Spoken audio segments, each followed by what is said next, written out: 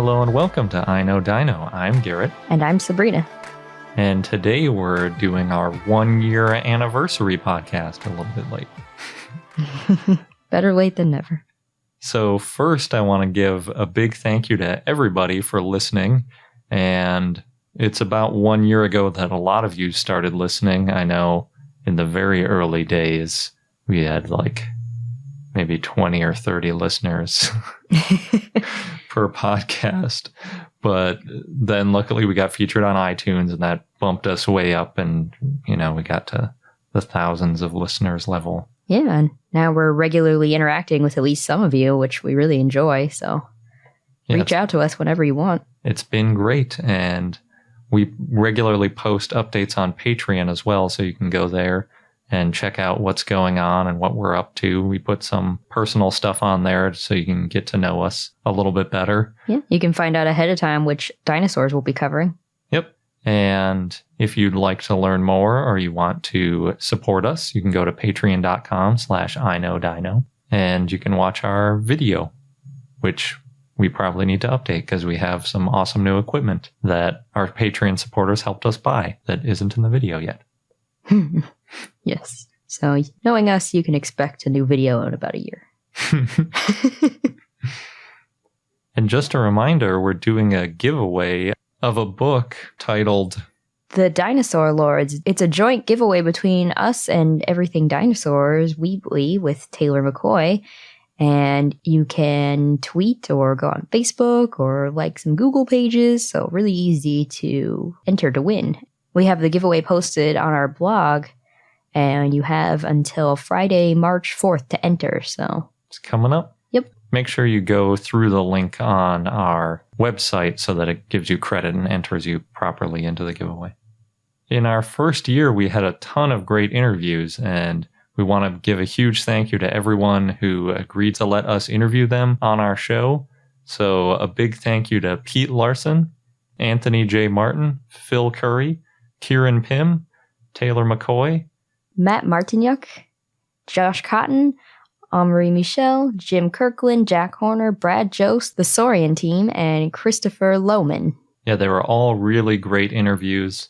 A pretty good diversity. We had some students, some long-known, renowned paleontologists, game developers, artists, another podcaster, writers, and just all-around dinosaur enthusiasts. Yep, it was a great first year that way. Yeah, we've learned a lot.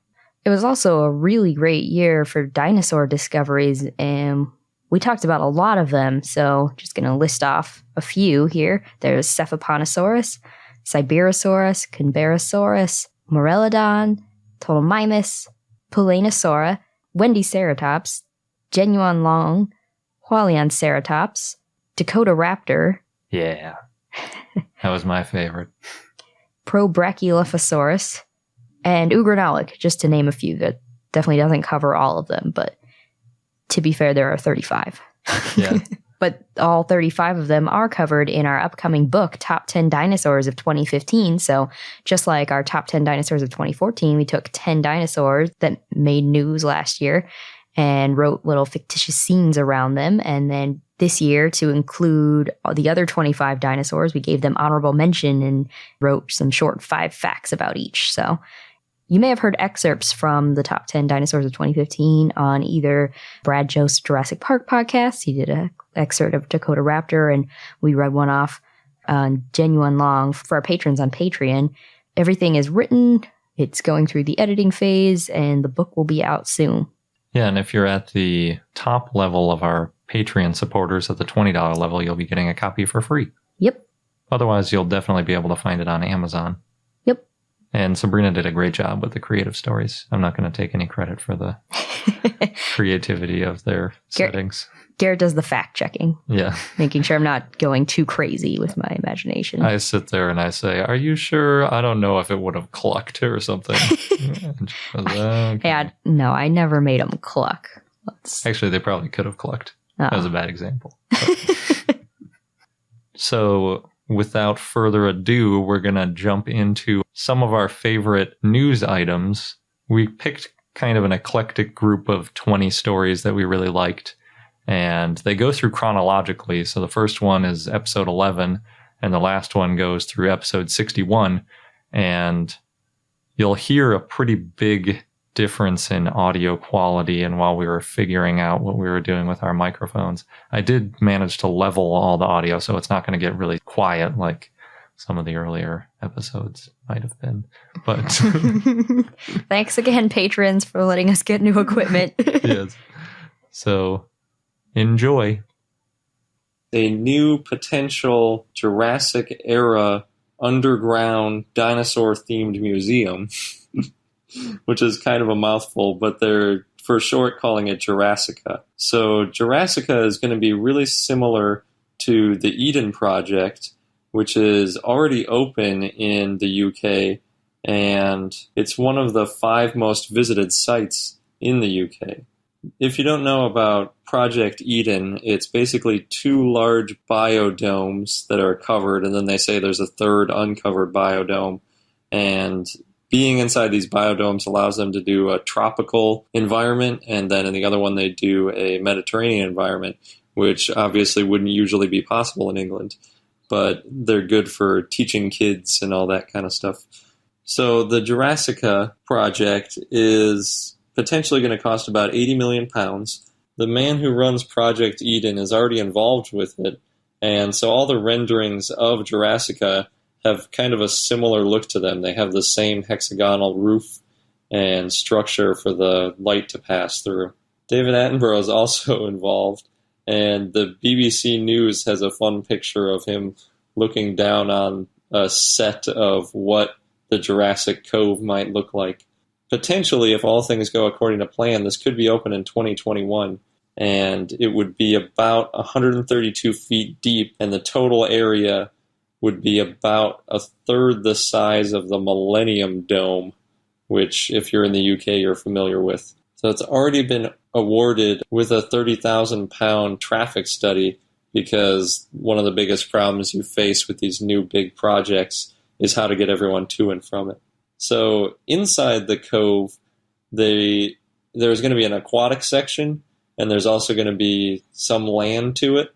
So there are potentially going to be animatronic dinosaurs, as well as some animatronic prehistoric water life like ichthyosaurs, or possibly, hopefully, something a little bigger would be really cool. So we really hope that that gets made soon. In Singapore, there's an area called Marina Square.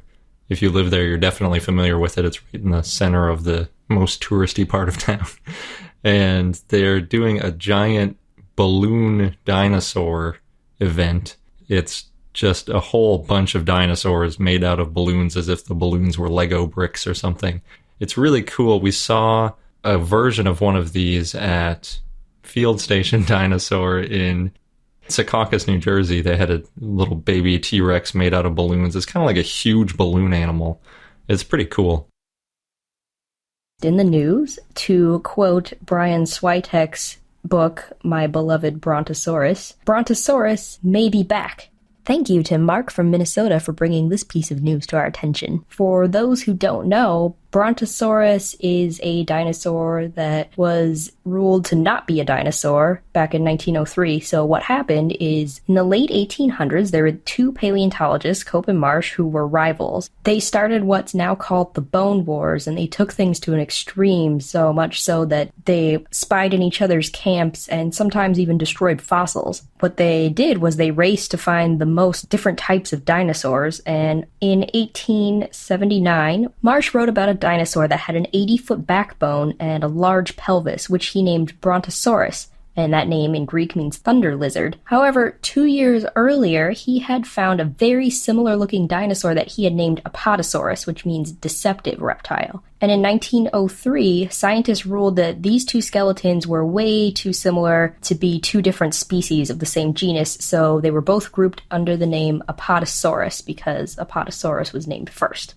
Now, even though this happened in 1903, Brontosaurus is very much a big part of pop culture, and so people who aren't familiar with dinosaurs often think that Brontosaurus is a dinosaur, and it actually made it onto postage stamps in the 1980s, so that didn't help.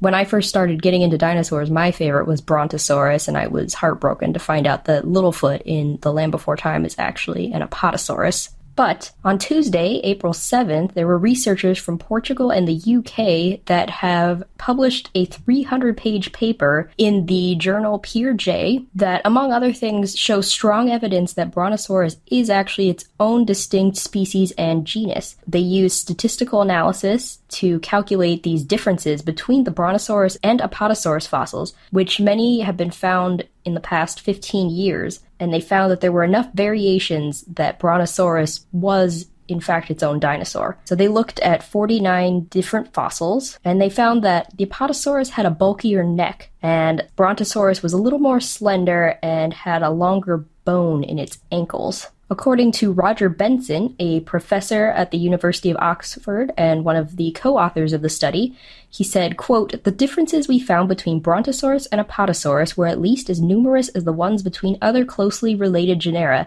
and much more than what you normally find between species." Now, even though this paper was published in a peer journal, there's bound to be controversy. It's been over 100 years of people correcting people saying, no, Brontosaurus isn't actually a dinosaur. So this may continue to be an issue for a while, but for people whose favorite dinosaur is the Brontosaurus, you can start arguing that it's back. One really neat-looking fossil is one that's been dubbed the Romeo and Juliet fossil. It has two oviraptors in it, and they're sort of in an embrace. They're kind of wrapped around each other, and it's a really neat-looking combined fossil, and there's been lots of speculation about whether they were a mating pair if one of them was displaying for the other one, and why they were so close to each other. It appears that one was a male and one was a female based on differences in the skeletons, but it'll be interesting to see where the research leads. An article that was reported to us by our listener and former interviewee, Josh Cotton, and he pointed us to an article about stegosaurs swimming. So all of this information comes from the article, Could Stegosaurs Swim? Suggestive Evidence from the Middle Jurassic Track Site of the Cleveland Basin in Yorkshire, UK, which was published in the Geological Society of London for the Yorkshire Geological Society, and written by M. Romano and M. A. White, who passed away before it was published. So this study wasn't completely a new discovery, but it was a more detailed investigation into some tracks that were previously discovered in the Whitby area of the UK, and that's about an hour northeast of York, and right on the eastern coast of England. So the tracks are described in the paper as swimming tracks, and they're all from the non-marine Saltwick Formation. And what makes them believe that they are Stegosaurus tracks is that they appear to come from the ichnotype of Deltapodus, which was previously described in other papers as a Stegosaurus. So just as some background, what an ichnotype refers to is the field of science called ichnotaxa, and that can include ichnogenera and ichnospecies, because, taxa is just the broad term for the category, and it can vary in its specificity. So ichnotaxa means track ordering in Latin, and it refers to basing a taxon, like a species or a genus, from the, quote, work of an organism. And basically that means if you have tracks from an animal, but you haven't previously represented those tracks linked to a known species or genus, you can name a species just based on the tracks or some other non-fossilized animal matter. So the authors point out that in most cases, tracks that are made by dinosaurs and that are recovered later are made by dinosaurs while they're walking or running on land. So the researchers are quick to point out that in the past, it's been discussed that a Stegosaurus may have had a lot of difficulty swimming because they have those large plates on their back, and they also have spikes on their tail, which can make it difficult to swim. But they believe that their research is good enough evidence to show that stegosaurs actually could swim and probably did it fairly often. What they did was they were looking at these tracks where it appears that a stegosaurus walked into some water and then began to swim. There's one single piece of fossilized rock that has the path from land into the water, and you can see the transition of the footprints. And then there are separate fossils that just have swimming fossilized prints. So when I first heard it, I was wondering how you can have a fossilized track of an animal swimming when obviously, usually when you're swimming, you're not touching ground. But what they're talking about is swimming in just deep enough water that your feet just barely graze the ground below the water, enough to leave a small track mark. They also point out that in tracks that are on land, the toes kind of radiate out from a central point. And when I hear that, I think of the characteristic T-Rex footprint in Jurassic Park that the water was vibrating in, and how, the three toes kind of point outwards from the one point. But in swimming tracks, they tend to look parallel to one another. And that's because when you're doing a swim stroke, you push back and it would just be like the tips of the toes grazing in a path and not a full print of the entire foot. So they found some prints that look like these parallel marks, and they match the same size and pattern as the prints that are not parallel from the land. And then they also found that the material that was fossilized to make the footprint was composed of material that would have only been found in lakes. Specifically lakes, not rivers and not floodwaters. And they think that's significant because if a stegosaurus is swimming through just a typical lake, that means that it would have probably done it as a normal practice. If it was swimming through floodwaters or swimming through a river, it may have just done it to get from one place to another or to get out of a bad situation. But if it's doing it in a lake, that means that it's probably doing it just because it's one of the things it does. They also noted that they never found any track marks from its front legs, and that may have been because when it was swimming, since its front legs are shorter than its back legs, its front legs wouldn't have touched the ground when it was swimming, and it's also because it needed to keep its head above water, so if it kept its head out of the water, it would have had to raise its front legs up a little bit higher, and it gave them some ideas for what it might have looked like while it was swimming. There's a new show called T-Rex Autopsy, and this show is supposed to be about them dissecting a somehow preserved 43-foot-long T-Rex and the different experts that they have there. The trailer looked pretty cool because they actually made this huge dinosaur, and then they actually did a publicity stunt in London where they drove it around on the back of a flatbed truck going by Trafalgar Square, the House of Parliament, London Bridge, and Buckingham Palace.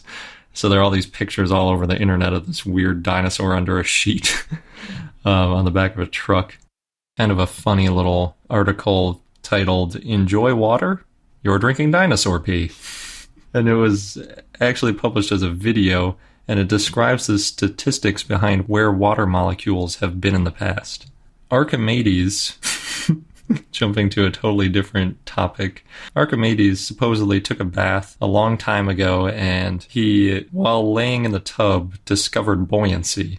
And he supposedly jumped out of the tub and yelled "Eureka" and ran through town because he had figured out how buoyancy works. When I was in college, we did a little exercise where we figured out how many molecules in a glass of water came from a bathtub, specifically Archimedes' bathtub. So if you say there's 50 gallons of water in the tub, by the number of gallons in the world and all that, you can kind of estimate it. And it works out to be about 6 molecules in a glass. But there are a lot of molecules in a glass, so that's not very many. This article goes a lot more in-depth into it than a simple number of gallons divided by the total number of gallons on Earth. And part of that is because different areas of water exist on the planet. So there's the polar ice caps, there's the oceans, there's waters, there's lakes, there's streams, and all this stuff. And water gets trapped in these different areas for long periods of time before it makes it over into another area. So the polar ice caps can hold water for thousands of years, and because of that, humans haven't really had enough time to go through all the water on Earth. If it takes tens of thousands of years to get out of the ice caps, and humans have only had a really high population for a couple thousand years, we haven't really drank in all the water yet. But dinosaurs did. Because dinosaurs were around for such a long time, and they drank so much water and ate so much plant life that was full of water, they almost certainly got through just about every molecule that is on Earth. Just playing devil's advocate, I feel like I have to point out a couple of little side notes. So not all the water that's here now was around at the time of dinosaurs.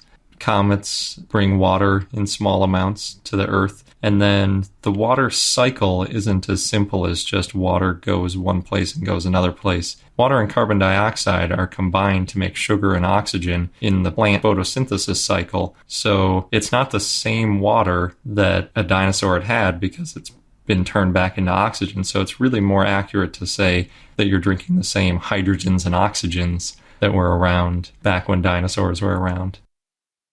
In an interview with Wired, Industrial Light and Magic's senior video effects supervisor, Dennis Murin, explains why they chose to use motion capture in the recent Jurassic World movie. So it's pretty unusual to use motion capture with things that aren't humans. Usually you use it in like capturing stunts, or you'll use it to capture something like the Golem character in Lord of the Rings moving around and then they map it.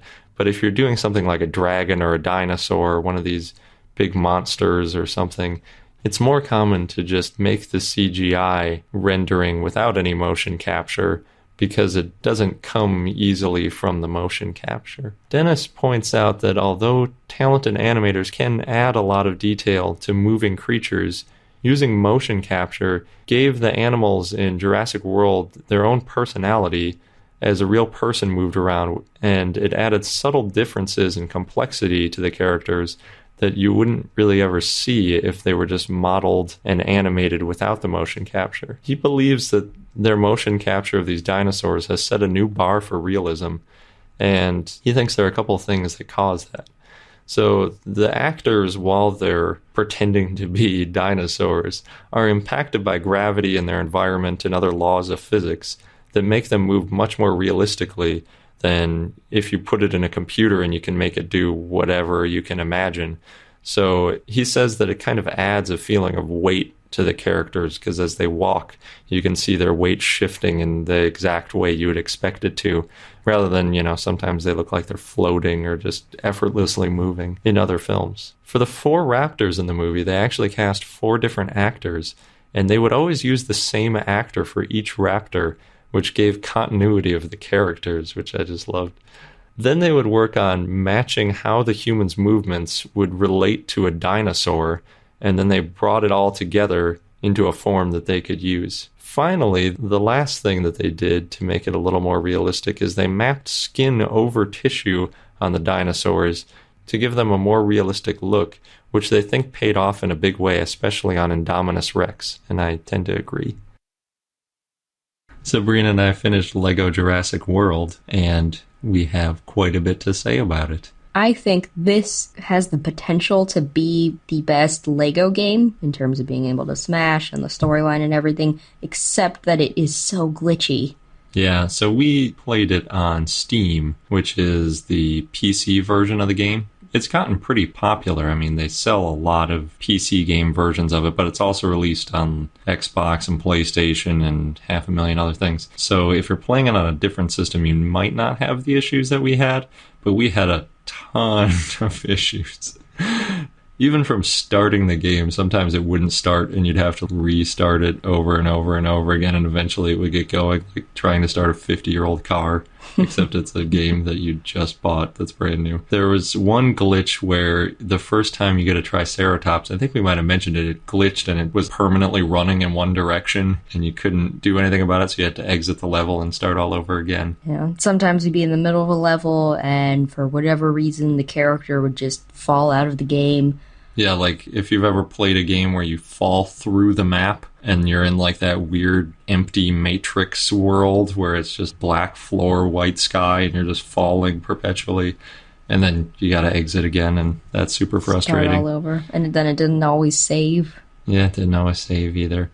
Apparently people have had issues with corrupt save games, which would be kind of heartbreaking to have to start all over again. There was one time we were in a battle between 2 of the dinosaurs, and we kept doing the same button combo, and it would do its little attack, and then it would just do it again and again and again, and after about 10 of them, we thought, I think something went wrong here.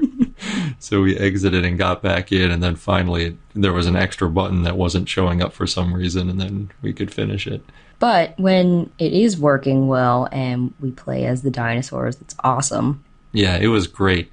It had a lot of really good dialogue. The first movie, so it goes through all 4 movies, and you can do them you have to do the Jurassic Park series sequentially, but you could do Jurassic World earlier if you wanted to. But the original Jurassic Park used all the dialogue, just cut clips from the original movie. And I think because they did it that way, it was a little bit echoey and not as clear as some of the other dialogue. The 4th movie, the Jurassic World, actually had original dialogue recorded by Chris Pratt and some of the others.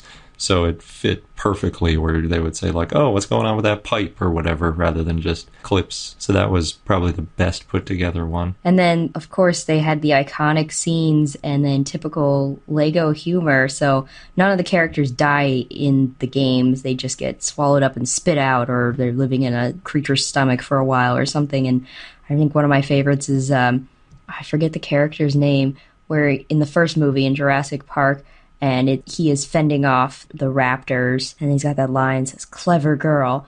Yeah. And in the game, it's because the raptor has filled his gun with a banana and then pops up out of the bushes with a bunch of fruit on its head. Yeah, that was a good one. I also liked the scene where they're going to turn the power back on in the basement or in like some shed somewhere. And Dr. Ellie goes and switches the power, and then she feels an arm on her shoulder, and she's all relieved. And in the movie, it's just an arm. The rest of the body is missing. But in the Lego version, it's a asleep version of him. Of Samuel L. Jackson's character. And he just kind of falls over rather than, having a disattached arm, which is kind of funny seeing how they piece together some of like the horror genre and make it just kind of funny. The dinosaurs in the game are awesome. And when you play through the regular game, you get to play as quite a few of them, like an Ankylosaurus, Triceratops, Pachycephalosaurus, T-Rex, quote-unquote Velociraptor. Compies. Yeah, compies. But when you really get to play as them is in the free play. So when you go through the levels, you find little pieces of amber with a mosquito in it, and that allows you to play as the dinosaur when you leave the level. And Sabrina's favorite, of course, is the sauropods. Well, sort of. One quick thing is a couple of these dinosaurs also come with baby versions of the dinosaurs. So there's baby Triceratops, baby T-Rex, baby Velociraptor, which is adorable and just hops around. So the one sauropod, we haven't gotten all of the dinosaurs yet. We've beaten all the levels, but we're still working through the free play stuff. And Brachiosaurus is an amazing dinosaur. It's huge when you're playing it. The little Lego people look so tiny. You can smash anything so easily, but it walks very slowly, as I'm sure it did in real life. So it's score 1 for realism. But in a game, can get very frustrating very quickly. So I would like to see a baby version of the Brachiosaurus. Maybe that would go a little bit faster. Yeah, and it would be cuter also. Mm-hmm. The baby T-Rex is adorable because it kind of hops from one leg to the other. So like, when you're doing it, you can't help but go like bum-ba-dum-ba-dum.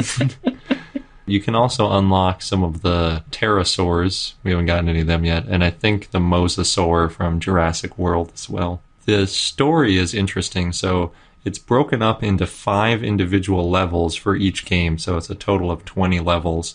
And they did a really good job of condensing an entire movie basically into 5 scenes, more or less. Sometimes they would kind of take a jump in the middle of it, but it was never really jarring, with a possible exception in Jurassic World, but I don't want to throw any spoilers in this episode, so I won't go into any detail. But they did a really good job, and it was fun to see how they kind of combined certain plot lines so that it kind of connected up and everything. Overall, it was a really fun game. They have all the characters, and all of the recent LEGO games, individual characters have special abilities. And in this one, they added a feature where when you're switching characters, it tells you what all their abilities are, which was one of the frustrations of earlier Lego games where you would try to remember, like, who has that wrench? And you would, like, switch through a bunch of characters or Google it or whatever.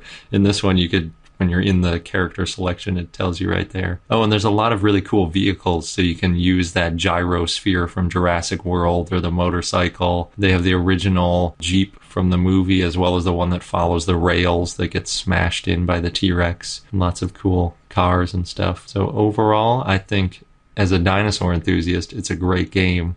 As a polished game, at least on computer, is pretty...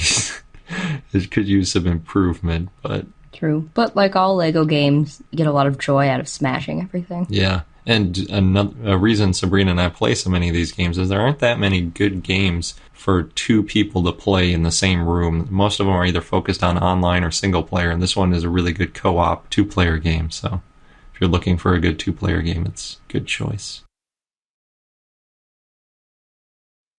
There's an article that comes out of Nature's Scientific Reports titled Molecular Composition and Ultrastructure of Jurassic Paravian Feathers. And it was written by Johan Lindgren and some others. So scientists have been trying to figure out what color dinosaur feathers were ever since they realized that dinosaurs had feathers. And up until about 2010, the conventional wisdom was that we might not ever find out because a lot of the signature proteins and indicators of what color something is don't really survive the fossilization process. As you know, fossilization completely replaces a lot of the material with various minerals. So it's never the same color as it was when it was fossilized. It usually turns black or, a dark stone color.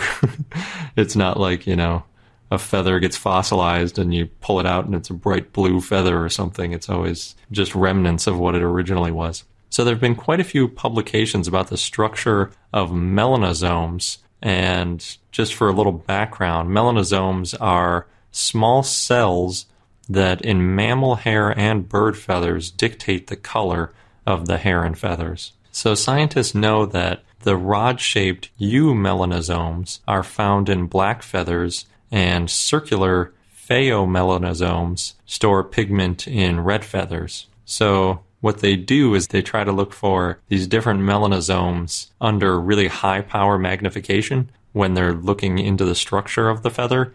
And in the past, they think that they may have found some of these melanosomes. Unfortunately, this technique won't work for some of the other colors since they're caused by specific proteins that break down more easily rather than melanosomes, and they do not fossilize very well. But up until about 5 years ago, we weren't even thinking about melanosomes and the possibility of them fossilizing. So maybe they'll come up with some other way to find out if dinosaurs were ever bright yellow or pink or something. So melanosomes have been found on several fossilized dinosaur feathers, as I mentioned, but more cautious paleontologists and scientists pointed out that lots of bacteria is similar in shape to these melanosomes. It's basically just, if you've ever seen the shape of an E. coli or any of these kind of long, skinny bacteria, it's not really anything exciting. And then the other one that's just round. Shape alone doesn't really tell you too much. So there's a good point to be had there. So that's really where this article picks up.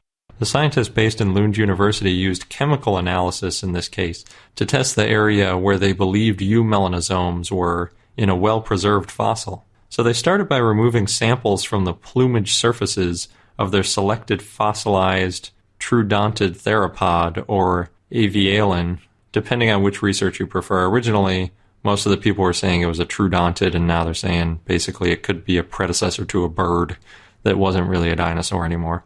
But in any event, it's got those feathers, still on that same path of feather evolution. So they picked the best looking samples that they could get out of this fossil, and they put them under an SEM, which is a scanning electron microscope, and they found something that they thought could potentially be eumelanosomes. So then they took some other samples and the same sample and all these samples and put them under a tunneling electron microscope, or TEM, and they looked at the structure of the potential feather, and they were pretty satisfied that it looked like a feather. It had the right pattern and the right structure and size and all that kind of stuff. But that's when they got into the new stuff. So they used time-of-flight secondary ion mass spectrometric imaging analysis, or TOF-SIMS, which we've mentioned before on this podcast, but you might not remember because it's quite a mouthful, as well as energy dispersive X-ray, or EDX, microanalysis. And they used those in combination with infrared microspectroscopic measurements. And they show all of these analyses, these chemical analyses, next to a known eumelanosome so that they could compare the chemical structure. and they got really good matches. Actually, some of those newer tools, like the time of flight sims, I hadn't really seen before I started reading some of these papers. But I did get into some infrared spectrometry when I was in college, and, we had to compare these different patterns to figure out what things were made out of. And the comparison that they show in there is pretty compelling. They do look really similar. So I think most scientists looking at it would say that it does look like a eumelanosome based on the chemistry. So then the scientists added a few more comments about how the structure matches melanosomes and not bacteria, and they use that with chemical evidence to say that they believe, quote, "Our integrated structural and direct chemical approach provides compelling evidence that eumelaноsomes and endogenous eumelanin pigment are preserved in the feather remains of YFGP-T5199. That's the troodontid that I mentioned earlier. This result adds to a growing chronicle of molecular eumelanin detection in fossils and demonstrates the aptitude of rigorous experimental techniques for identifying ancient biomolecules and their use in characterizing quote-unquote paleocolors." So that's a really roundabout way of saying they think this bird had black feathers. Or pre-bird, or troodontid. But yeah, good science shows some good progress in the understanding of colors. I really hope they figure out a way to find these other colors. Even though now they're saying they can't, I would love to hear about a bright pink dinosaur, or bright blue or yellow, or something other than just red and black. We've got an update on the Cube, Queensland University of Technology's interactive learning display. The team will bring 5 Australian dinosaurs to life, including Banjo, the Australovenator, and the herbivore Muttaburrasaurus. Sean Druitt, the Cube studio manager, said Banjo would have been, quote, "a cross between a cassowary, a Komodo dragon, and the African wild dog." The Cube will open to the public in December, complete with 10 dinosaur species, quote, "separated into front and back paddocks by a virtual fence." Should be entertaining, and if we ever make it to Australia, we will definitely have to go and see it. Diplodocus wasn't the only sauropod whose tail could potentially break the sound barrier. Researchers have made a model of an Apatosaurus tail out of aluminum, stainless steel, neoprene, and Teflon. It's 12 feet or 3.6 meters long, which is only about a quarter the size of an actual Apatosaurus tail. But it's true to scale and can break the sound barrier. This is according to Nathan Myhrvold, the CEO of Intellectual Ventures and leader of the team who made the tail.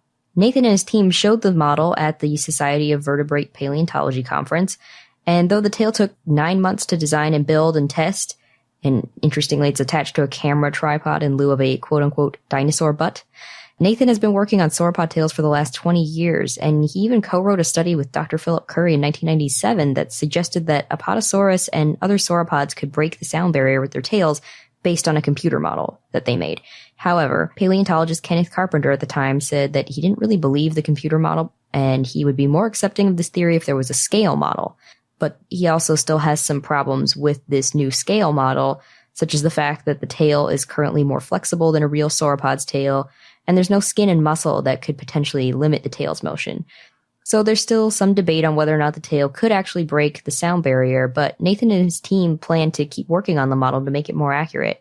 And luckily nowadays, making these kinds of models is much easier to create than, let's say, 20 years ago, and this is because we can now scan fossils and print 3D replicas.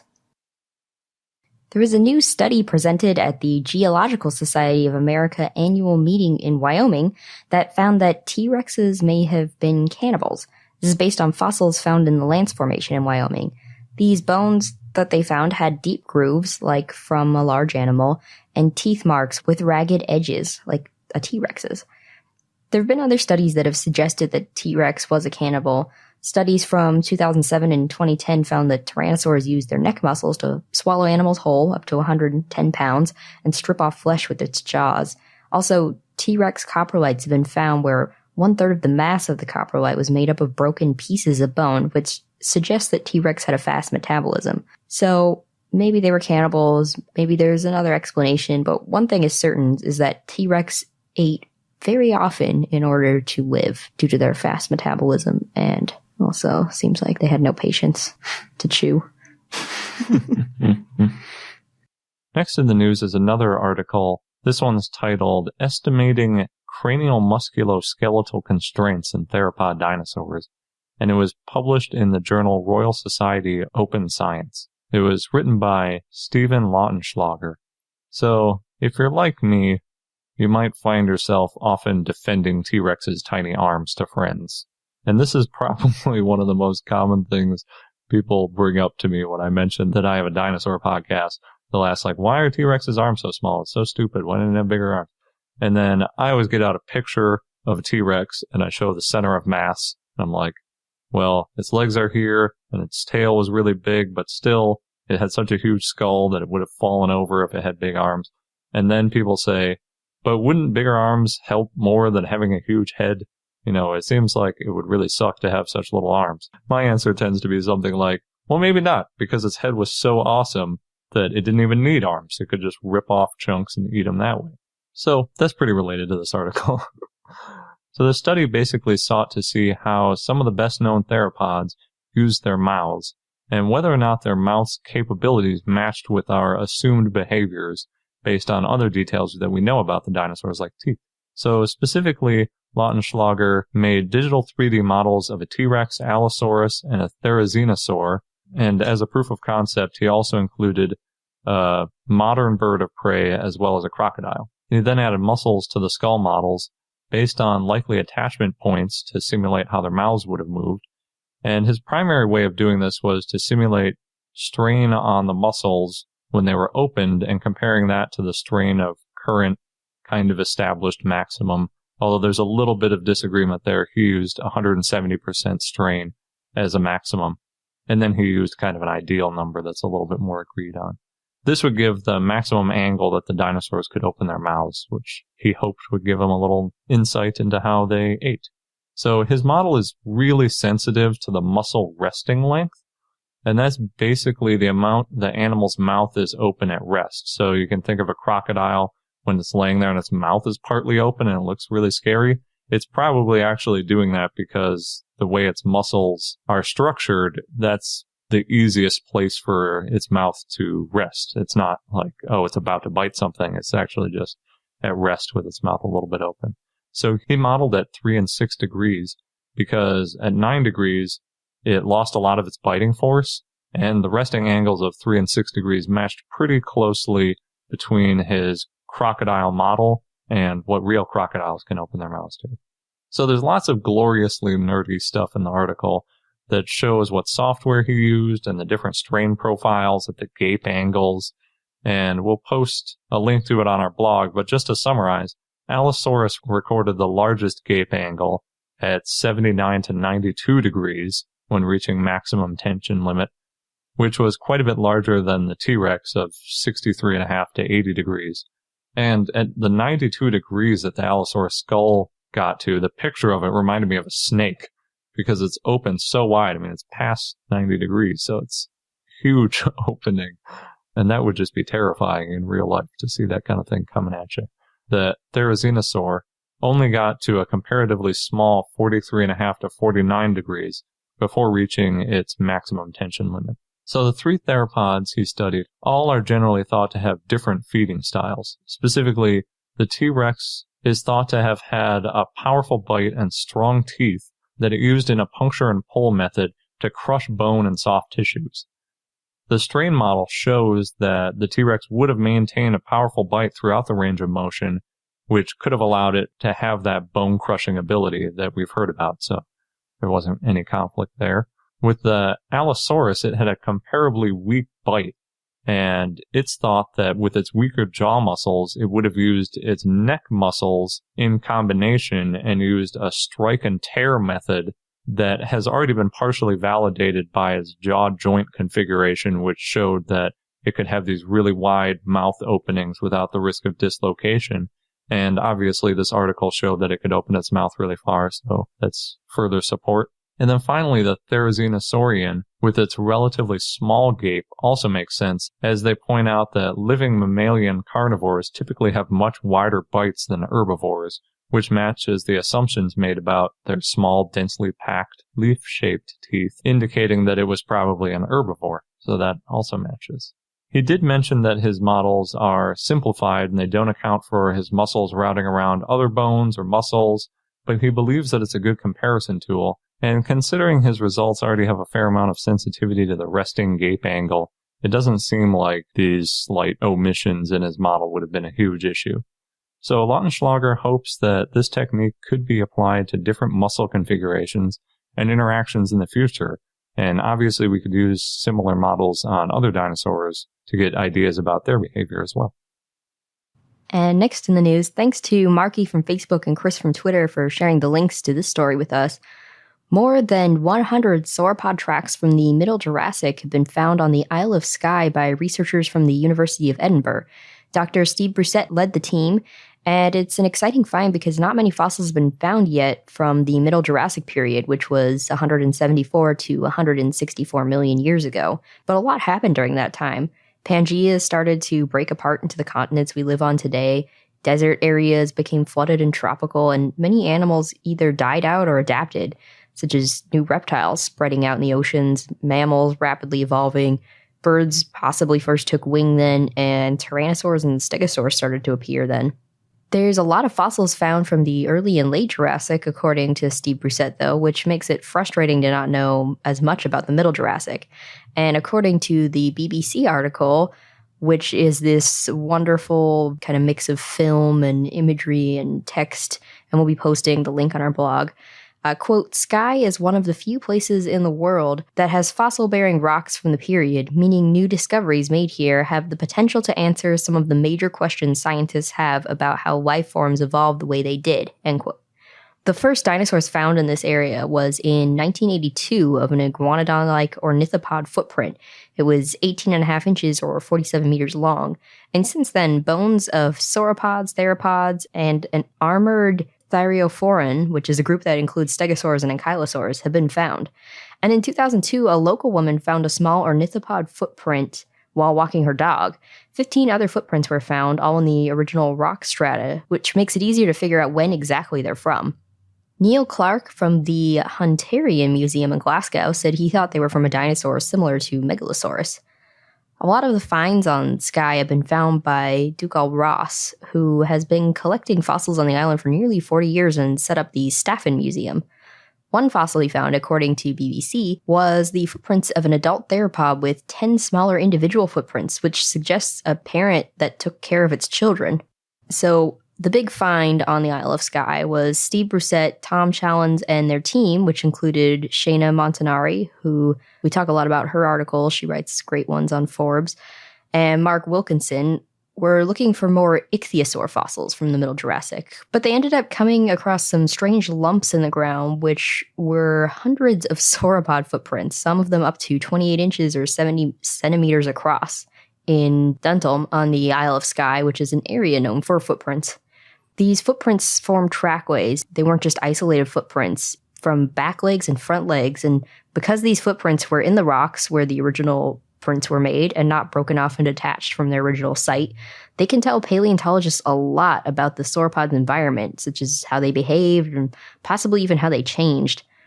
These footprints were probably from primitive sauropods. They had large thumb claws and straight digits on their feet. But the team needs to study the prints more to determine exactly what type of sauropods they were.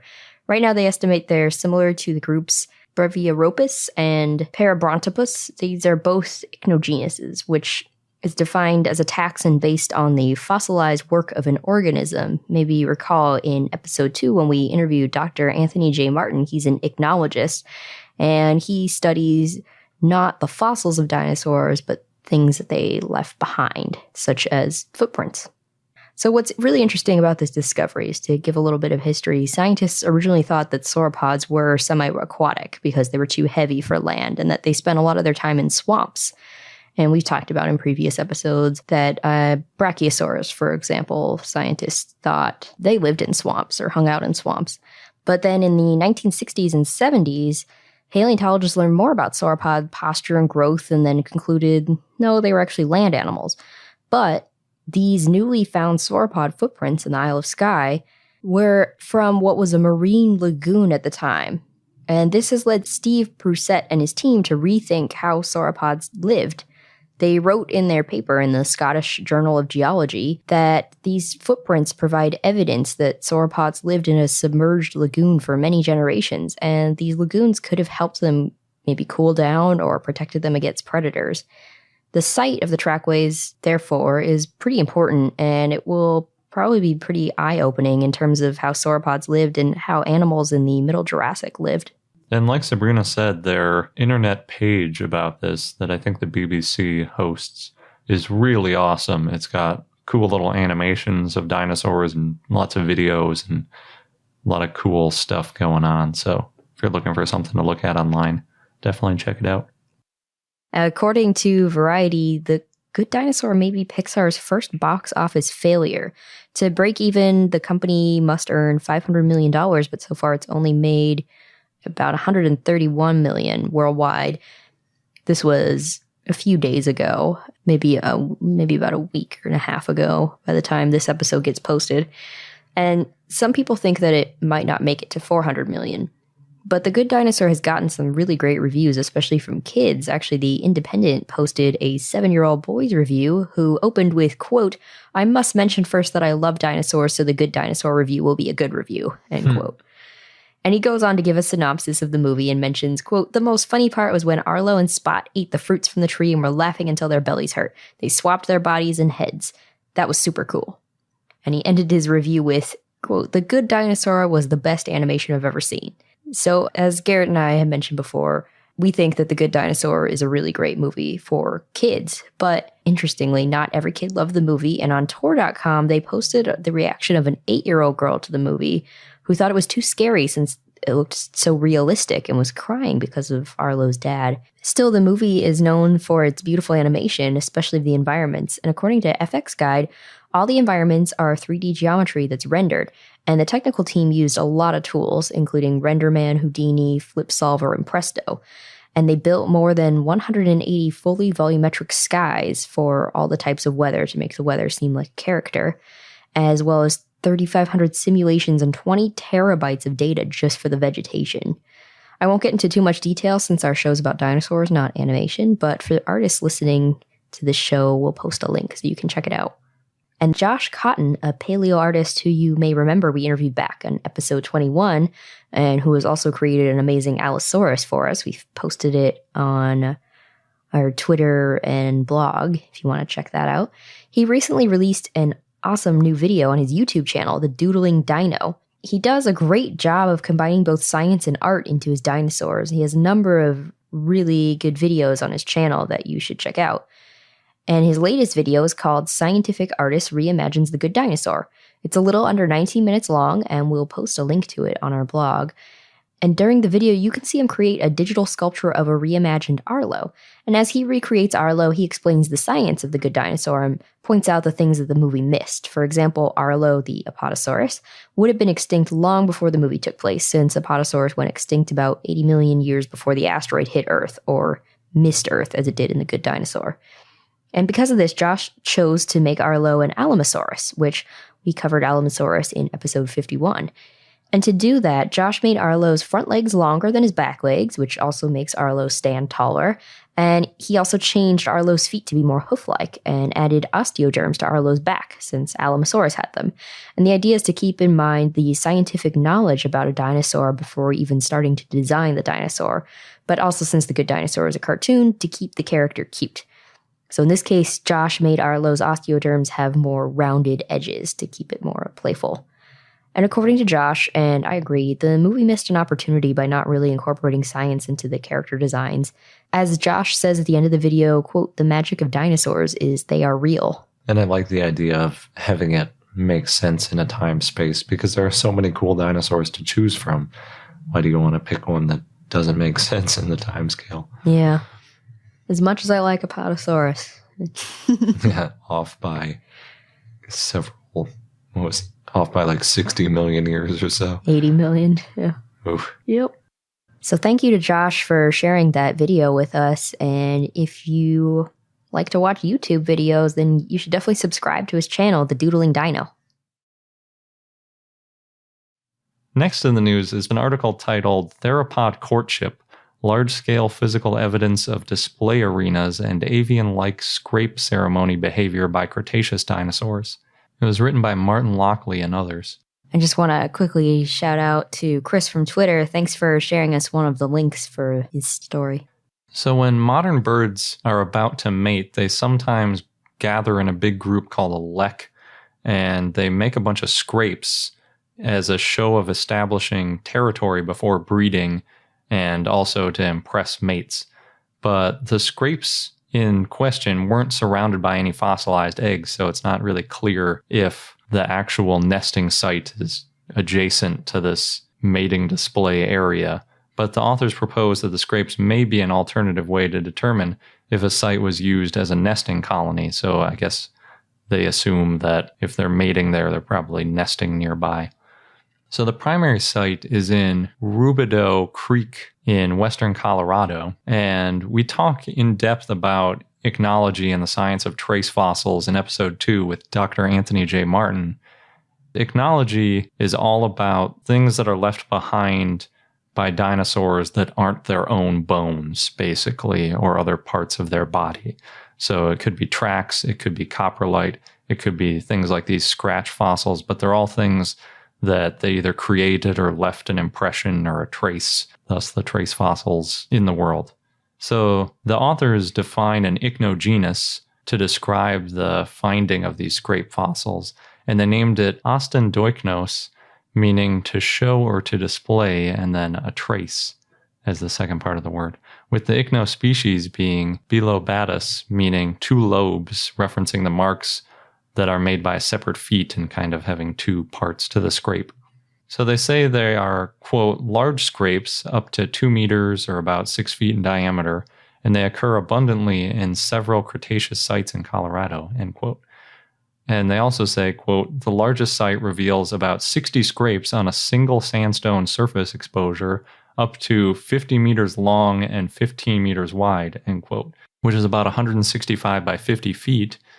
And, quote, a second site with 8 well-preserved scrapes occurs on a single sandstone surface about 20 by 5 meters, end quote.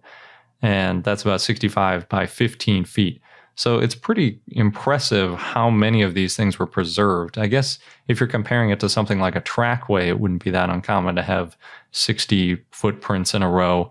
But compared to a lot of the things we talk about where we might only have just 1 or 2 bones and be defining a species based on it, it's pretty remarkable to me to have 60 individual kind of replicated scrapes in a single piece, meaning 60 of those individual holes that were kind of dug.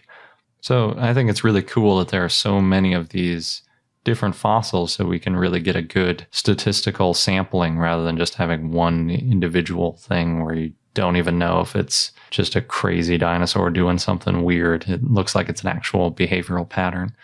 They also say that, quote, the size, depth, and distribution of these scrapes is variable. However, most typically consist of parallel double troughs comprised of multiple scrapes separated by a raised central ridge. A few show complete outlines of 3-toed theropod tracks, and some show thin aprons of excavated sediment aligned with the long axis of scrapes. So basically like if you were digging and you were piling all the dirt up on one side rather than piling it up all the way around. They also point to 2 other sites, one each in eastern and western Colorado, where more of these fossils have been found. Quote, they constitute a previously unknown category of large dinosaurian trace fossil inferred to fill gaps in our understanding of early phases in the breeding cycle of theropods, end quote. And they're found in a specific type of rock called Dakota sandstone, which the authors say hasn't yielded many body fossil remains, but they're great for fossil remains like tracks and these traces. It's especially interesting because this is the first physical evidence that dinosaurs behaved similarly to extant birds while mating. And it's really difficult to find this kind of thing because usually any sort of behavior doesn't fossilize very well outside of tracks and a couple other simple things. So it's pretty fascinating. I did wonder if there might have been another possible reason for these scrape markings. And when I first saw the article titles, I was pretty skeptical of it. But the authors do a really good job at describing why they believe so strongly that they are mating displays rather than just some other alternatives. And they talk specifically about 3 alternative theories that do seem like some of the more obvious ideas. So one of the alternative theories they talk about is that they might have been actual nest sites or nesting colonies, meaning maybe they dug these holes and that's where they kept their eggs, which wouldn't really be anything that remarkable. We've seen other nests before. They say that this is unlikely because they didn't find any indications of eggs or a nest rim. So like I was saying, they kind of dug a hole, but they piled all the dirt up on one side. And most nests that you see, they pile the dirt up around the edge of the nest to kind of protect them and prevent eggs from moving around too much. And there aren't any imprints of where eggs had been or any egg shells or anything like that. So that seems pretty unlikely that it was just a nest. Another possibility they looked at was, were the dinosaurs digging for something else, for instance, food or water or shelter? So they said if they were digging for water, you'd expect water to pool in the bottom of the hole that they dug. And if water pooled there, it would wipe out the traces of these claw marks that they saw. So that didn't seem very likely. They said that if they were digging for food, which may actually be a pretty good guess, since there has been evidence of a Deinonychosaurid with a claw that had gone through a burrow. But in these cases, there weren't any burrows found in the proximity. And since there were so many of them, if they were digging for food, you'd expect there to be at least some burrow or, tunnel or something where it looked like the dinosaurs had a reason to dig for food there. So that doesn't seem too likely. And as far as shelter goes, they don't believe it resembles a likely burrow structure.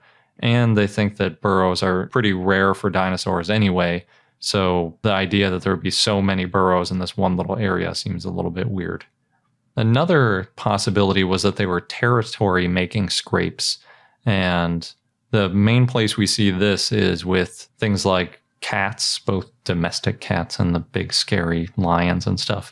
When they mark their territory, they'll scratch and then they'll also mark it with urine at the same time.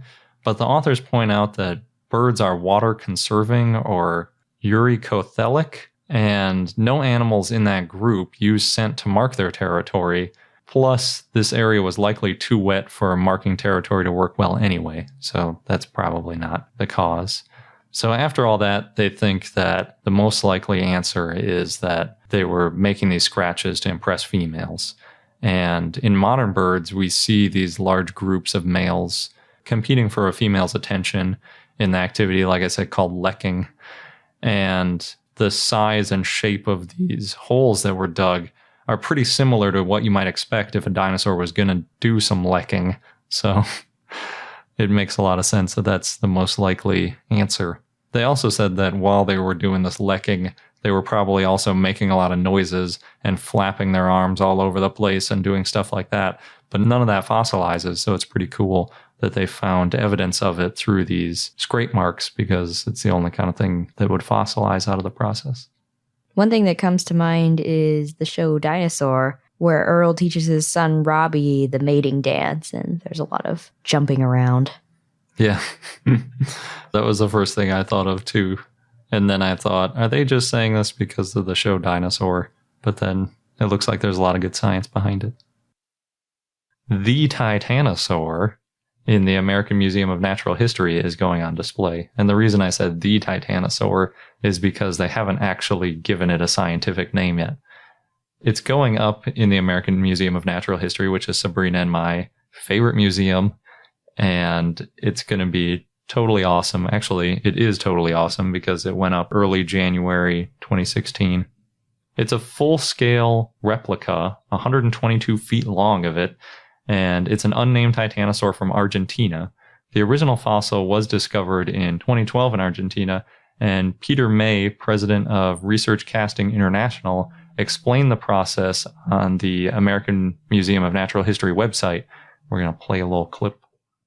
We went down to Argentina and we 3D scanned all the bones in the field and in the lab. We had the whole skeleton completely digitized in 4 weeks.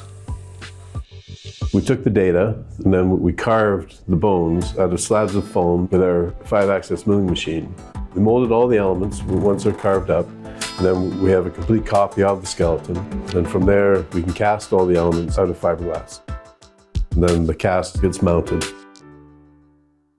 Yeah, so it was a pretty involved process. It's cool that they used basically 3D printing. It was a little more complex than that because they had to CNC mill it, and then they had to mold it, and then finally put it all up on display and articulate it and everything. They also had to completely redo the room it was in, right? Yeah, so the room, if you've been to the American Museum of Natural History anytime recently, has a room called the Wallach Orientation Center that's on the 4th floor, kind of next to one of the halls of all the fossils. And it was basically a mostly empty room. There's a little theater, or there was a little theater screen on one side with kind of a preservation themed video talking about, why it's important to be nice to nature. And then in the middle of the room, there was what a normal person would say is a pretty large dinosaur. It was probably like 20 feet long. But this one was like a rubberized, realistic, it wasn't a skeleton. It was a recreation of a dinosaur. I think it was a Borealopelta or something, some kind of sauropod. But in the middle of the room, they had to obviously take that out in order to fit this 122-foot long dinosaur in there. And even with that, its head is still sticking out of the room because even curling it up a little bit, they couldn't get the whole thing in this orientation center. So pretty cool. They said that even though the replica is made out of relatively light materials, mostly fiberglass, they still needed to add extra steel reinforcement because it had such an extraordinarily long neck and tail. We need to make a trip back to New York sometime soon so we can see this Titanosaur. Yeah, it sounds awesome. I have to mention, because I keep seeing this thing everywhere, and it's an inflatable T-Rex costume. So this week I saw at least 5 more videos of people wearing this T-Rex costume and doing all sorts of crazy things. The most impressive one so far is someone doing parkour in a gym. Then I found out why. So you can buy an inflatable T-Rex costume for about $70 to $100, and it's actually licensed from Jurassic World. And I think it came out around the same time as Jurassic World did. So I don't know how I missed it when it came out. But it's really fun to watch people doing all these crazy things. Since it's inflatable, it's very puffy. And the head is quite a bit above your own head. You see through the neck of the T-Rex. It stands just like Barney. The tail's on the ground behind you, and then the head's vertical. That way, when you're walking around in it, it pretty much covers your whole body. It's got a small fan powered by 4 AA batteries to keep it looking like a dinosaur and not getting all deflated. I'm not sure exactly how comfortable it is inside it, but people seem to like it. If you can I'm watching the American Ninja Warrior clip right now, and it's impressive if you could do flips and jump onto multiple objects and swing. And yeah, he does hit his head a little bit because it sticks up so high above his own head. That's true. And the T-Rex head gets a little bit floppy sometimes when he's landing. But since it's inflatable, I think it makes it easier to do stuff like that. If you're wearing some rigid thing, it would probably knock you over if you hit the inflatable part. Including that head above your own head, it's 7 feet or 213 centimeters tall. It's 2 feet, 61 centimeters wide, and it has a 33-inch or 84 centimeter long tail. Because it's 7 feet and you look through the neck, it's probably too short for me since I'm 6'3", and it's probably too tall for Sabrina. Oh no. That's a bummer. We might be able to make it work. We'll have to look at it. One purchaser wrote in her review, quote, "We now have both T-Rex and Godzilla costumes, and this is how disagreements will now be handled from now till the end of time. Let the good times roll." That's amazing. I think that's pretty awesome. I think we should follow that. It does sound fun. I'd rather get 2 T-Rexes, or maybe a T-Rex and like an Indominus Rex, but I don't know if they sell that one. Yeah, if they have another dinosaur. So it looks like they're out of stock at most places, and they're definitely very popular because I see these videos everywhere. We've been posting a few of them too on our social media networks. Yeah. And because of that, the price has gone from about $70 up to about $100. And even with that, it's out of stock almost everywhere. And we'll post a link to this parkour one I found today because it's by far the most impressive. It's impressive enough to be able to do those moves without a costume on. Yeah, that's what makes it really great. And that's it for our top 20 news articles of our first year. I hope you enjoyed them. We left out the dinosaur discoveries because those are covered in better detail in Sabrina's book. It's also just too hard to pick. Yeah, and they tended to be really long, so if we put in a few of those, we would have gone way over an hour, and we were already over an hour, so we didn't want to make it too long. Yeah, but it's been a great first year. As I said earlier, we've learned a lot. We've connected with some amazing people, and overall it's been a fantastic experience, and we're so glad that we're able to keep doing this. And we hope to have another awesome year, 2016. And as always, if you're interested in supporting us and helping us get through our next year, you can go to patreon.com/iknowdino and pledge a small monthly donation, and we'd really appreciate it. Yeah, we jump up and down every time we see even $1, so. Yeah, it's great. It really does make us feel warm and fuzzy inside, like we say in our Patreon video. It does. Just a final reminder about our joint giveaway with Everything Dinosaurs Weebly. You have until Friday, March 4th, and you can enter on our website. There's a blog post about it, and we made it sticky, so it's at the top. Good old sticky posts. Yes. Thanks for listening, and until next time.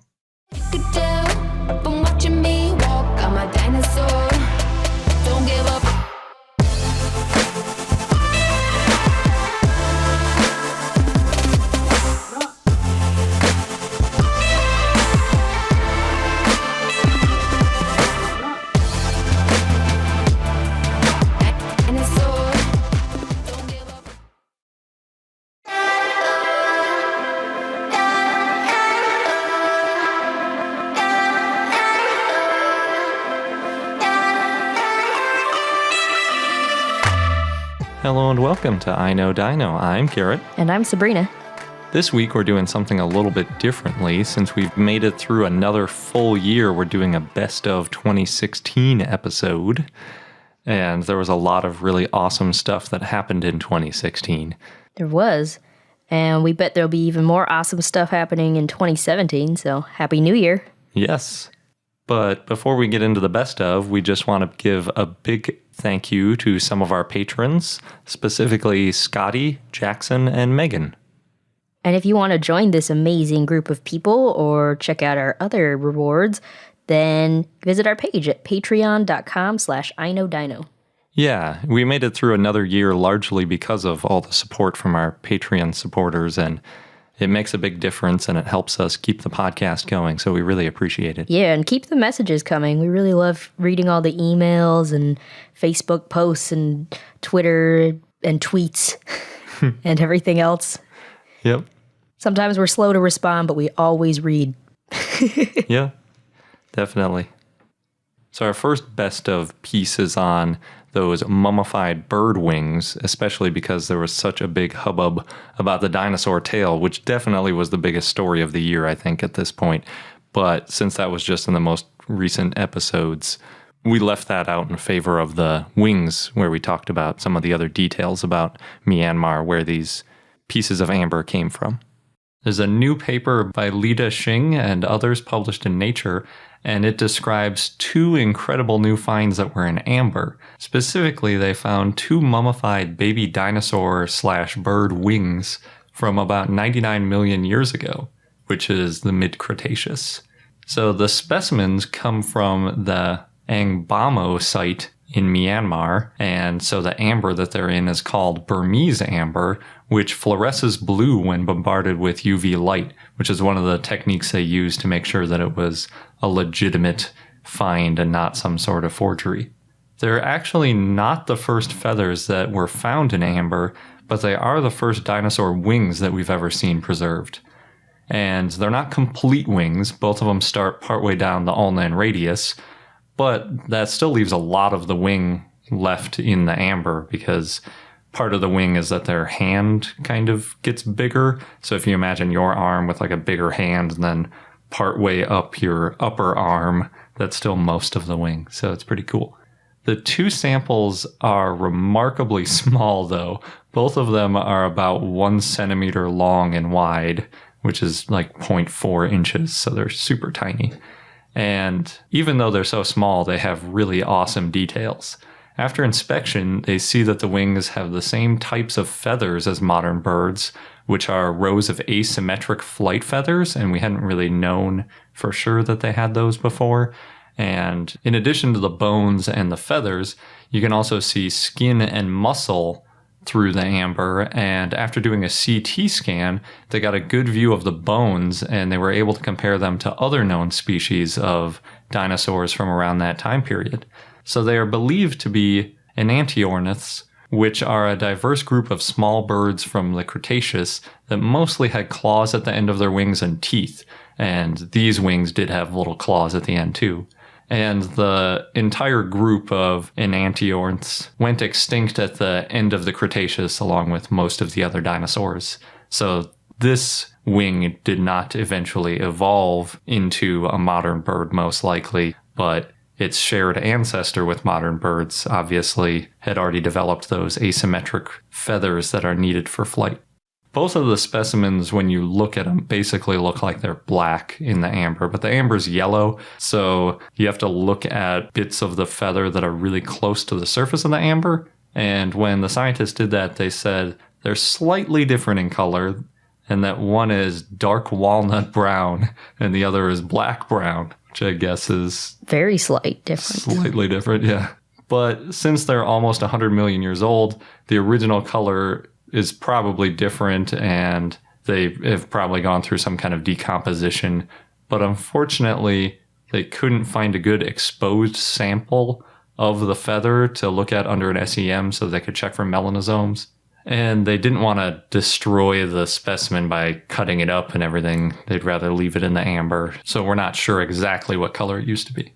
Luckily, though, they could see a little bit of patterning on the wing where there were some lighter patches on both of the wings, and they appear to show up in about the same places, so it's likely that they might be from the same species. Both of the specimens are being kept in the amber collection at the Dexu Institute of Paleontology in China.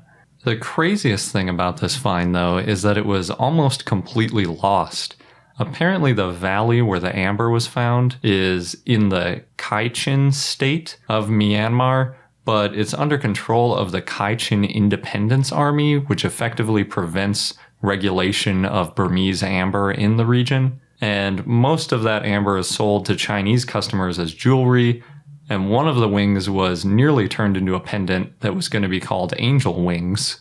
So that specimen is now unofficially nicknamed Angel. Luckily, Xing and his research team bought the fossil in an amber market in the capital of the Kachin state before it was sold. It appears that Angel was broken off a larger piece, leading to the possibility that the whole wing or even the entire bird may have originally been in amber before having the wing removed for jewelry. That's too bad. Yeah. There is an initiative for local universities to start checking amber for scientific value before they are damaged. But that hasn't happened yet, and it would need some pretty good support from the government. And it would probably need to resolve this whole who controls that valley in Myanmar and, restoring order. But still an awesome discovery. It's really cool that they found these wings and that these birds 99 million years ago that didn't even descend into modern birds had such similar wings to modern birds. It's pretty cool. Yeah, definitely. Paleontologists in British Columbia have found tens of thousands of dinosaur tracks, which may be one of the largest amount of fossilized tracks found in North America. The tracks are from 100 million years ago, mostly of Allosaurus, and scientists found the site 8 years ago but didn't have funding until now to excavate, and they were, I think, kind of hiding it until they got money. And they hope that eventually it will become a tourist attraction and possibly work with other dinosaur attractions nearby to create a northern dinosaur trail. That would be cool. We did hear that there was very briefly a Canadian dinosaur trail, but they kind of shot for the moon and it fell apart. Yeah. But maybe this one will work out and you get a Canadian t-shirt. Yeah, that'd be cool. First in the news, we have an article that's all about how sauropods basically lived without having issues like getting a stroke from not getting enough blood to their head. And it's titled Neck Length and Mean Arterial Pressure in the Sauropod Dinosaurs. It was published in the Journal of Experimental Biology and written by S. Hughes and others. Like I said, the study's all about how you get blood up to your head when it's, 20, 30, 40 feet above the ground with such a long neck. And in the abstract, they describe a few theories about how you could maybe get blood up to a sauropod head. One option is having an exceptionally large heart where you get huge blood pressure spikes and, just big pump, get it up to the head. Another option is to have multiple normal, quote unquote, probably still pretty big, sized hearts at intervals within the neck. So it's like a series of little pumps up the neck. Another option is just to not lift your head ever, which we've kind of been seeing some evidence of recently in other papers that weren't really worried about the blood supply, but were more worried about the muscle attachments and whether or not the dinosaurs could even mechanically raise their head like that. And then the last option is use the blood that's returning to the heart to help siphon blood up towards the head, which is a pretty interesting idea. And that's really what this paper focused on, even though it kind of sounds the strangest. But they believe that if you use a siphon in a sauropod with similar blood pressure to a giraffe, which is actually quite high, especially compared to something like a human, a sauropod could get its blood up to its head even if its neck was 12 meters or 39 feet long, which they say agrees with the longer necks in the fossil record. And I was checking around to see different sauropod neck lengths, and 39 feet turns out to be the exact length of the new Tyrannosaur in the American Museum of Natural History. So it does match pretty well that if 39 feet is the maximum for siphoning blood, and they think that's a limiting factor, well, pretty much the biggest sauropod we've found has a neck that length. So pretty cool. And a neurobiologist not associated with the study wrote a nice summary of their work for the Huffington Post, which is nice because we couldn't get to the full article. It was behind a paywall. And he explains that they used a few equations to estimate the height that siphoning could get blood up a neck. And then they set up an experiment. Apparently, they set up a rig in a theater since it had a really high ceiling, which gave them the space they needed to mess around with sauropod dimensions. And they put red food coloring in water and then filled a pseudo-sauropod neck. The neck assembly was basically just a tube in a loop with a pump at the bottom set to a giraffe's blood pressure.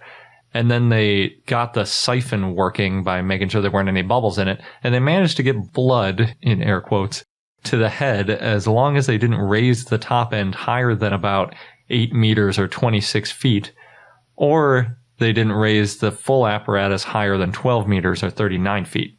Sounds like fun. Yeah. They recognized a few problems with the system, though.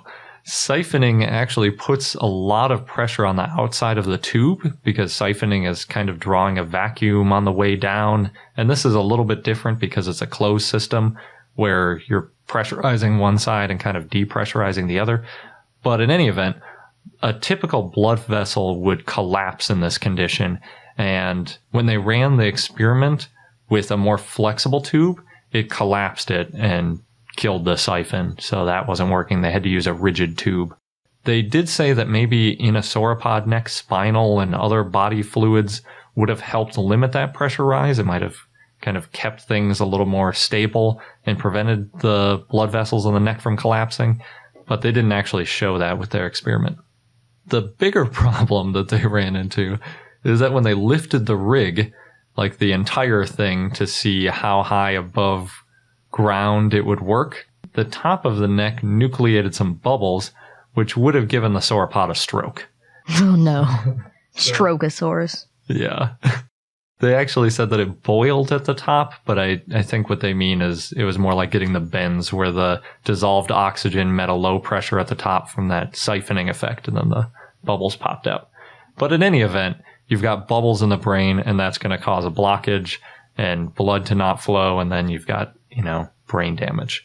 And in their case, it was kind of funny too, because they literally had this huge rig full of fake blood, and when they lifted it up, the pipe actually broke, and then it, quote, drenched the stage with puddles of fake dino blood. Oh no, you could attract a fake T-Rex that way. You could.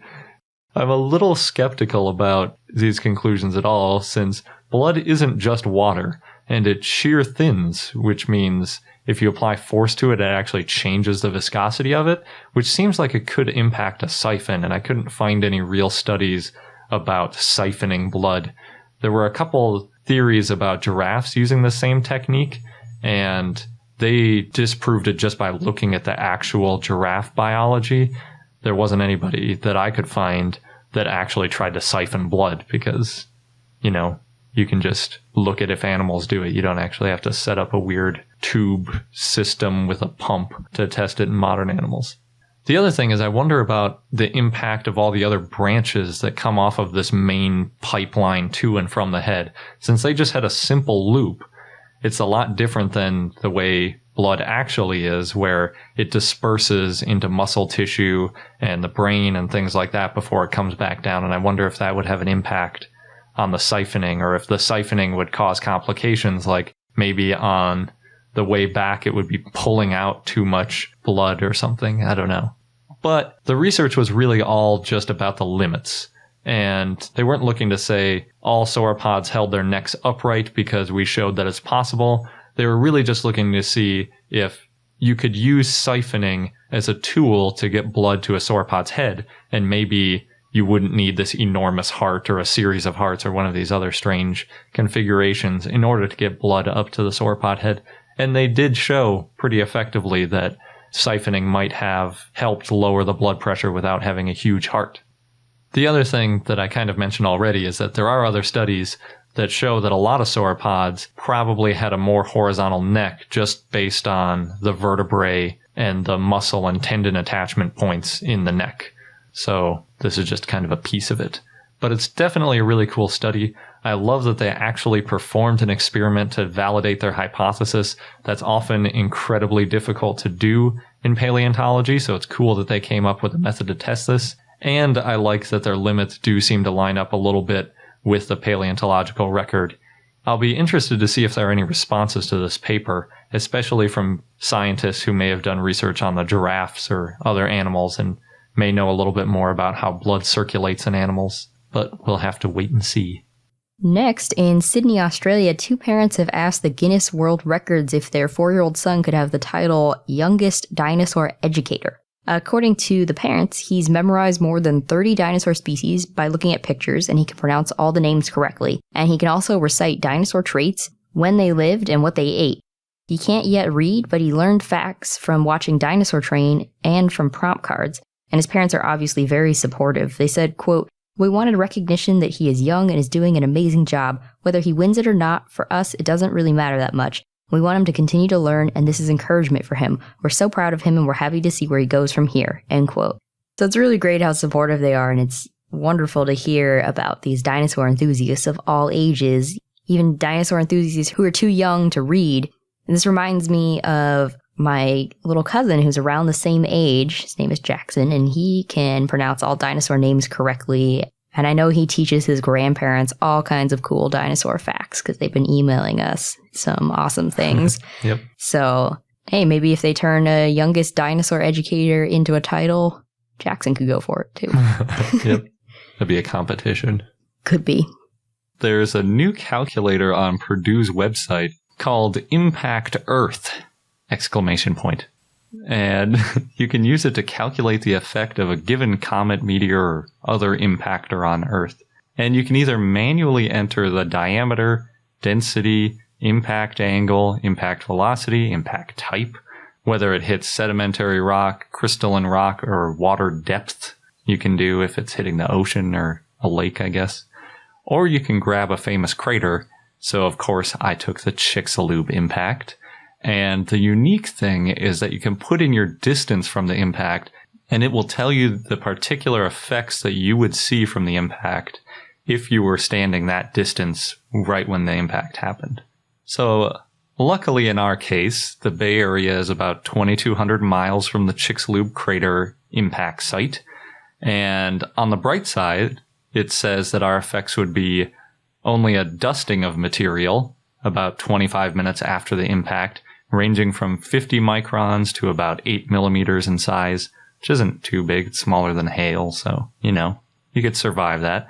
And the fireball stays below the horizon, so we don't get cooked. Oh, that's which nice. Is a very big plus. There is a 10.3 earthquake, which, as you may know, is bigger than any earthquake that's ever happened in recorded history, not including geologic history, I guess. And it might only affect us as if it was a 4 to 5 happening around here, which in California really isn't too bad. Of course, it could trigger an earthquake on one of the many faults in California, which might not be as small of an earthquake, but that's kind of like in the middle ground.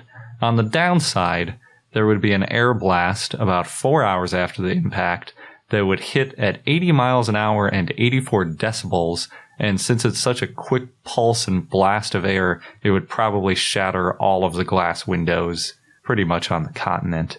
So that's not great. It's interesting that you were so optimistic about this. Like, yeah, there's a dusting of material, but imagine breathing that in and, oh, it's only a 4 or 5.0 earthquake. Oh, wait, but that might trigger other earthquakes. It might, but it could be a lot worse. So, for instance, in Havana, Cuba, which is about 500 miles away, and partly the reason I picked that is if you put any city that's within 100 miles, it says, well, you're just within the impact, so you would be thrown away from it.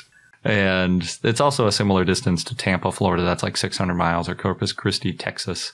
Anyway, in Havana, Cuba, you'd basically burst into flames immediately, about 11 seconds after the impact, because there would be a 50-minute long fireball that appeared right at the impact site. And from Havana, it would be about 50 times larger than the sun in appearance and have radiation more than 200 times the sun, which is why everything burst into flames. And then after the radiation starts cooking you, you'd get showered in 5-foot rocks at the 7-minute mark.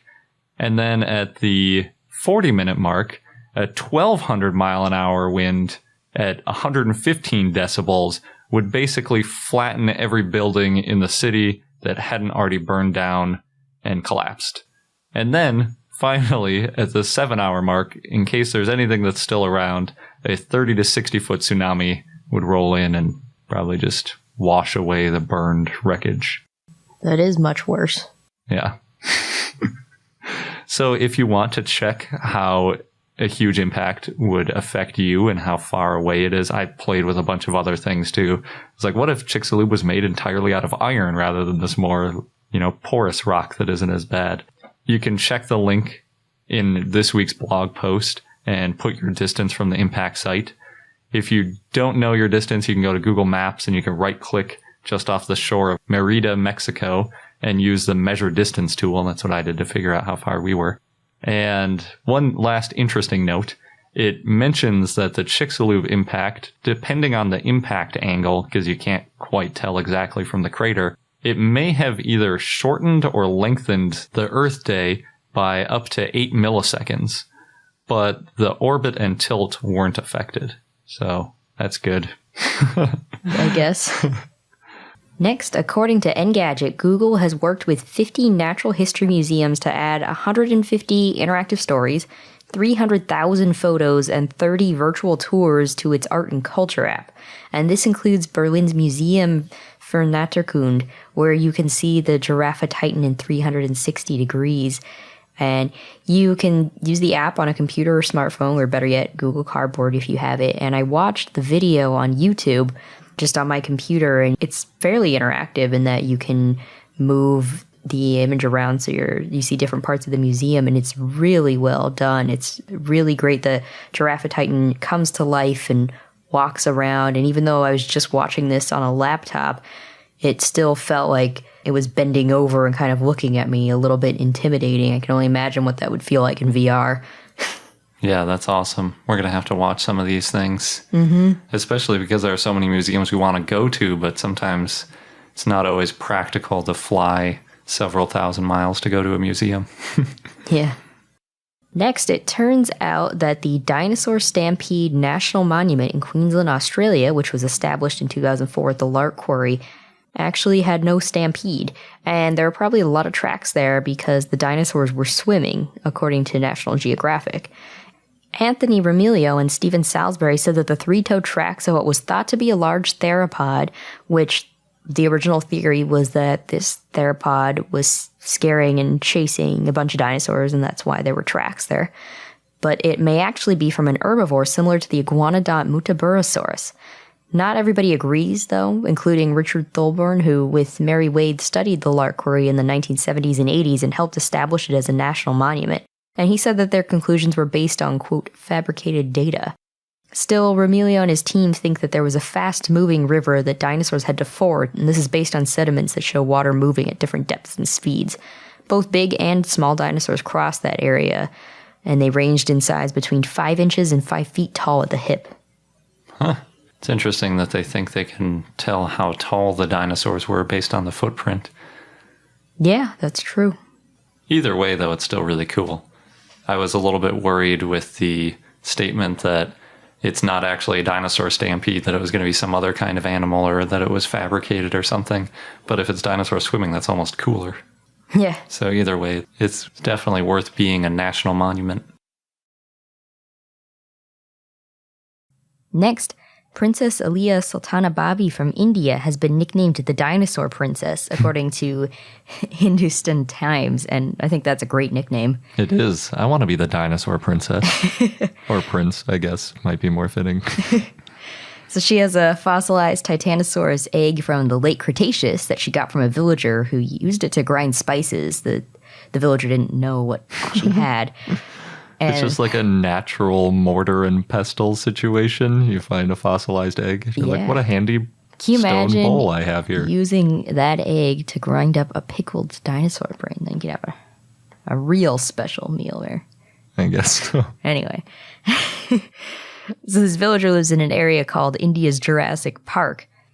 And the dinosaur princess, Bobby, calls it her masala spice egg, and she keeps it wrapped in white silk in a red velvet jewelry box. In the 1980s, researchers found a bunch of dinosaur fossils on her family estate, including the carnivore Rajasaurus. And now that area is Balasinore Dinosaur Fossil Park and has fiberglass dinosaur models, though unfortunately, apparently it's been a little bit neglected, or it looks a little neglected. There's a nearly complete museum nearby, though, so hopefully it gets completed soon. And Bobby has a big interest in dinosaurs, so she's been working really hard to get more tourists to visit. That's very interesting. Maybe she should take that egg out of her jewelry box and put it on display if she wants people to visit. Maybe, but it sounds like there's other stuff there. That's true. There's a really well-preserved Psittacosaurus that has been on display at the Seckenberg Museum in Frankfurt, Germany for about the last 12 years. And when I say it's very well preserved, it's pretty remarkable. It has a nearly complete skeleton, including the skull, all 4 limbs, vertebrae, hips, ribs, and all that good stuff. And it has a very interesting row of bristle-like filaments that stick straight out of the top of the tail, like an upside-down broom, basically. But most interestingly, it has preserved skin, including scales, all the way from the head to the tail of the dinosaur. So it basically looks like there's a skeleton, and then over the skeleton is draped a skin that got preserved right with it, and it has the same shape as the bones, so it kind of like flattened over it. It's really interesting looking. So this find has been published on several times before, including a previous paper by Lingham and Plodowski in Naturwissenschaften, I think is how you say it, indicating that, quote, skin pigment within a partially degraded bone indicates that Psittacosaurus was scavenged shortly after death, end quote. Which is kind of interesting. I guess some of its skin was mashed into the bone, like something was chewing on it. They also noted that the animal appeared to have counter shading, And if you're not familiar with counter shading, you can think of a shark or a fish are easy places to see it. And on a great white shark, even though they're called great white sharks, it's really only their belly that's white, and then their back is actually kind of a dark blue, and then around the edges it kind of fades into a lighter blue. That's because if you're another fish and you're looking at a great white shark from below, the white blends in with the sky above, and from above, the dark blue blends in with the water below you, which is much darker. And then from the side is really where the counter shading takes the most effect, because the dark fades to light around the side. Since it's being lit directly from above, it makes the appearance of an even color around the whole animal, and that makes it harder to see. So it's a kind of camouflage by counteracting the sunlight. So if it's moving, you just see, it's harder to see what's there. But in a new paper by Jacob Vinther and others published in Current Biology, they wanted to test just how much counter shading this Psittacosaurus had. So they used an electron microscope to look for melanosome shapes. As we've mentioned before, the shape of a melanosome can tell you if a pigment is black or reddish brown. And since the skin was well preserved, there are some melanosomes in there, and they could figure out the pattern of these melanosomes, which is pretty interesting. They also used laser simulated fluorescence to look for color patterns on the preserved skin, and managed to come up with a pattern for pretty much the entire body. Separately, they took known information about the size and shape of a Psittacosaurus, and they got one modeled out of clay. Then they lit it in both direct light and diffuse light so they could see the exact pattern of lighting on the body. And like in my example of a shark, you'd know that the back is going to get lit more. So with counter shading, you would make that darker, and then the underside, which isn't lit as well, you make a little lighter to make it more even. But if it's in diffuse lighting versus direct lighting, it gives you kind of a different pattern and a different fade along the sides. If it's direct, you'd have a little bit more of a stark contrast, and if it's diffuse light, then it fades a little more gradually on the sides. So when they had the model built and they took pictures of it in lighting, separate from their other research where they were looking at the melanosomes and the patterns of color on the Psittacosaurus, they found that the diffuse lighting model matched really well with the Psittacosaurus's actual pigment pattern. The one place where it didn't really work was on the face, where there's a dark stripe across it, and they hypothesized that that might be for, sexual display or something like that, rather than just camouflage. This is especially neat because it's also pretty direct evidence that Psittacosaurus lived in a place with diffuse lighting. And where would you find diffuse lighting? Basically, a forest is one place you might find it. And so you can hypothesize that, okay, Psittacosaurus probably lived in a forest and ate things that would be found in a forest and did other things that you would expect an animal to do in a forest, rather than behaving ways you would expect in an open field or some other environment with more direct sunlight. The best part of the study, though, is that at the end, they built a replica to match their findings, and it looks really awesome.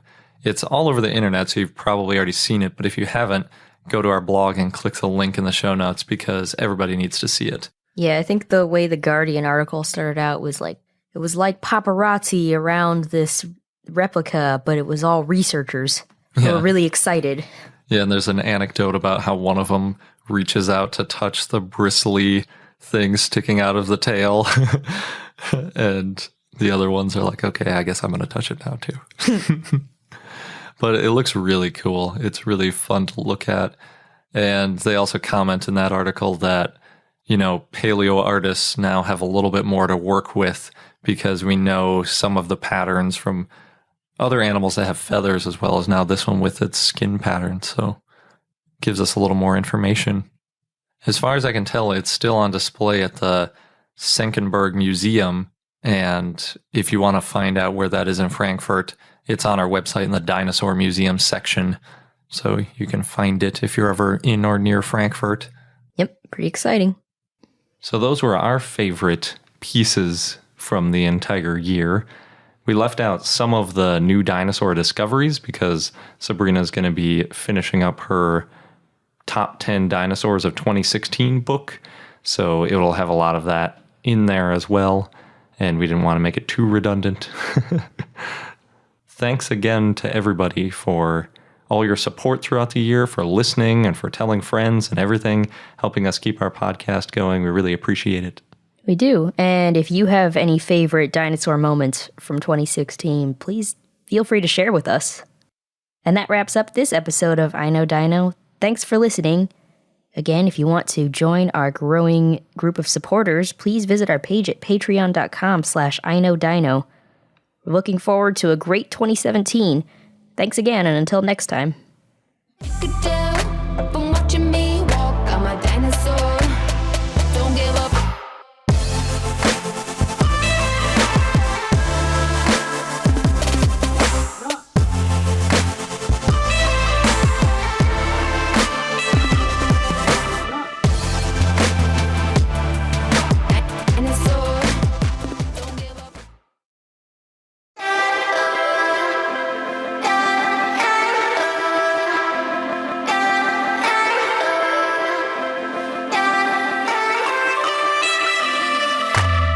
Hello and welcome to I Know Dino. I'm Garrett. And I'm Sabrina.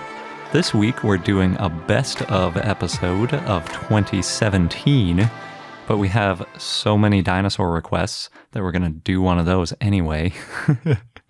So our dinosaur of the day this week is Dracoraptor, and we have all of our best ofs, like I said. And then, as always, we would like to thank some of our Stegosaurus patrons. This week we would like to thank Scotty, Jackson, Megan Dixon, Kessler, Tristan Jules, and Grandpa Dino. And Grandpa Dino has been a patron at the Tyrannosaurus level for quite a while and just joined the Stegosaurus level. And we're now going to open up the Stegosaurus feature of getting a shout out to anybody at the above tiers as well. So if you're interested in getting a shout out and you're at either the Triceratops or the Tyrannosaurus or the Spinosaurus tier, just let us know and we'll add you to the list. We hadn't done it before because we edit out the shout outs and ads from theoretically everybody at the Triceratops level and above, or at least they have that option, but some people don't listen to the ad-free version even though they're at that level. So anyway, long story short, anybody can get a shout out at the Stegosaurus level and above now. Yay, 2018! Woo, changes. Thank you, everybody. We really appreciate all of your messages and support and dinosaur requests and everything. And we plan on keeping this thing going in 2018.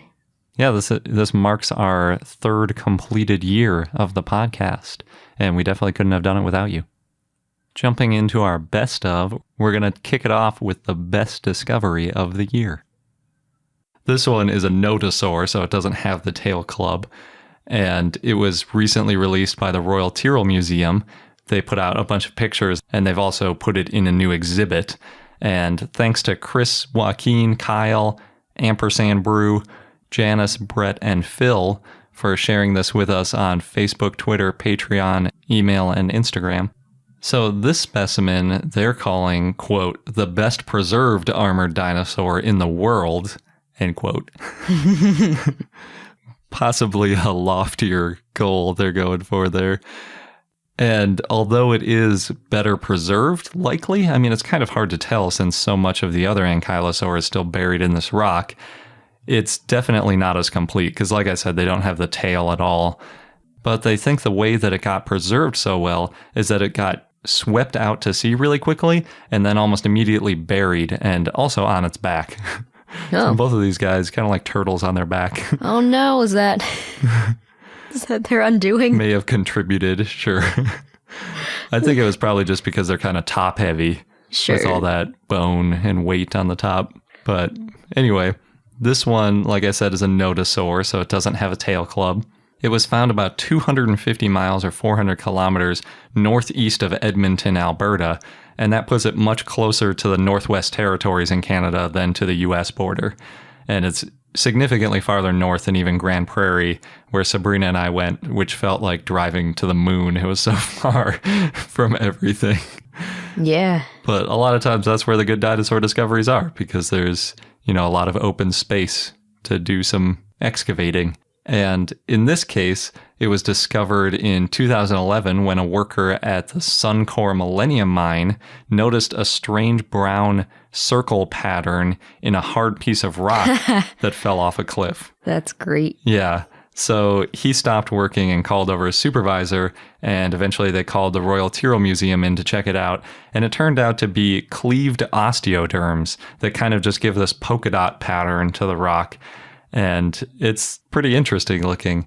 So they spent a couple weeks in the quarry, the Royal Tyrrell Museum, and a whole bunch of people that, generally work in the quarry, helping them to excavate this thing. And they kind of excavated all the way around it until they had this little pedestal looking thing sticking up out of the ground. And then they drilled a couple of tunnels underneath that pedestal like thing and shoved logs under it. And then they used high pressure water to blast off underneath it to kind of separate it. So now you have this separate chunk. And then they hooked it up to a crane and tried to lift it up as one solid piece. But unfortunately, when they lifted it, the block shattered into a whole bunch of pieces. And that's all in this video that Suncor put together, because they were kind of doing a little documentary of it while they were excavating it. And it's heartbreaking when you see this thing break, because you're just like, oh no, why? But luckily, it kind of broke into large pieces. It didn't just crumble. They're pretty big pieces, and it ended up exposing some preserved tendons and other bits and pieces that they probably wouldn't have seen otherwise, so it wasn't all bad. The dinosaur hasn't been peer-reviewed yet, although they are saying that it's a new genus and species, and there's a fair amount of information in a National Geographic article, as well as a FAQ sheet for the new Grounds for Discovery exhibit, which just opened at the Royal Tyrrell Museum. And they say that it's completely preserved from the snout to the hips. So that's kind of that half of the ankylosaur that they got. And they don't have much of the bottom, although they do have two of the feet. They have the right front foot and the left hind foot, I think. Because of the way it was buried on its back. And I think it's also just, maybe not all of it got buried, or maybe something managed to eat a little bit of it that was sticking out or something like that. It's always kind of hard to tell. Or it could just be that there are sometimes differences in the geology. So not all of the rock around it was good for fossilization. Part of it might have been in a different type of rock, so that part just rotted away rather than fossilizing. They say it's the oldest known dinosaur from Alberta at 110 to 112 million years old, putting it kind of in the middle of the Cretaceous. They also have a huge amount of fossilized skin and osteoderms. And actually, there's so much fossilized skin and osteoderms that it blocks the skeleton from being studied. And if you look at pictures of this thing, it is so amazing. And that's why so many people shared this with us, because these pictures are just astonishing. It's got the head, and it literally looks like, a taxidermy animal or something. It basically looks like how you'd expect to see an ankylosaur. It's got all of its scutes sticking out in all the right places, and the skin impressions and the detail. Like I said, there's even eyelids. Yeah, it just looks like a statue. It's amazing. It's really the coolest looking find I think I've ever seen. I'm not sure. The other one might be better once they get it out of the rock, because it's more complete. But this one would be really hard to beat. It's just amazing. Well, National Geographic also has this 3D interactive view, which is pretty cool. Yeah, it's really great. And you have to do it on a phone, I think. I tried doing it on my computer a couple times. But on a phone, you scroll up, and it pops up with little graphics, and it tells you about what the different spots do. I was able to do that on my laptop. Oh, nice. Just scroll, yeah. Cool. So it will probably work on your computer, too. It's really great. It spins around and it shows you all these different details and information about it. It's definitely worth looking at. But they really weren't satisfied with just looking at preserved skin, because most of what we know about dinosaurs comes from the bones.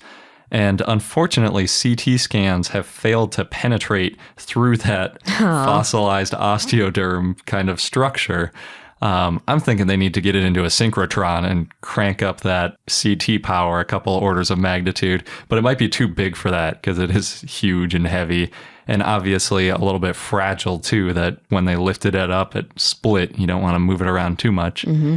They did manage to do some chemical tests on the skin, and from that they believe that it was probably reddish with lighter osteoderms. And I think that might be what the Saurian group was talking about when they said their ankylosaur was the most accurate representation, because theirs is pretty reddish and it has lighter colored osteoderms on it. Yeah, but they interesting. wouldn't say what about it was more accurate. Sure. So I think they might have gotten some inside hints for their ankylosaurus.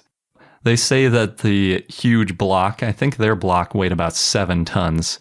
So really small potatoes compared to some of these other blocks.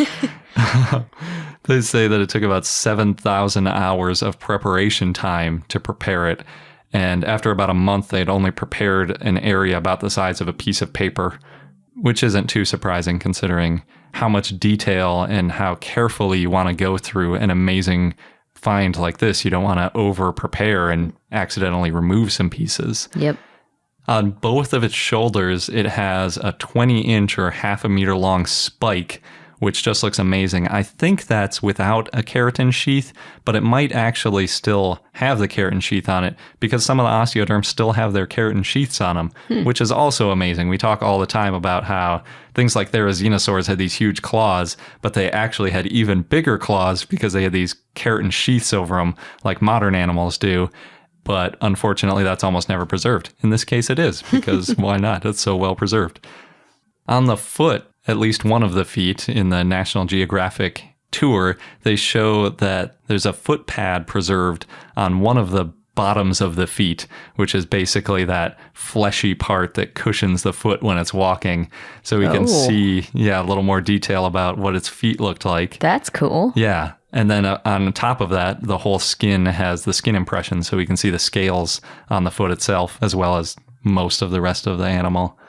We can see tiny hints of some of the bones, so the skin kind of collapsed onto the dinosaur, which we see a lot in these fossilized dinosaurs. The skin tends to kind of fall onto the skeleton. Shrink wraps itself. Yeah, basically. I think in this case it happened a little bit less because it has all those osteoderms, and since those kind of preserved, I think that kind of kept a lot more of the structure. But you can see little bits of vertebrae poking up through the back of the osteoderms, and the outline of the shoulder blades are partially visible too. So there's a little bit of the skeleton we can kind of see. And then Sabrina's really going to like this. When the specimen broke apart, they also got a look at the gut contents. Oh, nice. They didn't hazard a guess at what it was. They just said they were, quote, pea-sized pieces, and they were going to do some chemical analysis on it to try to figure out what it was. It seems very small. Yeah, but if you imagine it probably had a gizzard, maybe had some gastroliths in there to grind it up. Yeah, it's an amazing find. It doesn't look like it's been peer-reviewed yet, maybe because they couldn't see the skeleton, so it's really hard to compare to other ankylosaurs. It's not like we can compare this amazingly well-preserved skin and scute pattern to other ankylosaurs, because it's, one of maybe 2 that exists like that. So you really need to see the bones to get a good idea. They might be able to do it based on the head, because a lot of the taxonomy comes from the skull ornamentation, but we'll have to see. Hopefully they peer review it and give it a really cool name soon. And Borealopelta definitely is the best discovery of the year. And that's what we were referring to in that clip when we're talking about the Notosaur, if you didn't recognize it. Yep. It came up a lot last year. Yeah. But there was another good ankylosaur find, which is our runner-up, Zool. A new ankylosaurine that was described by Victoria Arbour and David Evans in Royal Society Open Science. And thanks to Stuart for sharing this one with us on Facebook. So there's this amazing ankylosaurus, or I should say ankylosaur find, that was from the Badlands in northern Montana near Havre. It's a pretty small town in the Badlands, as you'd guess.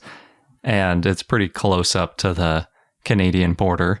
So there were some researchers that were excavating a scattered tyrannosaurid. So they were going pretty far away from the bones, trying to find any other pieces they could. And they accidentally excavated part of a tail club of an ankylosaur. So they called in people who would be interested in ankylosaurs, and the first name that comes to mind is probably Victoria Arbor. So she came in along with David Evans and some other preparators, and they found this massive upside down ankylosaur, and they removed it in 2 huge blocks. So the one that had the skull and the torso of the ankylosaur weighed more than 15 tons. I think it was like 35,000 pounds. Jeez. So super huge. And then there was a smaller block that they took out that had the tail in it. It's just the one? Yes, it's just one. That's crazy when you think about the Utah Raptor project and how it's a 9-ton block and there's multiple Utah Raptors. Yeah, ankylosaurs are much bigger than Utah Raptors. And those were so compacted in there, whereas this might be a little bit more spread out. So far, they've prepared the nearly complete skull with the jaws and teeth, and then part of the tail club, basically like the top half of it. But still left to prepare, they have the neck and back vertebrae, the hips, ribs, osteoderms, skin impressions, possible keratinous sheaths that went over the osteoderms, and then maybe more stuff. They don't really know what's all in there because it's all encased in this huge rock right now. And they say that it's going to take several years to complete at the Royal Ontario Museum. So it's up in Canada being prepared now. That'll be exciting. Yeah, it's going to be awesome when it's done. They named it Zool Creavastator, and that's after the monster Zool from Ghostbusters. They thought that the head of Zool looked kind of like an ankylosaur, and so there you go. There's your genus name. I know at least one of my coworkers enjoyed that. Yeah. I didn't really grow up watching Ghostbusters. It's pretty funny. Who you gonna call? Yeah. Zool. I don't know. Zool's a monster. Yeah, but ankylosaurs are cooler than the Ghostbusters. Anyway, the species name Creavastator translates roughly to destroyer of shins. That's accurate. Yeah, that's a pretty awesome name for an ankylosaur. And it has this amazingly well-preserved tail club. It's got preserved skin. It's got these bony spikes going down the sides of the handle. And the handle is those fused vertebrae that go just before the bony club. And then it's got a really great tail club knob, too. So it just looks awesome. And it's got tendons along it. It looks so cool. And then the skull is also in really great shape, especially the left side. And like I mentioned in an earlier episode, since dinosaurs are all bilaterally symmetric, if you have half of the skull perfectly preserved, you know exactly what the other half looked like because it's a mirror image. And well, mostly, right? Like how our face, we're not exactly the same. Oh, I guess so. Yeah, there's individual variation, but in terms of like species level, you'll be symmetric. Yeah. So on the left side of the skull, you can see all the horns on the entire head. And then you can also see the eyelid, which is obviously like armored skin. It just looks so awesome. And there's some really great paleo art done of it. Yeah, I definitely recommend looking it up. It's estimated that the find is about 75 million years old, which puts it in the late Cretaceous. And it was probably about 6 meters or 20 feet long and weighed about 2.5 tons. The other cool thing about it is they did a digital reconstruction of the skull in 3D, which you can look at online. And the area where it was found has also preserved turtles, crocodiliforms, theropods, hadrosaurids, invertebrates, and plants. So we know a lot about what was around when it was around there. And obviously there was also a tyrannosaur because that's how they discovered this guy. The authors also say it's, quote, the first ankylosaurin skeleton known with a complete skull and tail club, and it is the most complete ankylosaurid ever found in North America, end quote. Nice. So a really, really awesome find. It's pretty similar to Ankylosaurus because it's got that big tail club and it's from the late Cretaceous. It's so cool looking, and I can't wait until they finish excavating that 15-ton block and find out what else is preserved inside there. And we also have a second runner-up because there were so many good dinosaur discoveries and papers, which is Patagotitan, which was the giant titanosaur mounted at the American Museum of Natural History, which finally got a name this year. Yep. Recommend visiting that museum if you can.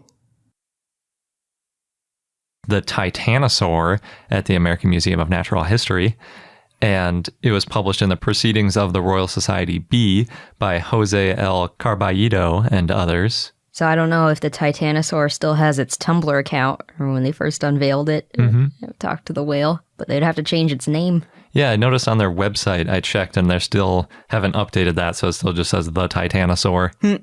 That is what it's famous for now. Yeah, and I'm guessing they'll update it soon. So the real name, the official name now, is Patagotitan maiorum, and Patagotitan refers to Patagonia as well as Titan for giant, or, like all the other titanosaurs that have Titan in the name. When I hear it, I think Patagogo Titan or something like that. Like Inspector Gadget. Oh, yeah, that could be what I'm thinking of. And then the maiorum refers to the Mayo family, quote, for their hospitality during field work at the La Flecha Ranch. So it must have been some really good hospitality to get the species named after them. Yeah. Well, they were probably there a while to excavate. True, yeah. I think they said it took about a year when we saw the documentary about it, so...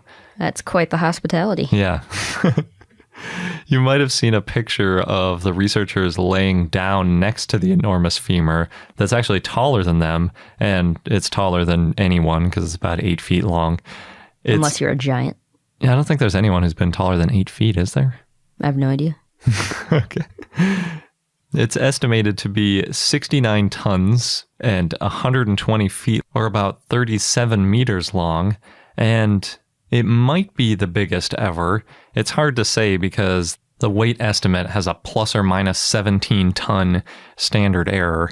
So it could be the biggest, it could be like the 10th biggest. Yeah, not everybody agrees. And actually, Greg posted on our Facebook a link about this. Sauropod Vertebra Picture of the Week had a post called Don't Believe the Hype. Patagotitan was not bigger than Argentinosaurus, so... Yeah, they're really just like the same to any kind of margin of error, because Argentinosaurus has kind of a similar standard error. It even has less bones known, so you can't really say how much these things weighed, and there's always a big overlap in the weight estimates. So picking out which one is the heaviest is like, it could be any of them, basically. And it's funny that you mentioned Argentinosaurus, because that's actually its closest known relative based on the phylogenetic parsimony. So they're both definitely contenders for the largest ever land animal. And then, like Danny Barta said in our interview 3 weeks ago, they found several individuals that were combined, and when they combined them, they created the American Museum of Natural History specimen, and they have a picture in the paper that shows which bones came from which specimen, which is kind of cool to see, and then which bones are unknown, which of course includes the skull, unfortunately. Also, like Danny Barta mentioned, they weren't finished growing, even though the growth had slowed, so they were probably close to finished growing, but it's unclear exactly how big they ultimately would have gotten. We also have the most surprising new dinosaur of the year, which we have as Halskaraptor, because no one was expecting just how crazy this thing is. And thanks to Chris for sharing it with us on Twitter. It's a new dinosaur from Mongolia called Halskaraptor esquiei, I think. The Halskaraptor is from Halska alsmolska, who we've talked about a couple times before, who was a paleontologist from 1930 to 2008, and they named it after her for her contributions to theropod paleontology. Cool. And then esquiei is from Francois Esquier, or something like that. What do you think, Sabrina? Might also be something like Esquilier.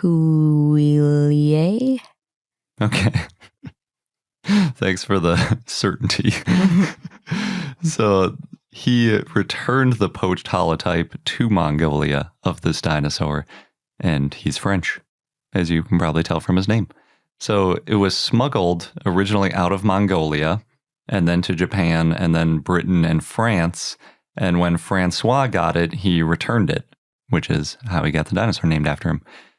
The dinosaur is essentially a full articulated skeleton with the skull, including teeth, a torso, legs, arm, most of the tail, and it almost looks too perfect. Yeah. Yeah. Lots of news stories about that. Yeah, the researchers were worried that maybe it had been faked, as is often the case with some of these Asian dinosaurs, where they get smuggled.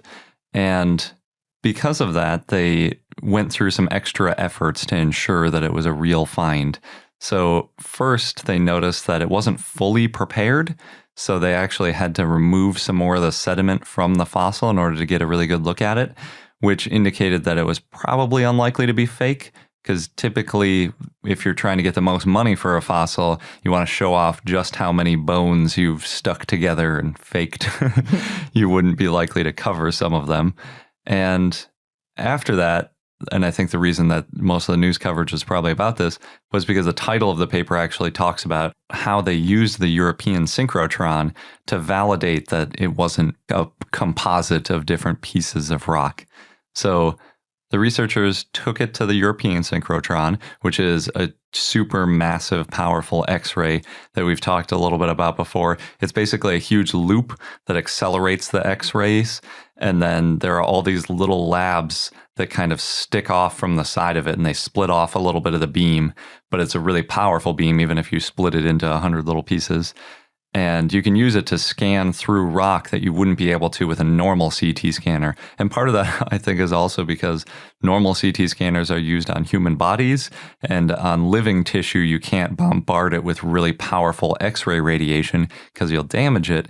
But if you're dealing with fossils, you don't have to worry about that kind of thing. And it's kind of like the more powerful, the better, the deeper you can see. So it's a pretty ideal case for looking at something like this, where you're trying to see below the surface, where there might be kind of a fake layer hiding something beneath the surface.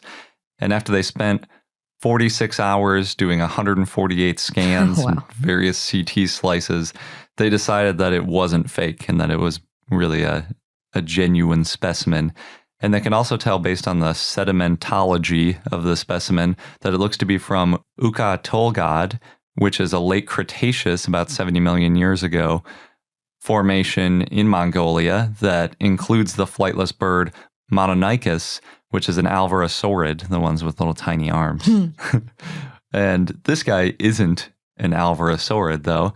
It's a very unusual dinosaur because it lived in both land and water based on some of its features. It has feet like a dromaeosaur, meaning it has those raptor claws. Yeah. But it has a very swan-like neck, and the reason that they think that it lived in the water doesn't have anything to do with the neck, because we see that in other dinosaurs sometimes.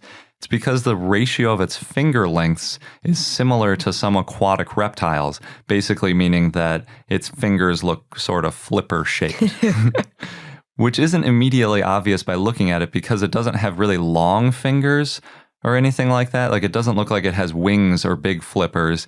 It just looks flipper shaped.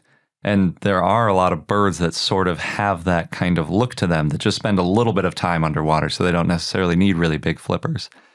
And this is where I really got into the weeds on this one, because I had to go to multiple rabbit hole deep of their references, like references of references, to learn about some of these bird characteristics. So what the researchers did is they did principal component analysis, which is a statistical tool to combine features of your specimens and kind of correlate a matrix of them. So you can piece together, oh, this group looks like they all have these two components together. And in this case, the principal components that came out were size, which they ended up throwing out because it's not a very good indicator. You can find animals in different ecosystems of varying sizes and doesn't correlate that well. The second one they found was a combination of the flattening and shortening of forelimb bones. So that's what I mean by a principal component. It's like both of those factors combined in a certain ratio. And then principal component 3 was the sternum expansion, which is the bone in the middle of your chest. And they think that that probably expanded to increase attachment points for pectoral muscles. Huh. You could imagine how that could be useful if you had flippers. To get to that point, what they did was they looked at 245 birds from 6 different types of locomotion. They had non-swimmers, which included things like the ostrich and the skua, And the skua is the bird we talked about with Matt Lamana. That's that crazy, it lives near the water, but it doesn't actually swim at all. It just like dive bombs thing. And he was describing it as like kind of like a hawk. Yeah. Something you wouldn't want to be around. Exactly, yeah. But they have no real interaction with the water other than the fact that they live near it. Then there are foot-propelled underwater swimmers, and those include things like loons and Hesperornis. And Hesperornis is that crazy prehistoric bird that looks like a penguin with huge feet. So it's like pushing itself around with these huge feet.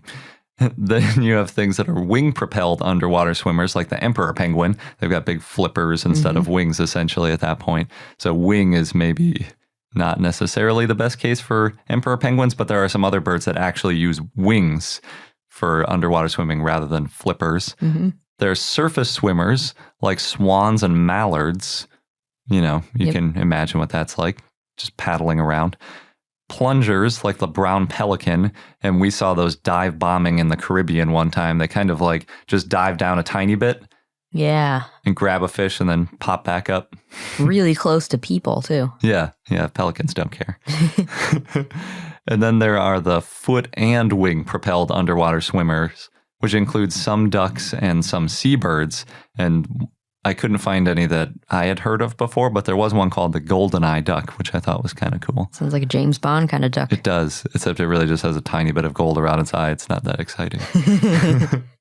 So yeah, obviously there's a very complicated group of birds to piece through. But when they did the principal component analysis and you have that graph of flattened and shortened forelimbs versus sternum expansion, they all kind of end up in their own areas of the graphs. So over in one corner you have the non-swimmers, and a different area of the surface swimmers, and etc.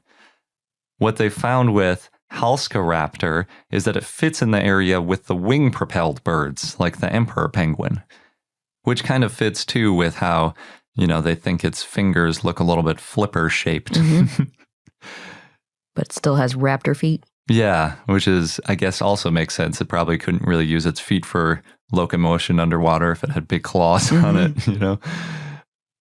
I think it's pretty interesting how Halskaraptor is portrayed too, because it's basically like a swan with teeth, claws, a tail, and shorter wings. That's what it pretty much looks like. Pretty scary looking. Yeah. And when they recreated it with its lifelike posture, they think that it was about 45 centimeters or 1.5 feet tall and about 50 centimeters or 1 foot 8 inches long, which is a little bit smaller than modern swans, but it's still pretty big for a bird, and modern swans are some of the biggest birds, so it's not too surprising that it's a little smaller. And this specimen, they think, was also a subadult, so maybe it had a little more growing to do. It's kind of hard to say. Interestingly, it's a pretty close relative to Austroraptor, and it's now housed at the Institute of Paleontology and Geology at the Mongolian Academy of Sciences in Ulaanbaatar in Mongolia. Cool. Which I think is pretty much where most of their dinosaurs are. So it's a place to go if you're in Mongolia and you want to see some dinosaurs. Or just if you're in Mongolia. That's true. Yeah, that's the place we would go. Halskaraptor is definitely an oddball. Yes, since it was semi-aquatic. Yeah. Swan monster. Swans are already monsters. I guess. It's pretty true.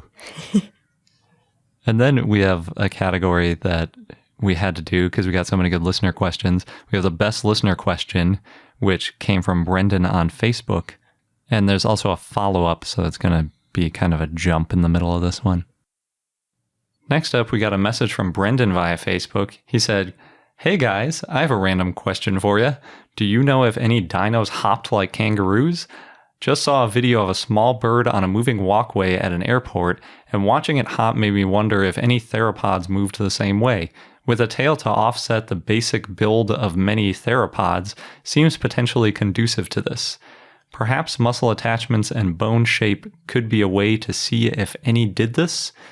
Enjoy the rabbit hole, Garrett." And he did. It did send me down a rabbit hole because these types of questions are not something you can just look up in a book.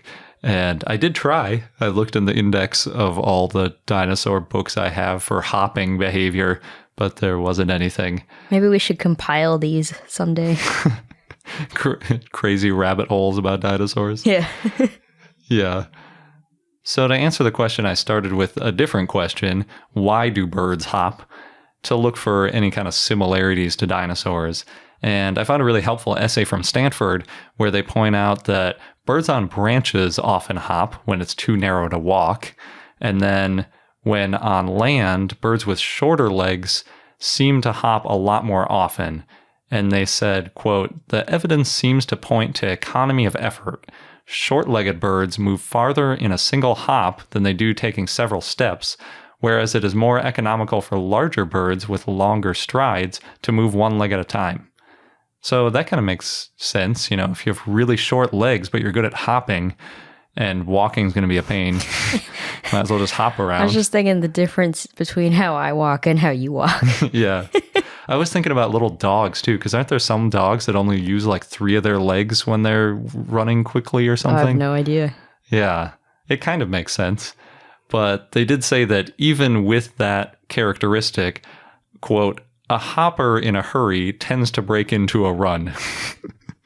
So that made me think of those snowy plovers and some of those birds you see running down the beach with their little legs moving so fast you can barely see them. But that obviously takes a lot more energy than little hops, I guess. So given that non-avian dinosaurs tended to be pretty leggy, I wouldn't really expect them to hop much based on that information. You know, they tended to have pretty long legs. I was looking for an example of a short-legged bipedal dinosaur, and one of the examples people give is Spinosaurus, and even Spinosaurus had pretty long legs, especially compared to some of these birds. So, yeah, and I wouldn't really imagine Spinosaurus hopping around, probably. Not sure.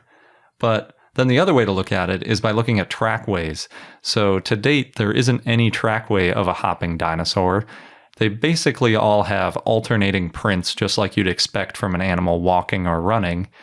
There is one possible exception where alternating prints seem to be followed at the end by a hop, but that's not really what we'd expect from a kangaroo-like hopper. You know, it looks more like it was going to hop onto something or hop over something. But that's not to say that this couldn't happen.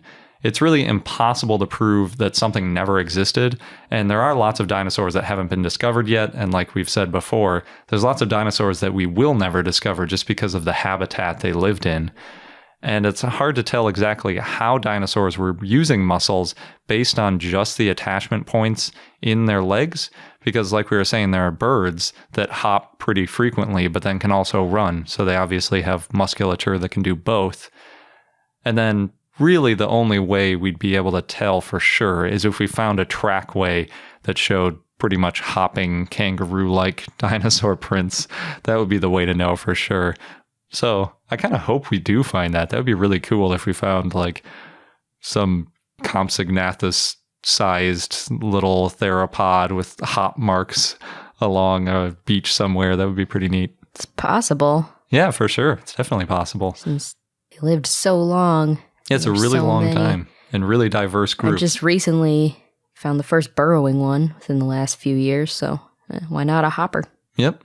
And we, found out that originally we thought a lot of them were aquatic, and then we didn't think any of them were, and then we found some aquatic or semi-aquatic ones again, so their behavior is really up for debate. As soon as you find just another fossil, it can really open things up.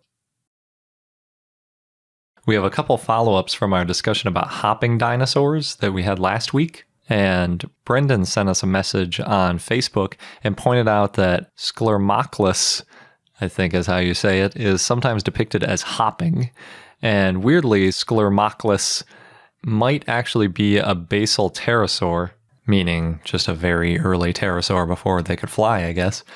If it did hop, I think it should get the nickname like a demon bunny or something, because it's really small and it was probably a predator and it definitely had teeth and stuff. So it would have been kind of intense and weird hopping around. Lythronax Argestes shared a link on Reddit of an Edmontosaurus from a 2009 paper in Paleontological Electronica, and it also shows a hopping dinosaur. But in this case, it's an Edmontosaurus that's doing 3 different gaits, and the authors derived it from computer modeling, like I said, back in 2009. And they had 3 different possibilities, and I'm going to list them in increasing speed. So the slowest one that they simulated was bipedal running, like a T-Rex in Jurassic Park, for instance. And it was going about 31 miles an hour, 50 kilometers an hour, which is pretty fast. They also did quadrupedal galloping, and that bumped it up 5 miles an hour up to 36 or 58 kilometers an hour. But then hopping was actually the fastest at 38 miles an hour or 61 kilometers an hour. So pretty weird that an Edmontosaurus, which is a huge hadrosaur, would be depicted as hopping. And the tracks that we've seen from Edmontosaurus don't match hopping. And the model didn't account for the stresses that hopping would impart on the body, because you could imagine if you're hopping, it's going to put a lot of stress on the joints that are taking that big impact as you're bounding along. The authors of this simulation think that hopping was actually the least likely of the 3. So maybe it did some combination of bipedal running and quadrupedal galloping, depending on what kind of speed and efficiency it was looking to do. So we still don't really know if any dinosaurs hopped, but one might have if it wasn't a pterosaur. And a Edmontosaurus maybe could have if it could handle all the stresses, or maybe something that has a similar kind of body plan to an Edmontosaurus but is smaller might be a good candidate for hopping. It's interesting how hopping would be the fastest way. Yeah, that's really weird to me. I think it's because it's basically like, jumping, so you can clear a lot of space on just a single bound as long as your muscles are set up for that kind of thing. Like kangaroos, they go so far in a single stride that you could see how it could be more efficient, at least speed-wise. I don't know about energy-wise. Next up, we've got the most controversial paper, which is unquestionably the Ornithocelida or Ornithoscelida paper, which proposes reclassifying dinosaurs in a pretty major way. This new hypothesis about dinosaur phylogeny that's been blowing up the internet, not really the whole internet, just anywhere talking section. about dinosaurs, yeah. Yeah. And people were tweeting that, tweet like twice a year, just like crazy, because there was so much stuff going on. And so as a quick background, just because it's always good to remind ourselves, traditionally we've got 2 dinosaur groups based on kind of their hip layouts. And you've got Saurischia, which are the sauropodomorphs, things like Brontosaurus, and then also all the theropods, which are all the predators, and then a couple weirdos like therizinosaurs that ate plants. But mostly it's the huge herbivores and then all the carnivores in Saurischia. And then you have the ornithischians, and those are all the herbivores that aren't sauropods, basically. So you've got stegosaurs, ceratopsians, hadrosaurs, ankylosaurs, pachycephalosaurs. The list goes on and on. There's a ton of ornithischians. Yeah, so the Saurischians come from the Latin for lizard-hipped because their hips are arranged similar to some modern lizards, and ornithischians means bird-hipped because their hips are arranged similarly to some modern birds. So that's been the structure for about 130 years. Back in 1877, that was originally discussed, and that's where we're at now. The new hypothesis goes a completely different way than just those 2 broad categories, because right now every single dinosaur would fit either in Saurischia and Ornithischia. In this new method, I guess, or hypothesis, they revived a clade by T.H. Huxley named... Good old Huxley. Yeah. He had one called Ornithoscelida, and it used to include several different things when Huxley named it, but they just kind of reused the name, not really the exact same way he used it. But in their version, you've got ornithischians and theropods. So previously, ornithischians were their own thing, and then theropods were lumped in with sauropodomorphs in saurischians. So we kind of took the theropods out of Saurischia. Yeah, get them out. And stuck them in. Keep it to the sauropods. Yeah. So then you have the redefined saurischians as sauropodomorphs, and then there are a few Triassic carnivores like Herrerasaurids in there. So it's not just sauropodomorphs by themselves, as Sabrina would probably like it. Oh. Yeah, that's a bummer. Some of the cladistics kind of put the sauropodomorphs on their own branch when they were simplifying the story for the news, but there are some carnivores in there, so it's not quite that simple. I don't know if I can get on board with this then. Yeah.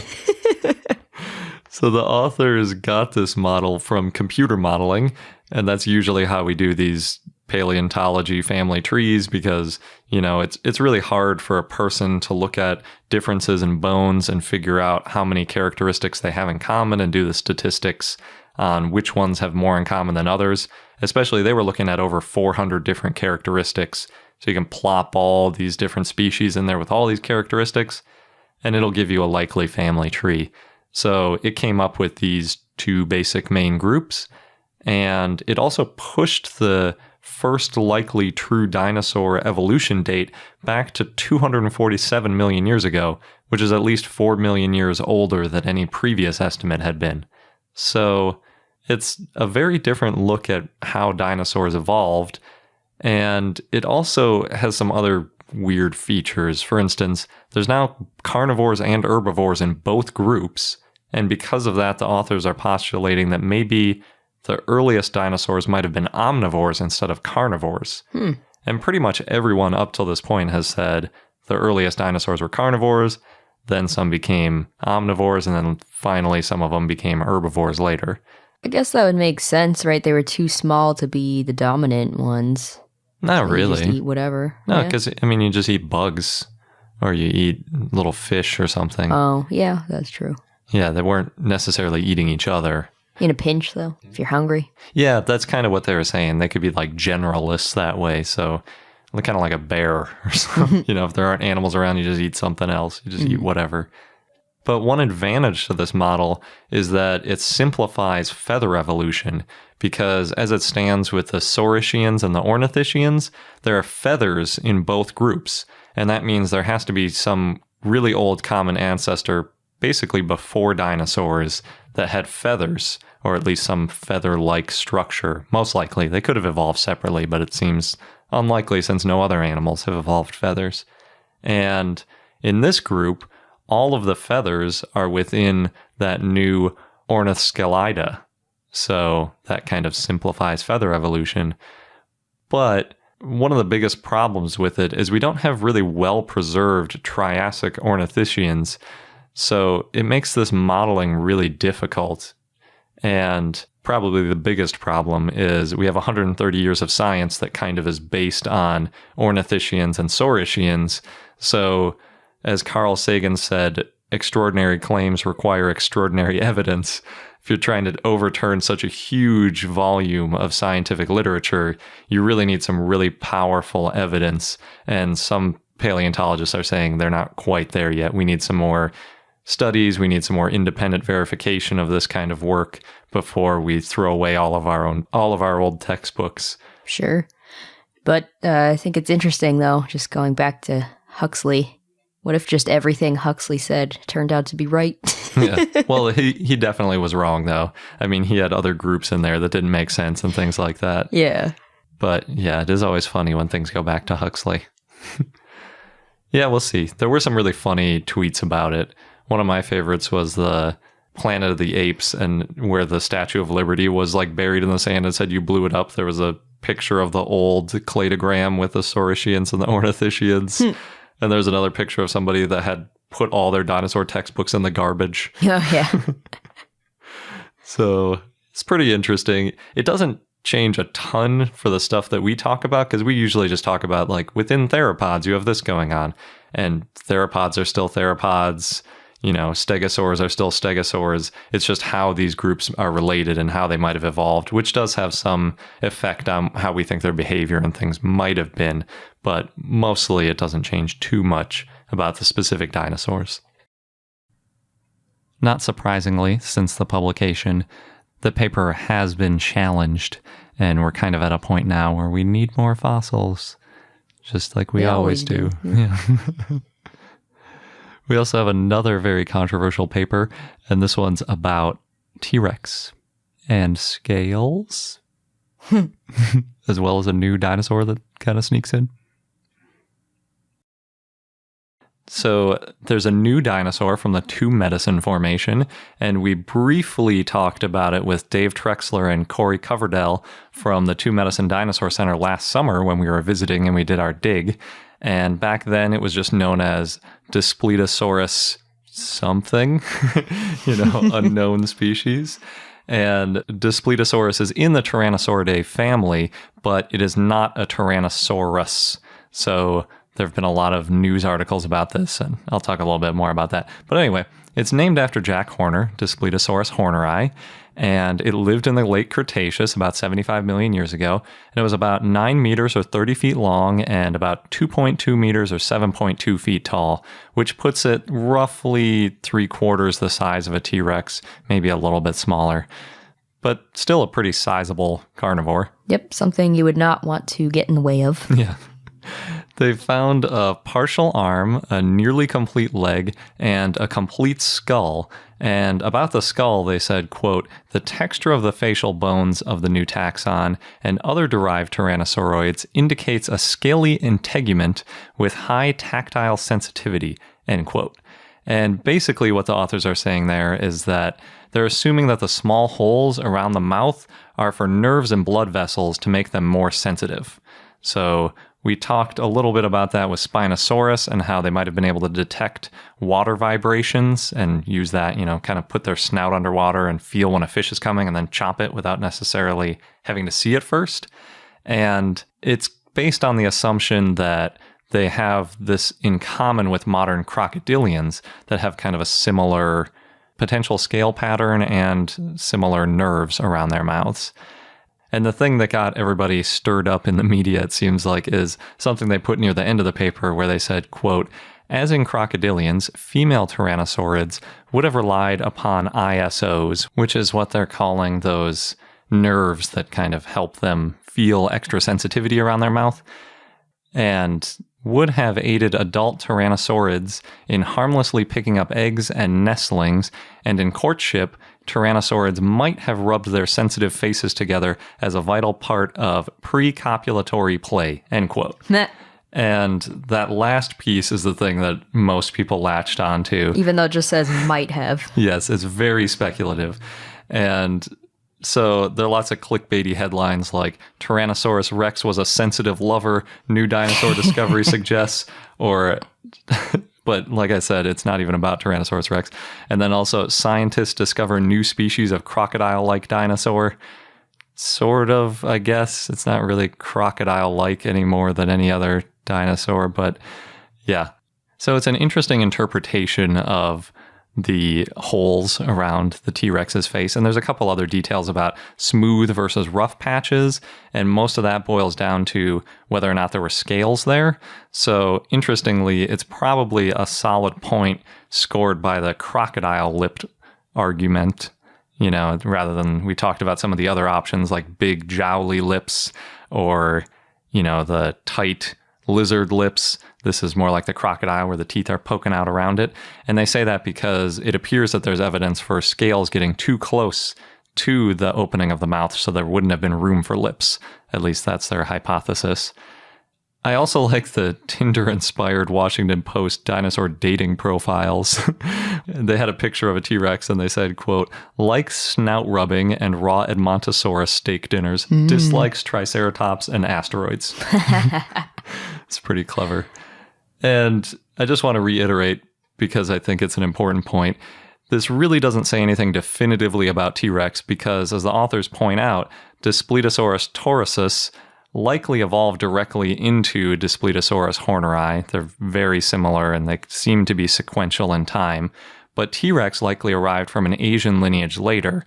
And we do generally infer a lot between groups. So since they're both in Tyrannosauridae, and fossils are really rare, you tend to make a lot of inferences, like how we say T-Rex probably had feathers, even though we've never found feathers near a T-Rex.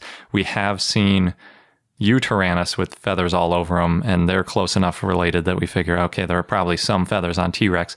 So the same kind of logic is applying to say that T-Rex might have had these similar scaly lips that were extra sensitive and things like that.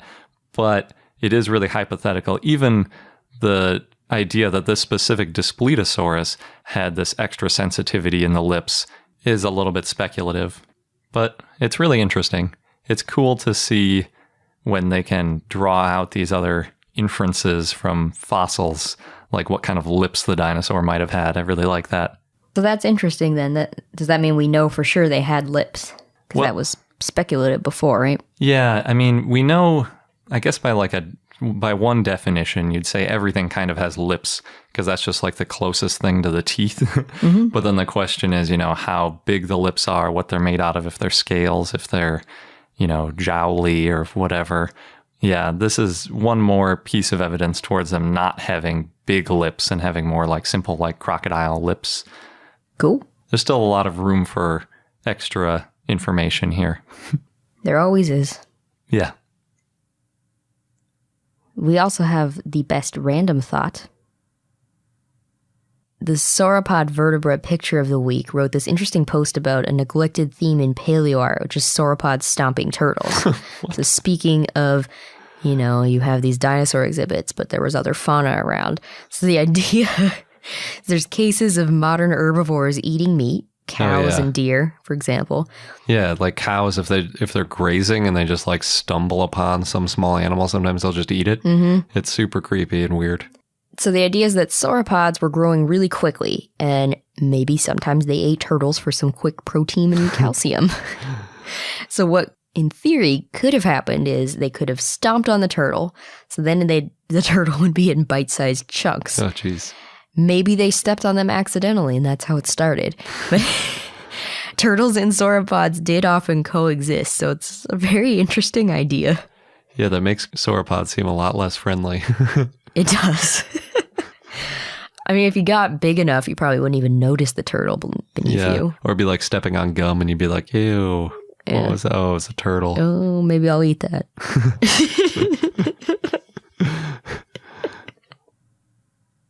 I think that's a good speculation. Sauropods had to grow fast somehow. That's true. Up next, speaking of things dinosaurs ate, is our best dinosaur food study, which is obviously a very specific category. The title of it is The Biomechanics Behind Extreme Osteophagy in Tyrannosaurus Rex. And if you're not familiar with the word osteophagy, it just means eating bones. Oh, yeah. What a paper. Yeah, it's pretty cool. So basically, they start out by saying that most carnivorous mammals regularly break bones open with their teeth and get at the marrow that's, inside the bones, which is actually pretty nutritious. It's good to be able to get to it. But that's kind of unusual in the carnivore category. So most carnivorous animals can't break open bones. And the way you get the ability to break open bones is you need a really high bite force, but you also need the right tooth pattern and basically tooth structure in order to create enough shear stresses on the bone to break it.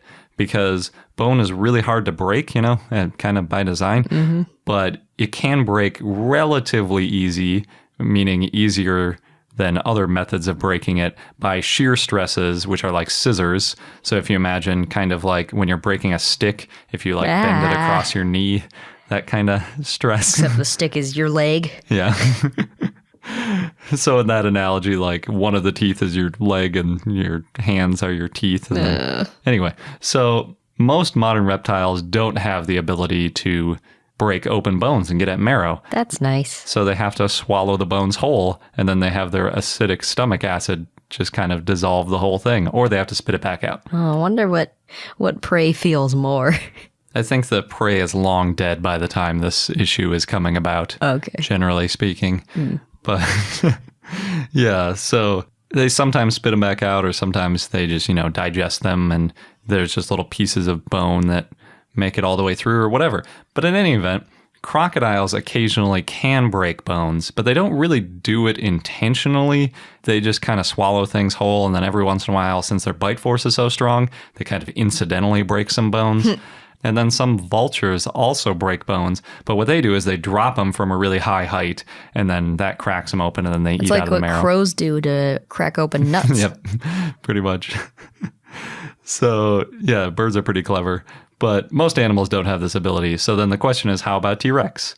Previous bite force estimates range from a conservative 13,400 newtons, or about 3,000 pounds, which is enough to bite through a cow pelvis. Ooh. And they, it could definitely do that because there are indications that they've bitten through, say, like a triceratops frill, which is a pretty thick piece of bone, not too dissimilar. Sure. Plus, that's what they ate in Jurassic Park. So. Yeah. I think that was actually the raptors that ate that. I think the T-Rex ate a goat. Oh, okay. But yeah, I get your point. And then on the upper end, there have been estimates as high as 301,000 newtons, or 67,667 pounds, which is, what is that, 20 times as much, 22 times as much? And they got to that estimate from scaling up an American alligator to T-Rex size and then doubling that number because it had some extra muscles. Because if you think about a crocodile head, it doesn't have that same robustness that a T-Rex head has, with possibly more muscle attachment points. So then the question is, why don't you look at the actual biomechanics of a T-Rex head rather than strange things like biting through a cow pelvis, or how would a giant alligator be? That's fun. I guess. So previously, researchers have estimated, based on biomechanics stresses, that T-Rex could have bitten between 35,000 and 57,000 newtons, or 7,800 to 12,800 pounds. And that seems a little bit more reasonable. But there were a couple issues that Gignac and Erickson had with this paper, and they wanted to do kind of an updated take on it. So they started by gathering data from huge living crocodiles. And in an interview with NPR, they talked about how they had to lasso this 14 or 17 foot long alligator, and then put a scale in its mouth so that they could measure its bite force. And I'm sure that like alligator loved it. Yeah. And that makes sense because crocodiles and alligators are dinosaurs' closest relatives that have teeth. Well, it makes sense that, that's what you want to measure. I don't know if it makes sense that you'd want to lasso an alligator and stick a scale in its mouth. It's for science. In the name of science, everything is important. So like I said, they made a couple different assumptions in the previous biomechanical model. They digitally modeled the jaw muscles, but they changed them a little bit. And then they looked at the shear forces on the teeth and the ability to break bones, because that's really the name of the game in this paper. Ultimately, they looked at lots of different T-Rex skulls because they're all different sizes and have different teeth geometries, and that affects how they could break bones. But the largest bite force came out of Sue the T-Rex, probably not too surprising since it's so big. And they got a bite force range of 17,700 to 34,500 newtons, which works out to 4,050 to 7,761 pounds. Seems like quite a range. It is, but it depends on the location in the jaw. So if you bite near your molars versus if you bite near the front of your mouth, you can get a lot more pressure near the back of your mouth where you don't have the torque working against you and you're closer to the muscle attachments. So that's really what the factors were here. And then Erickson on NPR said, quote, "That's like setting 3 small cars on top of the jaws of a T-Rex. That's basically what was pushing down," end quote. Oh my goodness. Yeah, I never really thought about it like that, but that's a really good way to think about it, with those big sharp teeth. And then you rest that skull on top of yourself and then put a couple cars on top of it. That's a pretty awful situation to be in. I'm glad they're extinct. Yeah, me too. So, in case you're wondering, you need about 65 megapascals, or 9,400 psi, to break bone with one bite. Or you can repeat many times, like some smaller mammals will just kind of chew repetitively and you can break it down slowly. Sue could reach 2,974 megapascals, or 431,342 psi on its best teeth in terms of creating this pressure. And most of the teeth in its mouth easily exceeded the 65 megapascals across most of the length of the tooth. It's not even just like the tip of the tooth had enough force. It was almost like half of the tooth, just like going halfway down, could just like obliterate bone. So you can see how T-Rex became known for this bone crushing ability. And another cool thing is that if you look at Sue or most T-Rex, you'll see that the teeth aren't really uniform along the jaw. And what that ends up doing is it causes these sort of pressure points, like I was talking about holding a stick and pressing with your knee. You can actually get that both across the jaw. So then the lower jaw, which fits inside the upper jaw, it's like 2 points of contact on the bottom of the bone and then 2 points on the top of the bone, but outside. So like the upper jaw is the top contact point. So it works like those pairs of teeth are bending a bone in half. So you can break, the way that you'd see like a dog chew on a bone, most likely. But their teeth are also so strong and they have the right pattern that just along, say, the right side of its mouth, it could break a bone if it was sticking in that direction. Or say, it's got the frill of a triceratops just on the right side of its mouth. It could crunch right through it. The ultimate predator. Yeah, it's pretty awesome. There are a couple other quotes that I want to share from the article because I think they're really good. One of them is that there was so much pressure caused by these jaws, more than we've ever seen in any living animal, that it may have caused, quote, catastrophic explosion of some bones, end quote, which just sounds crazy. That so much force to just obliterate bones. And they say, quote, the collective results of this taxon's biomechanical and physiological feeding capacities allowed these large-bodied theropods to uniquely exploit large bones from dinosaur carcasses known to include giant horned dinosaurs like Triceratops, duck-billed hadrosaurs like Edmontosaurus, and even other T-Rex that could not be consumed otherwise by contemporary carnivores. Tyrannosaurus rex, therefore, was able to derive sustenance from bones of prey and scavenged carcasses, much like extant gray wolves and spotted hyenas, end quote. I think that's a really well written way to describe how T-Rex may have been a facultative scavenger, basically meaning that it was a hunter, but then if it ever came across, say, some old bones that nothing else was able to break into pieces and get at the marrow, it could just go for it because why not? And it probably had that opportunity a fair amount of the time since nothing else was really going for it. So with this idea of this catastrophic explosion of some bones, do you think it was ever really digging into some carcass, there was an explosion of bones, and then like a bone shard hits its eye or something like that? Probably not, but maybe. That would hurt. Yeah, I think it'd be more likely to like cut up its gums if it like kind of exploded in the wrong moment.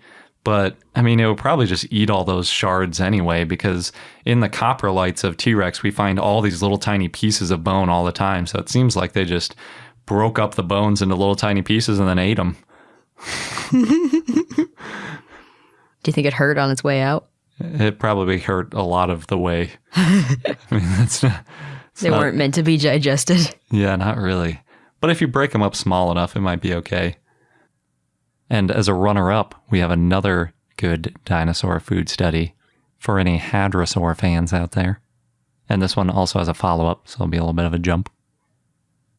The next article has a pretty self-explanatory title, so I'm going to read it. It's called Consumption of Crustaceans by Mega-Herbivorous Dinosaurs, Dietary Flexibility and Dinosaur Life History Strategies, which is a really cool title. And thanks to Chris for sharing it with us on Twitter.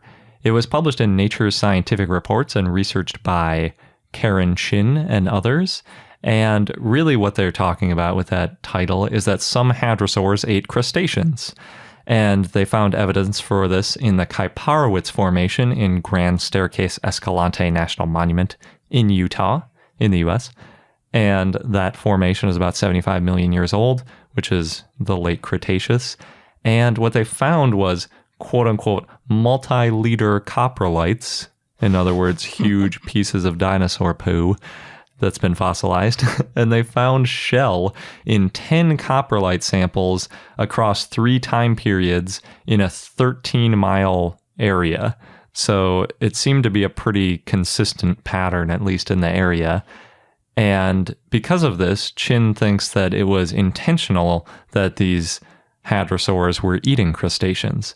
And they also said that the crustaceans were up to 60% of the width of the hadrosaur beak, which would make it kind of weird to do accidentally, because if you think about something that big compared to your mouth, you definitely notice if you accidentally were chewing on it.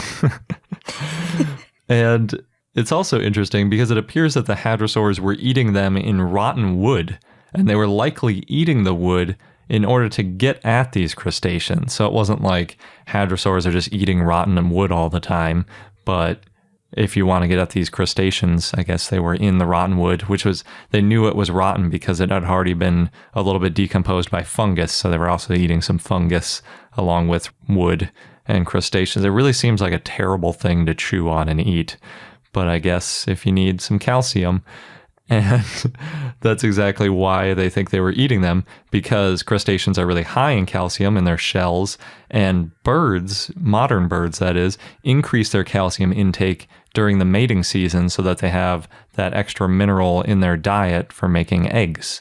So they think that might be the case with these hadrosaurs too, that they would kind of go en masse to this area to eat a bunch of rotting wood with crustaceans in it in order to get the calcium to make some eggs. Yum. Yep. The authors also pointed out how, like, usually dinosaurs get simplified into this carnivore and herbivore categories, and it's really not that simple. We see modern animals that we generally think of as herbivores occasionally eating other animals, in order to supplement their diet, or just because it's an easy meal. So seems like hadrosaurs weren't just herbivorous.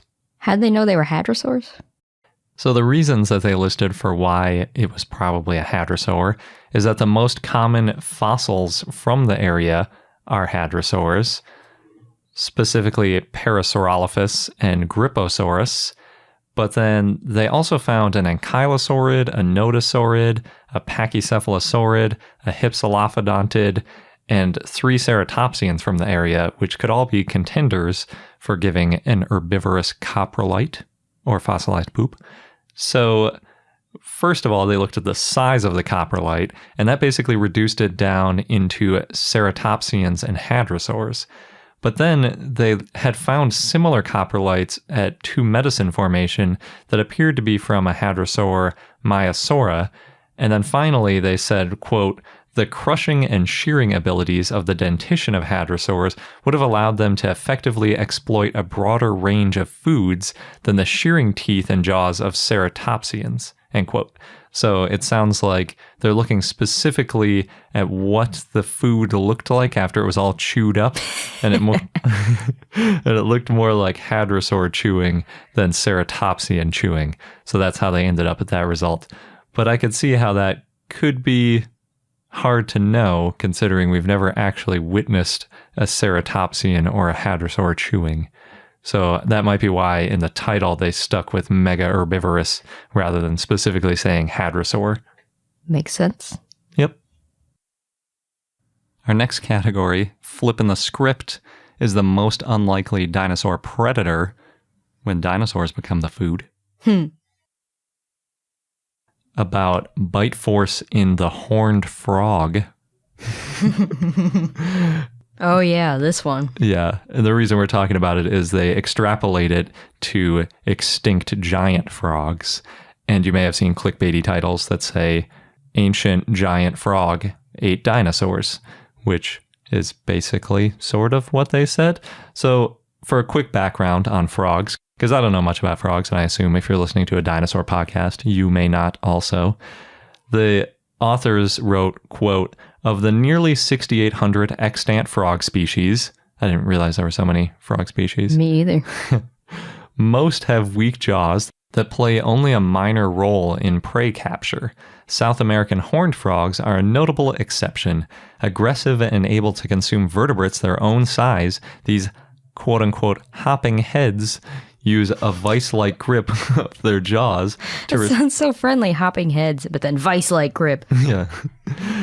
They use the vice-like grip of their jaws to restrain and immobilize prey, end quote. And what they did was they studied that horned frog. It's technically called a ceratiferous, I think is how you say it. And they estimated the bite force of a Beelzebufo, Yes. which is an extinct giant frog, based on that living horned frog. And I just have to talk a little bit about Beelzebufo, just because it's pretty interesting. So the name is based on Beelzebub, which is probably obvious, which was a Philistine god and also an Abrahamian demon. We've talked about that with other dinosaur names too, where something was like worshipped and then a later religion turned it into a demon. It's kind of an interesting move. But anyway, it literally translates to Lord of the Flies, which is a perfect name for a giant frog. Yep. I love it. And if you've played the game Ark, that's the giant frog that you ride on, is one of these things. But in real life, it was 41 centimeters or 16 inches long and weighed about 4.5 kilograms or 10 pounds. That's still a large frog. Yeah, but you're not going to ride it. Well, I mean, unless you're Thumbelina. okay. In the game, you can ride it as a full-sized human. So Beelzebufo had sharp teeth that curved towards the back of its mouth, only in the top jaw, and that's seen in those modern South American horned frogs as well. I didn't know any frogs had teeth. That's pretty intense. And then obviously they're good at keeping prey in the mouth, being curved back and sharp and all that. So what they ended up doing was they looked at some modern frogs and tested their bite force, and then they came up with a model for how strong the frogs bite based on the size of their skull. Pretty simple, and it seemed to be a pretty good relationship.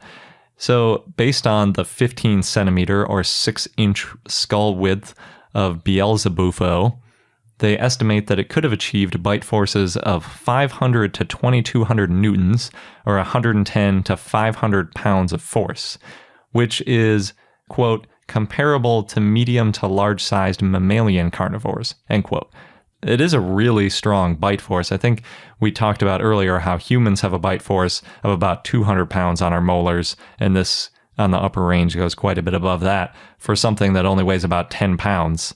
So I think the hopping head analogy is pretty good. This guy lived in the latest Cretaceous in Madagascar, and since modern relatives can eat a full-grown rat and small reptiles, it is reasonable to think that Beelzebufo could have eaten small dinosaurs, most likely juvenile dinosaurs that were, just hatching, or maybe it could break open an egg or something. But it's not like this is some big predator that's going out and hunting down raptors. Monster frog. Yeah, so don't think of it as an apex predator that's going after dinosaurs. It's eating dinosaurs the same way like a rat can eat a chicken, because it sneaks into a chicken coop and gets them when they're super young.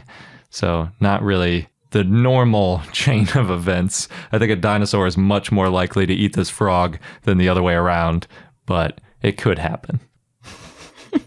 Sorry if that was too much talk about frogs, but since it was all over the news, I feel like we needed to address its dinosaur eating ability. Yeah, good idea. And again, we have another honorable mention for the most unusual dinosaur predator. We also have a piece of news that is about some pterosaurs, and we usually don't talk about them since they're not dinosaurs. But in this case, there's a link, but I don't want to spoil it, so you'll find out later. In the Cretaceous, there's a large chunk of Romania that used to be an island called Hateg, and on it was an Azhdarchid called Hastegopteryx. If you don't remember Azhdarchids, because I didn't know what they were before either, they're basically like Quetzalcoatlus and these other huge pterosaurs. So this one in particular that was recently found seemed to have a beefier neck than some of the other Azhdarchids. Azhdarchid on steroids. Yeah. So they wanted to see just how powerful it would have been as a predator. And ultimately, they ended up showing that it had an even stronger, although maybe slightly shorter neck than previously thought. And it would have been shorter than a giraffe, although kind of in a similar posture potentially, given its quadrupedal stance on land. You know, they kind of walked on their hands that were halfway down their wings and then their hind feet. And then with their strong, powerful neck and big, powerful skull, it has the potential to have been the apex predator on Hateg Island, meaning that within Europe, some of the islands may have been dominated by pterosaurs and not dinosaurs. Interesting. Yeah, thought that was kind of cool. I really enjoy the idea of both frogs and pterosaurs eating dinosaurs. It's just so crazy. Yeah. Well, some dinosaurs were always food. Yeah, I guess so. Moving on to amber, because you can't talk about dinosaur fossilization without talking about amber, thanks to Jurassic Park. We have our best amber dinosaur find. And with the naked eye, really what you see in the amber is this really striking bird foot near the surface of the amber, and it's almost white. It looks really cool, like a hawk foot or something, although very small, but it's got pretty sharp talons on it. And then with a CT scanner, they were really surprised because all of a sudden they could see about half of the body of a full bird. They could see most of a skull, beak, and neck, a partial wing, a full set of primitive flight feathers, even though it's unclear whether or not it could fly, as well as part of a leg and then that foot sticking out near the surface. So a pretty complete baby bird. Well, It's cute because it's a baby. mm-hmm. It's an enantiornith, which means that it's on the kind of true bird path. You know, it's within aves, and it had tiny teeth in its beak, which is kind of creepy looking. It almost makes it look like it has a serrated beak or something. They think that the bird was probably less than 2 weeks old based on some of the molting pattern it has going on, and then also just how small and undeveloped it looks. But it does look precocial, which basically means that it was probably able to fend for itself. Yeah, it's got teeth and everything. Yeah. We talked about precocial dinosaurs a little bit with sauropods and how they're basically like miniature versions of the adults and they could kind of do their own thing. And it looks like this bird probably could too. Interestingly, it has more feathers than we'd see on a modern bird of its age. And that might mean that it was out on its own earlier than modern birds and then getting stuck in amber. And Oh, it didn't know enough. yeah. And that kind of helps us because if they're just waiting in a nest, they're unlikely to get, trapped in amber. They'll probably either get eaten or nothing.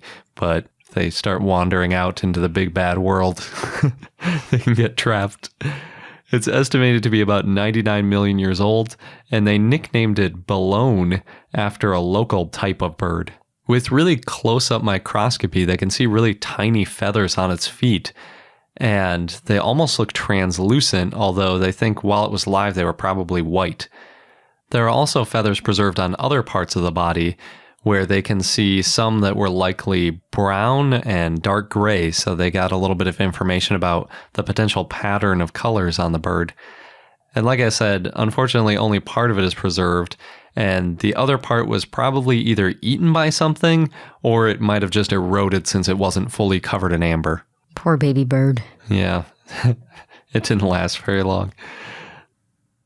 And last year we had both a tail and some wings from dinosaurs, so it's cool that this is continuing, and I believe that they mentioned they have more amber to publish in the years to come, so that'll be awesome to see what else they have in store. Up next, we have the best paleopathology study. What they found was several pathologies in a specimen of Bonitosaura, which is a titanosaur from Argentina. Specifically, on the femur, they found a bony outgrowth, which they said could have been caused by three things: trauma, an infection, or a tumor. And in this case, they think that the tumor is most likely due to kind of lack of other evidence that you'd see typically with trauma or an infection in the area. They also found an abnormal growth on a metatarsal, which is that part of the foot I was talking about earlier. And they said that there were two potential causes of this abnormal growth. It could have been an osteochondroma, which is a benign growth, which is often from cancer, or an enthesophyte, I think is how you say it, which is a bony projection along a tendon or ligament attachment point. And we've mentioned those before. They're kind of what they describe as cauliflower-like growths, which just is so gross. But it's caused by either a disease or by repetitive stress injuries. And they think that it's most likely that it's a repetitive stress injury because there aren't any other diseased cauliflower growths in the area, which seems to mean that it's probably repetitive stress. The last paleopathology is on a tail vertebra, and there's some bone inflammation, which was probably caused by an infection. And the way they know that it was probably an infection is that there's a new pore that opened up for drainage. It's also pretty gross, but I guess, pathologies tend to be. They said, quote, bone infections occur when pathogenic organisms invade the bone, such as bacteria, viruses, parasites, etc., end quote. So apparently something nasty got into the tail of this dinosaur and started causing trouble. The researchers say that it's the first report of multiple pathologies in a titanosaur, and that it would have limited the locomotor capabilities of the animal. So, not a great time to be a Bonitosaura, apparently, but pretty interesting. It's always kind of cool to see how much information we can get out of these bones, especially when a lot of the bones are incomplete or otherwise deformed by fossilization, that we can find these little tiny details and learn about just what was going on while the dinosaur was alive. Everybody loves a good paleopathology. Maybe slightly less popular are track sites, but we do have a really cool new track site, especially thanks to Ricardo via Patreon for sharing some new information. Next, we have a follow-up on the Italian tracks we talked about on the top of Mount Pelmo a couple episodes ago. And I had mentioned I have no idea how these were found because I didn't mention it in the paper. But luckily, Ricardo shared with us on Patreon some information about it. He said, "Hi guys, in episode 151, you mentioned an article concerning the discovery of a track site in the Italian Alps. As a native speaker, I had a chance to read some local newspapers and other websites about this. According to local sources, the discovery actually dates back to the early 80s, I'm assuming 1980s. Vittorino Cassetta from Selva di Cadore, a renowned ski town in northern Italy, was hiking in that area when he recognized possible tracks. A self-proclaimed paleontologist, his explanation of the origin of these depressions in the rock was not believed until recently because the rocks formed from a seabed. Apparently the dinosaur, probably a Coelophysis, was strolling on the shoreline. The modern reinterpretation stirred some interest in the community. Enzo Procopio, a filmmaker from the nearby city of Treviso, pulled off a small project to popularize the finding. Together with the local artist Moro Lampo Olivato, he shot some footage and took photographs of the area. Mr. Olivato also created a wooden dinosaur nicknamed Ebolus that can be seen from the distance to mark the spot. So I guess that's still up there. He sent us some cool pictures showing this wooden dinosaur up by the tracks. I can't imagine it would last that long out in the snow and everything because it looks relatively flimsy considering they had to haul all that wood up to the top. It looks like it's in good shape. It does. Also, the photographer, as Ricardo pointed out, has a great name, Francesco Soro. Yeah. He also sent us a link to a hiking guide, and we'll post that in case you're ever in the northeastern Italian Alps looking for some dinosaurs. Or wooden dinosaurs. Could be. I don't know if it'll still be there a year from now. Even. Yeah, you never know. But thanks, Ricardo. That was really cool to see. Yeah, thank you. Closing out our dinosaur papers, we have the best extinction papers. It only makes sense. Next up, we have 2 articles about the Chicxulub impact, and they kind of conflict a little bit, so I had to dive pretty deep into them. The first one was written by Kaiho and Oshima and published in Nature's Scientific Reports. And thanks to Ian for sharing this with us via Patreon. So Sabrina mentioned a couple months ago how the Chicxulub impact site hit in an area with really high sulfur, and how if it had struck 15 minutes earlier or later, it might not have hit that point, and it might not have caused the mass extinction. And I think that was kind of a preface to this paper. And dinosaurs being very unlucky. Yes, a little bit. So this really digs into the math and the science of it, which is what we're all about. So as you probably remember from Sabrina's news story, if you hit a high sulfur area with an asteroid, it shoots a lot of sulfur up into the upper atmosphere. Not too surprising. And what happens is when sulfur is in the upper atmosphere, it reflects a lot of solar radiation, which can lead to pretty significant global cooling and therefore extinctions if it cools enough. But these researchers also looked at the soot that was released at the impact site. They estimate that about 1,500 teragrams of black carbon were released. And a teragram. That's quite the gram. Yeah, it's the first time I've seen teragrams. A lot of times it's in gigatons. So there's 1,000 teragrams to a gigaton. So 1,500 teragrams is the same as 1.5 gigatons. Both are pretty difficult to fathom. They actually, in the paper, mentioned that if 1,500 teragrams got shot up into the atmosphere, they estimate that 350 teragrams would have stayed in the upper atmosphere. A lot of it kind of rains back down quickly, but that amount would stay there for at least a year. And 350 teragrams, they describe as 150 times the volume of a baseball arena covered by a full roof. Ooh.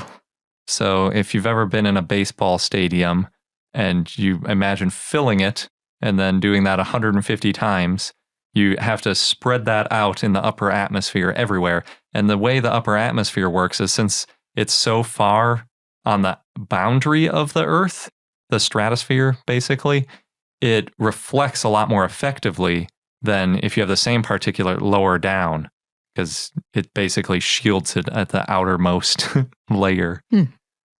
From their study, they found that hydrocarbon-rich areas, basically areas that would have produced this 350 teragrams, cover about 13% of Earth. So there was about a 1 in 8 chance of the asteroid hitting that point. So yeah, a little bit unlucky. Although it's hard to say, there might have been other impacts that we just don't know about because they just hit the ocean. So maybe that happened 20 times before this one hit and they're actually lucky. We'll never know. I guess. Their analysis showed that, like I said, with 1,500 teragrams being released, 350 teragrams would make it to the upper atmosphere. And after about 2 years, they think there'd still be about 250 teragrams up there, which is way more than I thought. Conventional wisdom is basically that the soot-type particles wouldn't stay in the upper atmosphere as long as things like the sulfur would. But they even showed that after 4 years, about 100 teragrams would still be in the upper atmosphere. And that means that it would have taken about 10 years for the soot to kind of finally get out of the upper atmosphere and for temperatures to recover. They estimated just from the soot alone, the Earth would have cooled about 8 to 10 degrees Celsius or 14 to 18 degrees Fahrenheit. And that's as a global average surface temperature. And then if you are just talking about land, which is what we're really concerned about for dinosaurs, you add on another 8 degrees Celsius or 14 degrees Fahrenheit of dropping. So you're down to effectively a 30 degree Fahrenheit drop. So if you're in an area that's usually 60 degrees, that's a big difference. Now it's below freezing the whole time. Yeah, so not good. They also estimated a 65 to 80% drop in precipitation on land, because without these temperature differentials, it doesn't drive as much of the water cycle. And obviously, if you stop watering your plants regularly, they die. So that's not great. I mean, they're already not getting sunlight, so they're probably dead anyway, and it's cold. But, you know, just in case. They did say that sulfur could also have a really significant impact on the climate, but only 1 to 2% of Earth has a high enough sulfur content to create this sort of temperature change from the sulfur in it. It appears that the place where the Chicxulub impactor hit, Chicxulub, was one of these places. That's more like a 1 in 50 chance.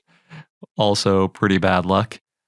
But they say that most of the ejected sulfur would probably turn into acid rain, and only about 3% of the sulfur released would have reached the upper atmosphere.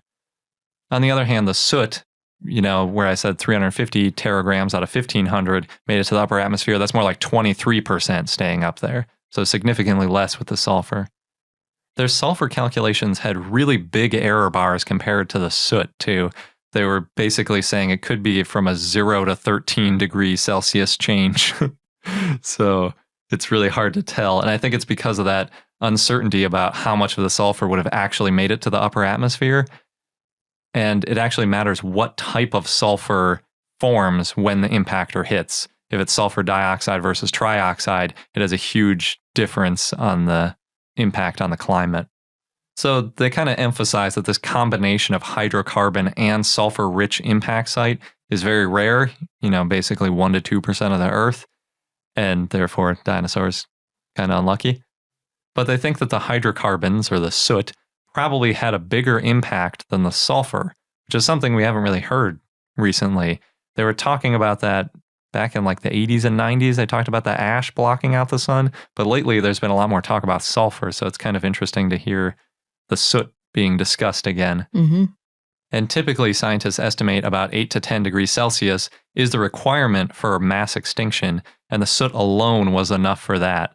So yeah, they didn't even really need the sulfur according to these calculations. It was a double whammy. Yeah, just icing on the cake. And that might have been part of the reason that there was all this extinction going on in the oceans, because the oceans are a little bit less susceptible to some of these temperature changes.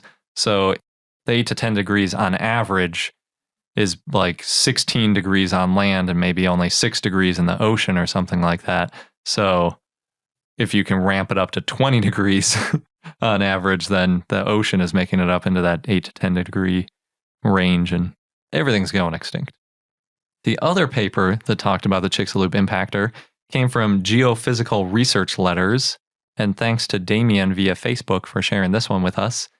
The lead author on this one was Natalia Artemieva, and it was also written in conjunction with, they're listed as an author, Expedition 364 Science Party.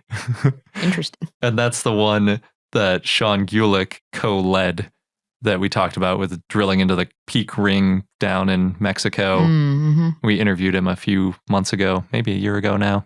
Most of this paper, it takes a completely different approach than the paper we just talked about. They're mostly talking about the projectile physics from the impact itself. So they're looking at the size, the speed, and the angle of the impact. And they estimated that about 300 gigatons of sulfur was ejected fast enough to reach the upper atmosphere. Now compare that to the earlier paper, which estimated between 0.5 ton and 3 gigatons of sulfur. It's 2 orders of magnitude. You don't usually see that level of difference between papers coming out so close together. They also estimated that 425 gigatons of carbon dioxide was emitted by the impact, which is 11 times last year's total human addition. Last year, apparently, humans made about 38 gigatons of carbon dioxide. So basically in a single instant, is 11 years worth of modern civilization carbon dioxide output. And they said that the carbon dioxide wouldn't have had enough of a global warming effect to counter the cooling effect of the sulfur, but it would have increased long-term warming trends. And more importantly, for a mass extinction point of view, would have led to some pretty significant ocean acidification.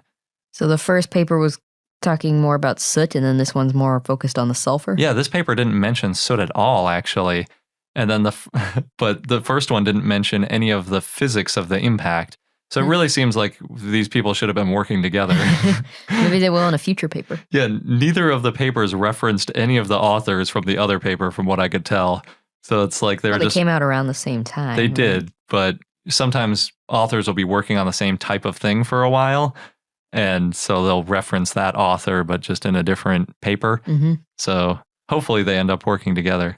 So a few of the differences between the two papers, the Kaiho article, which was the first one we talked about, used a 9-kilometer diameter asteroid, whereas this Artemieva article used a 12.2 kilometer diameter asteroid, which is a huge difference. Mm-hmm. If you think about the volume and the mass and the momentum and everything, that makes a really big difference. The specifics of this article that focused on the physics of the impact estimated 2,500 gigatons of asteroid impacting at 18 kilometers a second, or about 40,000 miles an hour at a 60-degree angle. So the closer it is to 90 degrees, the bigger impact it has. So that's pretty bad. The Artemieva article didn't mention at all the different forms of sulfur. So that might account for a lot of this difference, since the first article estimated only 3% of it reaching. That's basically 2 orders of magnitude in difference right there. And then since they were using a smaller impactor, I'm sure that made a big difference. Most of the coverage of these papers was focused on the second article, probably because that was the group that was down drilling in Mexico. So they're definitely working with more new information. And they say in the paper that they think temperatures dropped more than 20 degrees Celsius or 36 degrees Fahrenheit and took over 30 years to recover, Ooh. compared with 10 years and more like 10 to 15 degrees in the other paper. But that was based on the Brugger et al. Paper that we talked about earlier, where they said basically all of the land on Earth was below freezing for several years. And they were using 100 gigatons of sulfur as their justification for how that temperature drop would occur. And basically these authors said, well, 100 gigatons is about a third of 300 gigatons, and therefore it must be significantly colder. They didn't go any farther into their math than that, which I think the first paper crew could help out with a lot. So I'm seeing some opportunities for collaboration. You tell them, Garrett. Yeah. I mean, it's hard. You know, they're probably on different continents and definitely in different research groups and all sorts of things, but they definitely have different skills. Even though they are kind of conflicting papers, they differ in their exact temperatures and all that kind of stuff. They both point to extreme temperature drops of more than 10 degrees Celsius, which would be enough for a mass extinction, and a recovery period that lasted at least 10 years. That obviously is long enough to wipe out tons of animals and plants. It's just the mechanisms that are different. And like I said, neither of them cite one another. So it's unclear how they're receiving the other paper. But hopefully we kind of nail down a little bit more about the sulfur, because it seems like that's still a big question mark of just how much this sulfur would impact the temperature change. And here's our best dinosaur class of the year. Next up, thanks to Patrick for sharing this with us on Facebook. There's a new course on edx.org by the University of Hong Kong called Dinosaur Ecosystems. And the course focuses on part of the Gobi Desert in Erlian, China, which is by the border with Mongolia. It's like right by the border, like a few feet away from the border. It's crazy. They showed it on a map. Anyway. They also visit various museums like the American Museum of Natural History throughout the course to kind of give you a overview of some of the different dinosaurs and ecosystems that went on back in the Cretaceous. That's cool. Yeah. And the course is designed to be 6 weeks long, and it's mostly composed of short videos with simple multiple choice answers after the videos. And it looks like there's some longer answers you can give at the end of chapters. So like at the end of the week. I haven't gotten to the end of a week yet, so I haven't tried them out yet. And I think you could probably skip it if you don't want to go through all the grading process. The course is in English, but it also has subtitles available in Mandarin, both traditional and simplified, which I was thinking might be a good way to learn Mandarin, since that's something we've been trying to do. You could learn how to say all the dinosaur names before anything else. That's useful. It's the important stuff, really. The course is led by Dr. Michael Pittman and Dr. Xu Xing, who we've talked about quite a bit on the podcast before, because he's We've met him. Yeah, and he's an author on a ton of papers in China. You can take the course for free, or you can pay $50 for a certificate. So it's pretty similar to those University of Alberta Coursera courses. And I've started taking it for free, and it's been really great so far. They've got lots of information. It's well produced. It keeps you engaged because it does short little 5 to 10 minute videos. And then they ask you a couple questions about it, and then you kind of switch gears often, so you're not falling asleep like you would be watching a lecture potentially. So quick follow-up, we got to see a poster about the Dinosaur Ecosystems course and just how many people they taught using the massively open online course format. So we know it was a very successful course, which is great because it's a really good way to learn about dinosaurs. We also have a best new website for 2017. There's a new interactive map that aggregates just a huge number of paleontology finds all over the world. And they even claim that it's, most of the paleontology finds. And after looking at it, every paleontology find that I know of specifically, I could find on the map.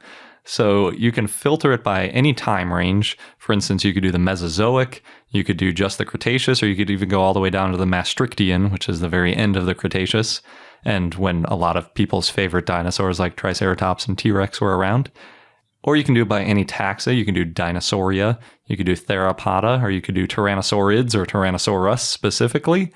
And you can even do a specific strata, like you could just look at all the dinosaurs in the Hell Creek, or just everything that's in the Hell Creek Formation, marine fossils included. Oh, that would have helped the Saurian team.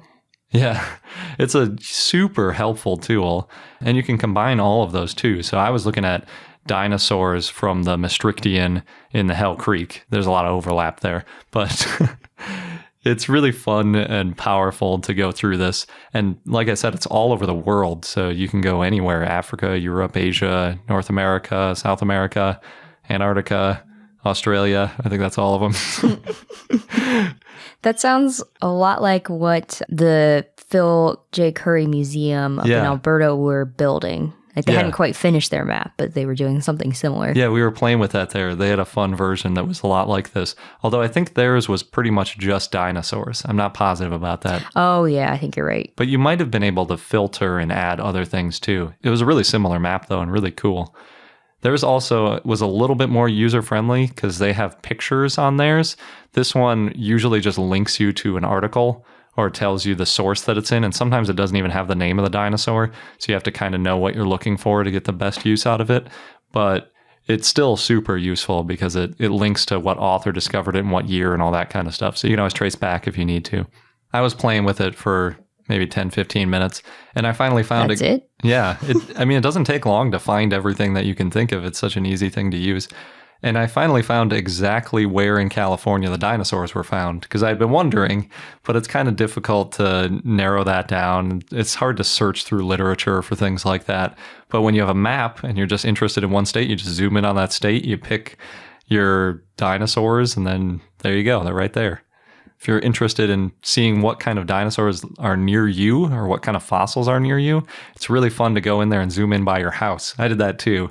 Unfortunately, by our house, there's no good dinosaurs, but there are a lot of marine fossils because we're on the coast in California. So we were just, in the ocean back in the Mesozoic. So yeah, a lot of fun though. It's really cool to look around at all the different sites. And it also really shows why the place to be if you're interested in dinosaur fossils in North America is that Montana, Colorado, Alberta kind of region, because they give those dots that grow in size depending on the number of finds. Mm-hmm. And that area is just solid, peppered with them. And most of the rest of the U.S. is pretty empty.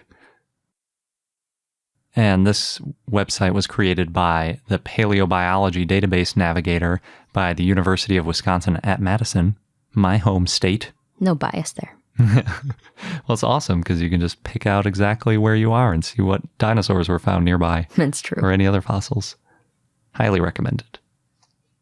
Moving into the media, we have our best book. Fiction. Yeah. It's important to make the distinction.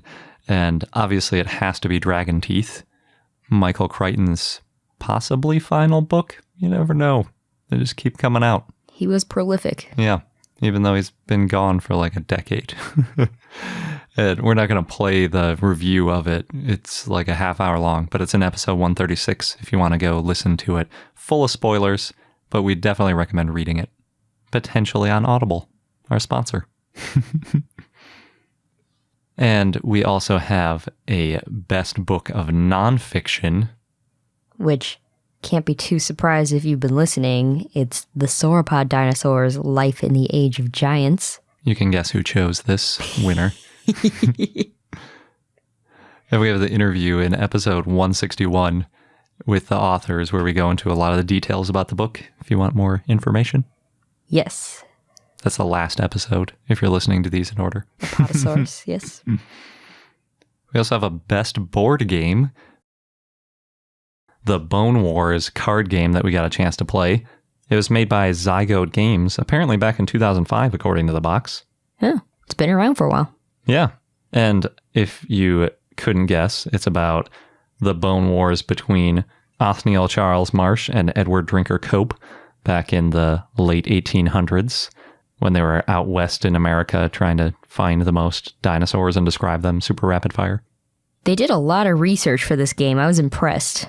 Yeah, they got pretty much everything right. There are a couple minor things that I have problems with. Well, they probably had to keep it general to make sure the game was still fun. Yeah. So the whole idea is that, well, it's for 2 to 4 players, and there are 3 phases to the game. You take turns out in the field, which is when you collect your dinosaur bones and different cards. And then there's a museum phase where you're assembling your dinosaur bones if you can. And then there's a controversy phase where basically you try to mess up everybody else's dinosaur skeletons. Yeah, that one's really fun. Yeah. Yeah, there's definitely the most to do in the controversy phase. And then they have cards that you collect that are either fossils, so things like coprolites, or they call them bones, which is limb bones, vertebrae, and skull bones. And they're different colors, and they're meant to be, I mean, they all add up to actual dinosaurs, but they kind of group them by if they're theropod or Thyreophora, which is Ankylosaurus and Stegosaurus, basically. Mm-hmm. And sauropods and sauropoda. Yeah, and sauropoda, that's one of the things that I think is weird because it's not really a term that anybody uses. I think this is the first time I encountered the term. I had to look it up. It basically is a combination of ornithopoda and ceratopsians. So when I looked at it, because the first one I got was a ceratopsian, I was like, do they mean ceratopsia? But no, they combined those two for some weird reason. But then they have Thyreophora separate. So I don't know what that's about. I think they should have just split them up a little bit more. Maybe it got too complicated that way. I suppose. So you're collecting these bone and fossil cards, and you also collect these dinosaur name cards. So like Camarasaurus, for example. And hopefully by the time you get to the museum phase, you have enough of the right Camarasaurus bones to put it together. And you put it down and you say, this is my dinosaur. And then in the controversy phase, people can say, no, that skull was wrong or something like that. And then the thing with the controversy phase is you can throw down, because you're trying to get to a set number of agreed points beforehand. So if you just want to try to grab some points, you can throw down some really crappy dinosaur and just kind of make a last ditch effort that obviously doesn't match because they're color coded. So it could just be like all different colors and everything. But then someone could correct you and then you lose a bunch of points. So there's kind of like this risk reward to putting down dinosaurs that are really well done, but you might get less points for it because you're really careful about which ones you use versus just throwing down a bunch of cards that give you some quick points, which is kind of the fun balancing act of the game. Yeah, and you can play, since it's 2 to 4 players, you can play as either Cope, Marsh, Barnum Brown, or Charles Sternberg, and your card has like a little bit of information about each of these men. But what I really like about the game, and what makes me think that they did a lot of research, is that most of the cards have a quote from an actual paper or newspaper article or something a paleontologist from the 1800s said. Yeah, it's pretty fun. Yeah, so it was a pretty fun game. We played it with 4 people, and it seemed to work pretty well. I'm not sure how fun it would be with 2 people. It seems like it might be a little bit contentious since there's that controversy phase where you're messing with people's dinosaurs all the time. I got contentious with 4 people. A little bit, yeah. I was happy because I got the Ankylosaurus card, although I built it mostly out of Stegosaurus parts. Yeah, you do what you can. Yep. It was a little hard for me to play because I know you can play putting down the wrong parts, but I kept looking at it like, oh, this is really wrong. Yeah. And I could spot it from like across the board. So there would be a theropod and I'd be like, oh, it's got T-Rex arms. Yeah. Or like, oh, that one's got a Triceratops head when it's supposed to be a Styracosaurus or whatever. So I think that gave us a bit of a disadvantage. We were playing with people who are not as enthusiastic about dinosaurs. I thought it gave me an advantage. Oh. But then again, I ended up winning. Yeah, I So, thought it held me back. I didn't want to take too many risks. Maybe it held you back, but it gave me an advantage somehow. That's weird. So yeah, it's a fun card game. Yep. Good to do on a rainy day or a heat wave day, which is how we played it. Yep. You definitely need a table, though. It's not something you could really play in a car because you have to lay out your quote-unquote museum in front of you with all your dinosaurs. So we ended up taking up a fairly decent size of a table to play it.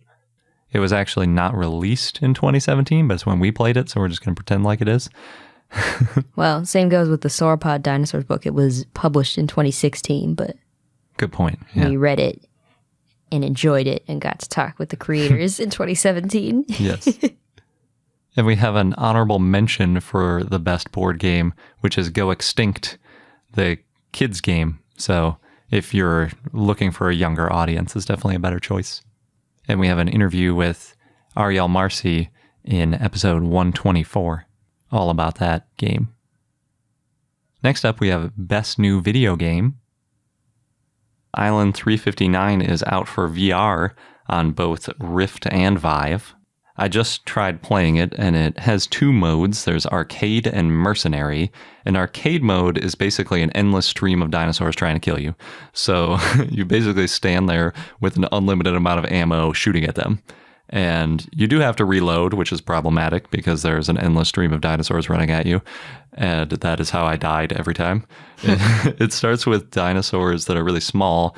They're bigger than Compsognathus, but not quite as big as Coelophysis. I don't really know what they were going for. Maybe some kind of ornithomimid. And they kind of like chirp, sort of, and they run over to you. And it's helpful that they all make a lot of noise before they're attacking you, even though they're hunting.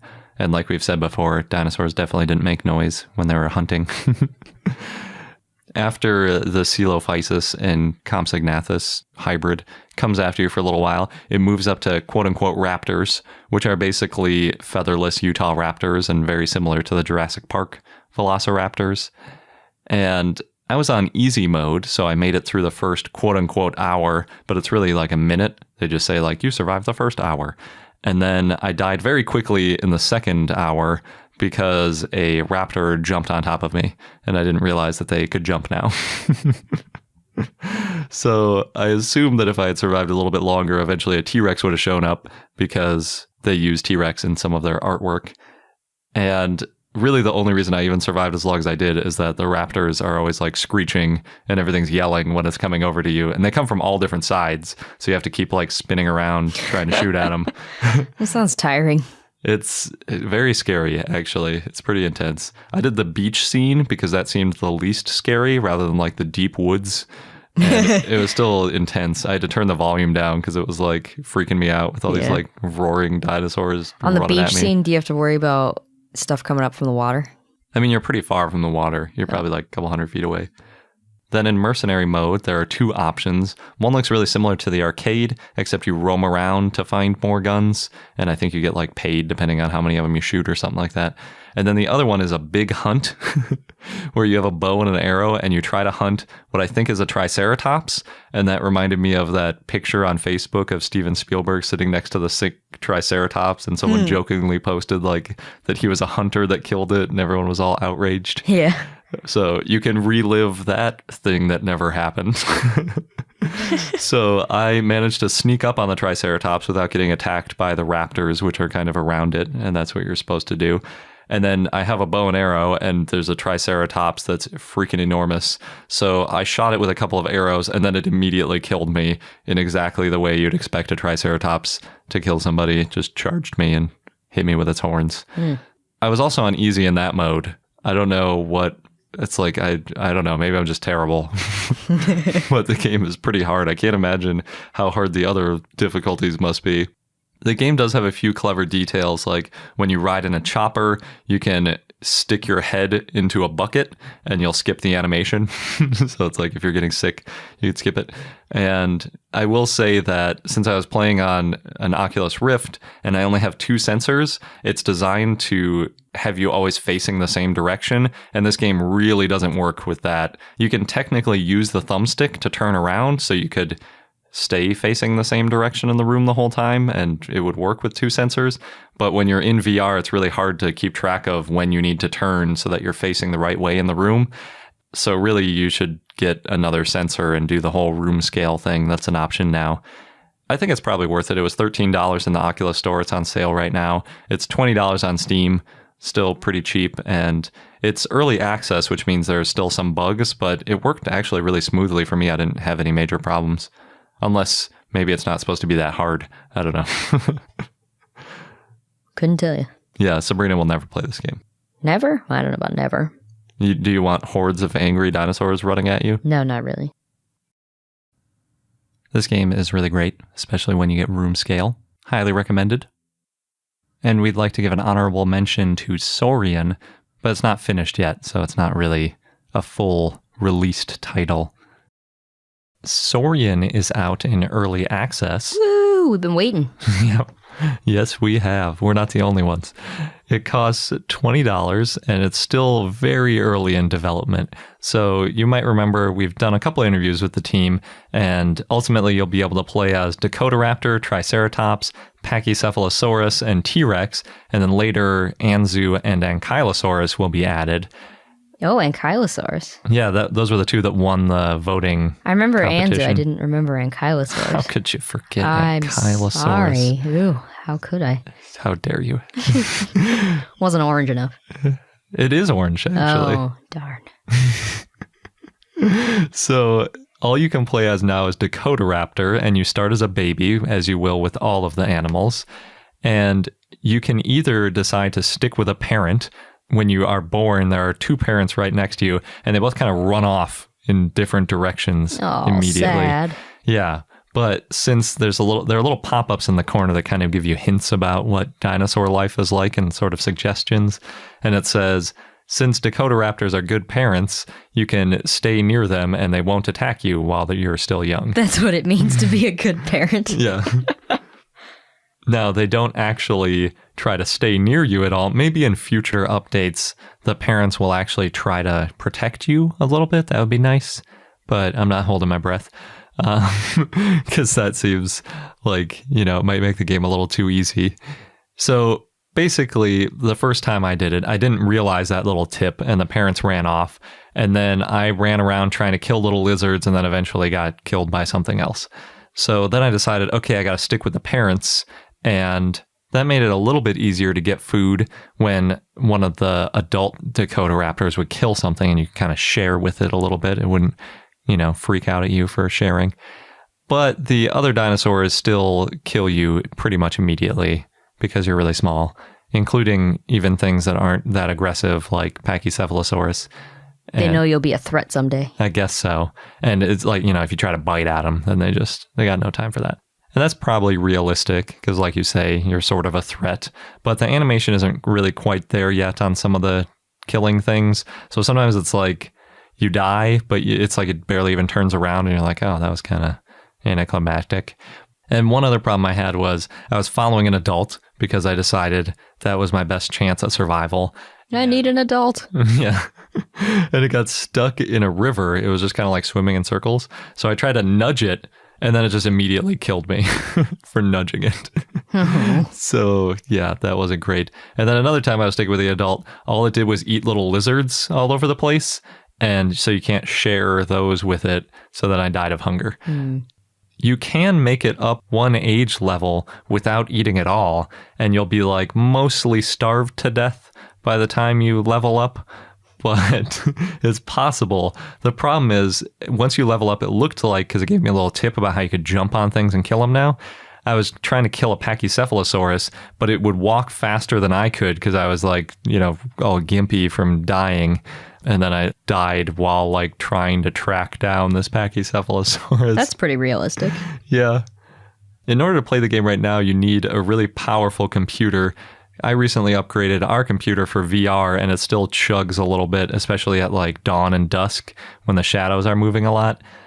You have to pay a lot of attention to how much water and food you have, and you also have a gauge for stamina and thirst. The stamina one's also really important because that's what goes down when you run and jump.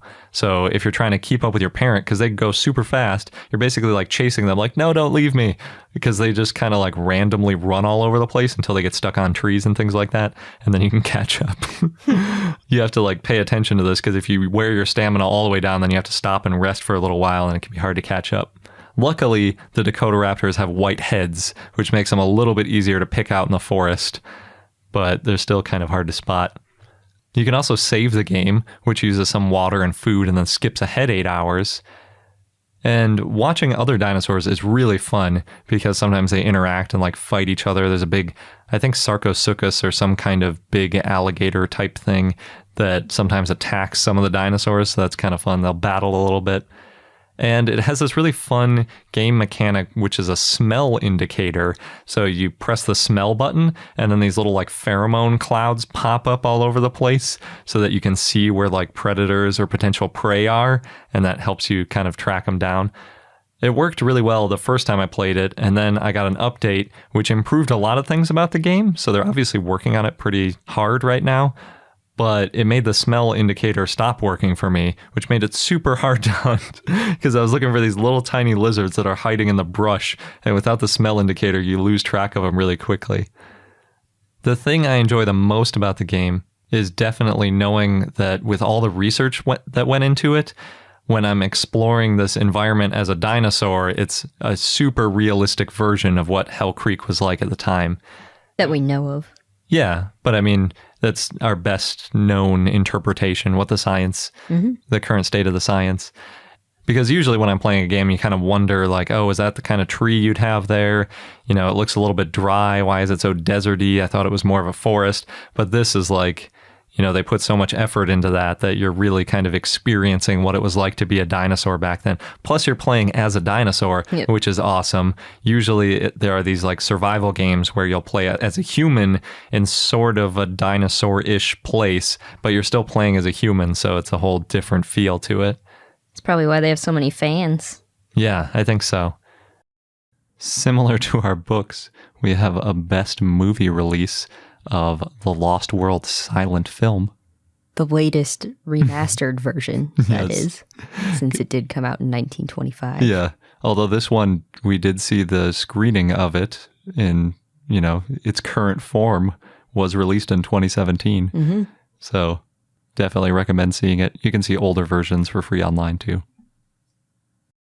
So, like we mentioned, it was during the San Francisco Silent Film Festival, and they did a demonstration of nitrate burning in the beginning. Yeah, that was good. That was intense. Yeah, so film used to be made out of nitrate, as some of you probably know, and it's super flammable. There's that movie, what was it, Inglourious Bastards, I think, showed them using it basically to like burn down a theater intentionally, and that kind of thing actually used to happen. It was really dangerous to store film because it's so flammable, but now they use safety film that doesn't burn, because he also gave a demonstration of trying to burn that, and it didn't burn. And he seemed much more confident doing that demonstration. He kind of, maybe it was for effect, but he seemed a little nervous when he was doing the nitrate, and it burned up so quickly. It did. The reason he did this demonstration was because he was talking about how hard it is to find some of this old film, and he mentioned how there are like a few things that always seem to happen when you're restoring old film.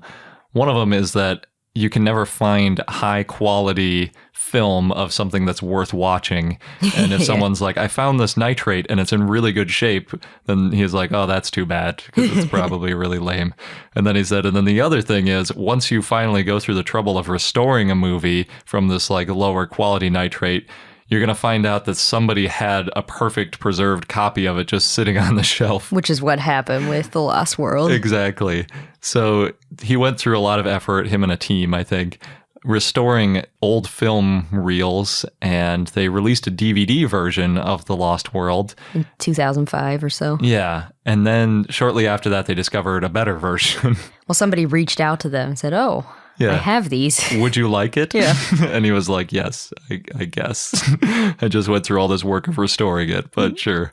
I guess kind of fortunately for him, that wasn't a complete reel. There were still some things missing, so they ended up combining multiple reels to get kind of a single best version. And I think it's quite a bit longer because the one we saw, I think, was 90 minutes. There's one on the Internet Archive that's like 70 minutes. And I think that's probably the DVD release. And since it's from 1925, I think it's out of copyright. And that's why it's on the Internet Archive. Mm-hmm. And Wikipedia. Oh, really? You can watch the movie on Wikipedia? Yeah, I found it on accident when I was trying to look up some facts. That's funny. I guess I did see, I think Gertie is on Wikipedia too. Oh, good. We should watch that. I've watched it. I thought you watched that one.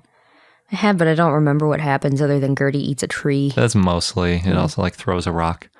But anyway, back to The Lost World.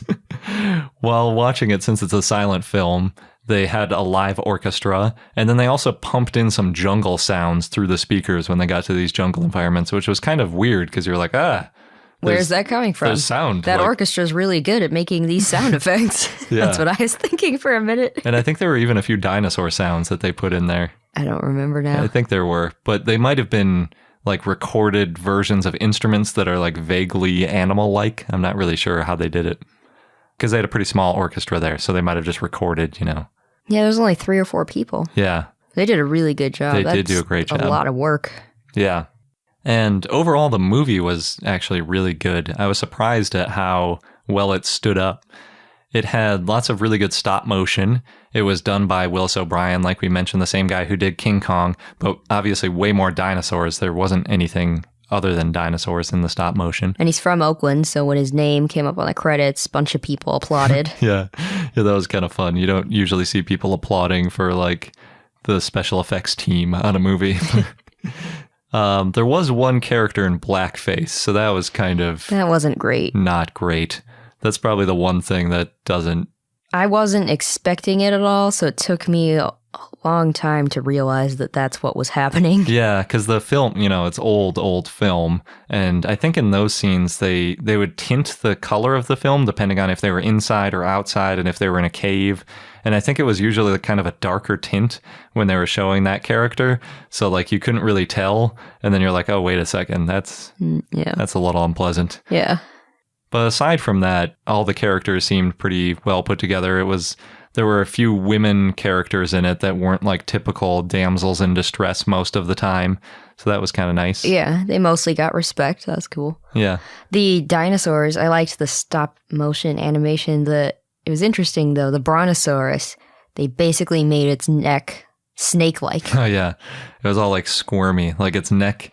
You could tell how they articulated it in the model, like one of those little snakes that you hold by the tail and you make it like wiggle back and forth. Yeah, but except it's attached to a giant body and tail. Yeah, the body didn't move much. It was mostly the neck and head. And then it's also snapped at... I just cut Sabrina off because she was doing things I consider spoiling, and she said, it's from 1925. Yeah, I think... The time is over. But I mean, it wasn't easily available for like 50 or 80 years. But now it's on Wikipedia. It is.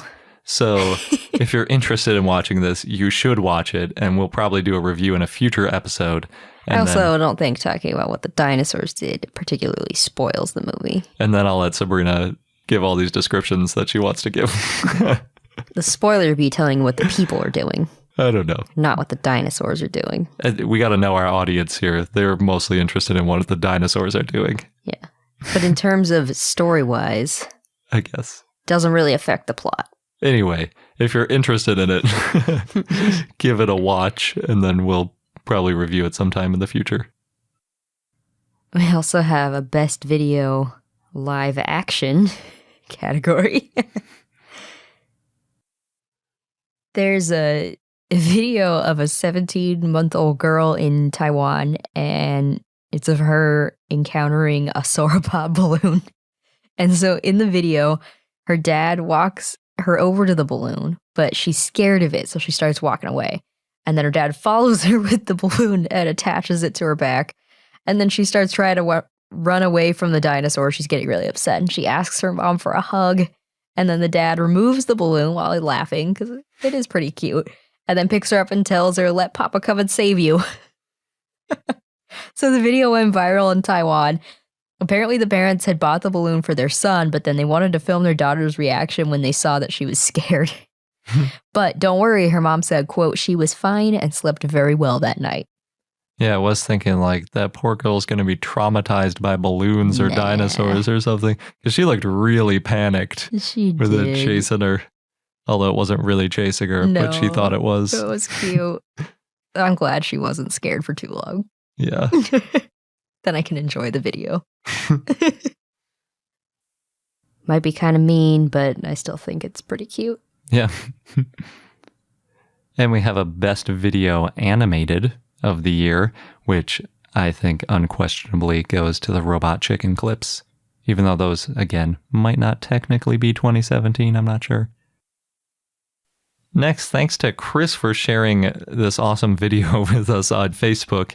It's from Robot Chicken, and they put together different dinosaur clips from different parts of the show. And we'll have the full link in our show notes. But we want to play at least my favorite one. I don't know which one's Sabrina's favorite. I don't think it's the same. Which one's your favorite? You play yours first. Okay. The Velociraptor cages are open! They're the most dangerous dinosaurs of all. They attack in coordinated formations. My God, where did they learn that? And a 5, 6, 7, 8. First Velociraptor. Good. Second Velociraptor. Yes. Third Velociraptor. Just Third hands. Velociraptor. Third Velociraptor. Oh, is that me? Yes, Crystal. You were late again. Can someone get me a petrified mosquito with the DNA of a dinosaur with some rhythm? I'll learn it. Yeah, you better. Oh, and Bartholomew, save some park engineer for the rest of us. Do you want to be fed to a T-Rex? Because you look like a cow. Why are you so mean? Oh, I'm mean? Good one, Crystal. Clever girl. Yeah, my favorite part of that is that sarcastic, clever girl yeah, with the that's slow pretty clap. good. That's definitely the best. I like the one with Robbie Sinclair from Dinosaurs. Oh, yeah, that's a really short one. Yeah. They like clone a dinosaur and it turns out to be Robbie from Dinosaurs. These are even better when you see the images that accompany it. So. Yeah, this one's pretty easy to imagine what's going on, like dinosaurs jumping out. Clever girl. Yeah. Yep. So if you want to watch these videos, check out the link in our show notes. And just FYI, Robot Chicken is rated 16 and up. So if you're watching with kids, do it at your discretion. And that's it for our best of. All the categories that we had to fill. Hopefully that wasn't too long.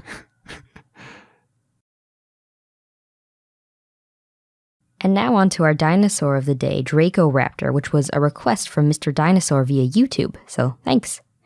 It was a neotheropod that lived in the early Jurassic in what is now Wales, and its name means dragon thief. And this makes sense because the Welsh flag has a red dragon on it.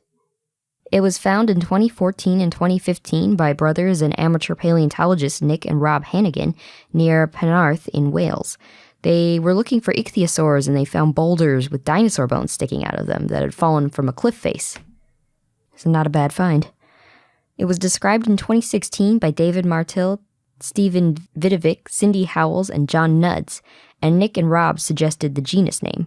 The type species is Dracoraptor hannigani, and the species name is in honor of the Hannigan brothers.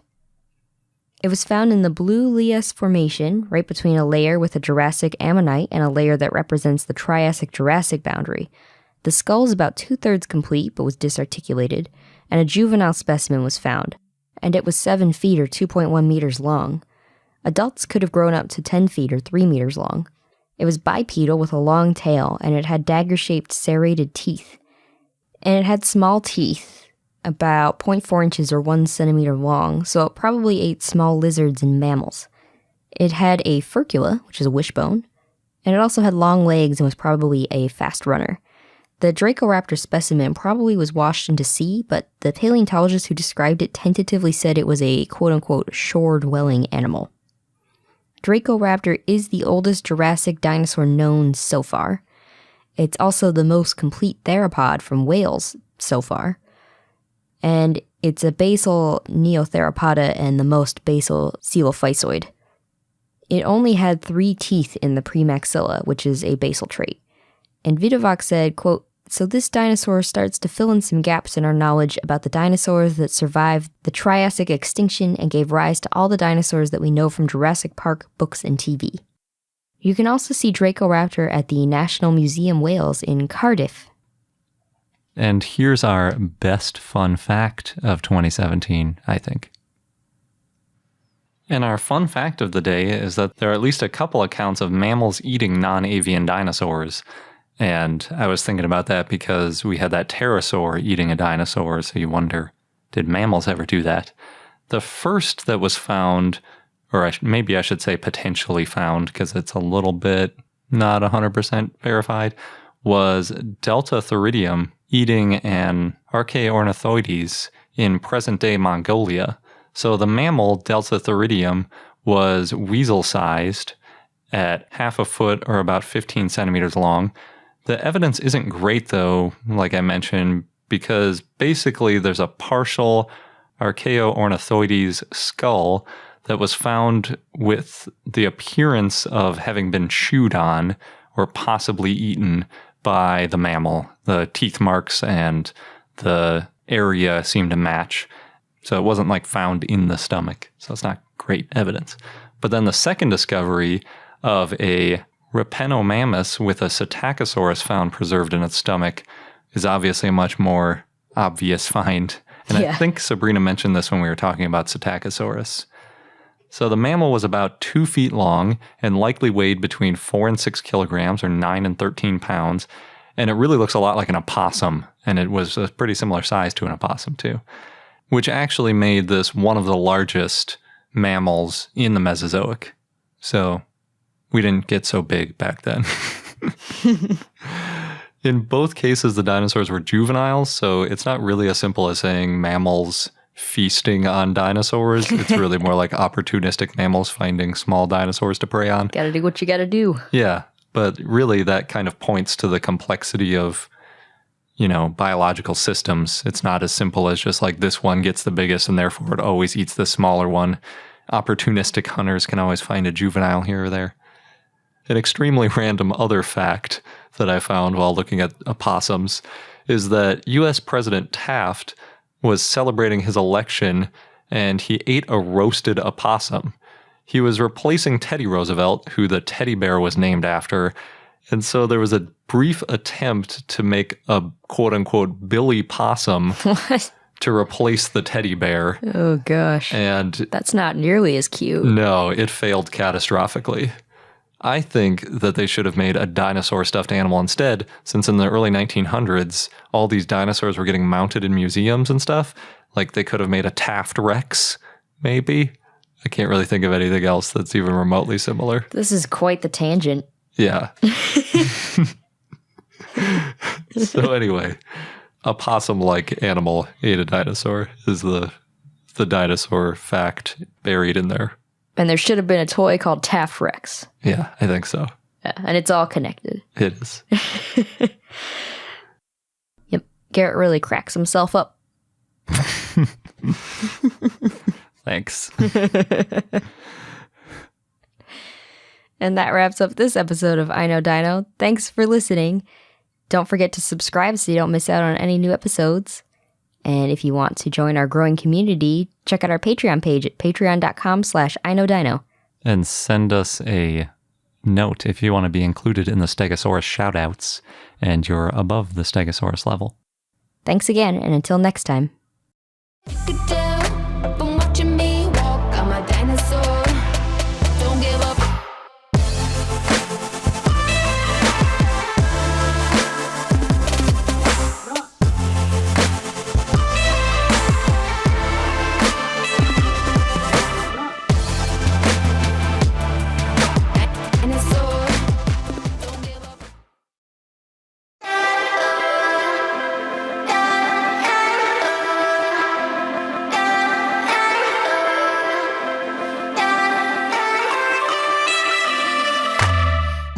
Hello and welcome to I Know Dino. I'm Garrett.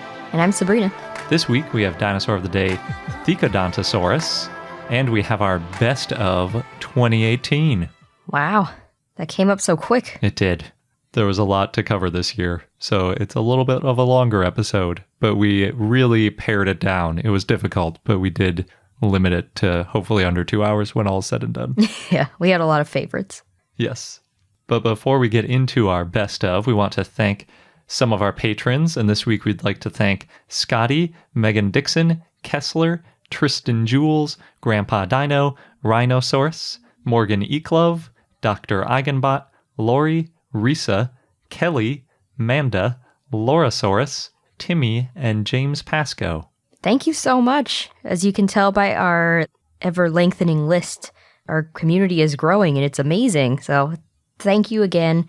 And we hope you enjoy this best of episode. And if you want to join this amazing community, then check out our page at patreon.com/iknowdino for special rewards. So jumping right into the best news stories of 2018, we've got the best discovery, which was Ladumahati. And here is Garrett with the news. It's really special because it is a huge sauropodomorph, but it isn't a true sauropod. So it doesn't have the sort of characteristic legs and neck and tail that you're used to seeing with sauropods like Brontosaurus. It still has the sort of more hand-like hands and arm-like arms that you'd see on a sauropodomorph, but it is enormous.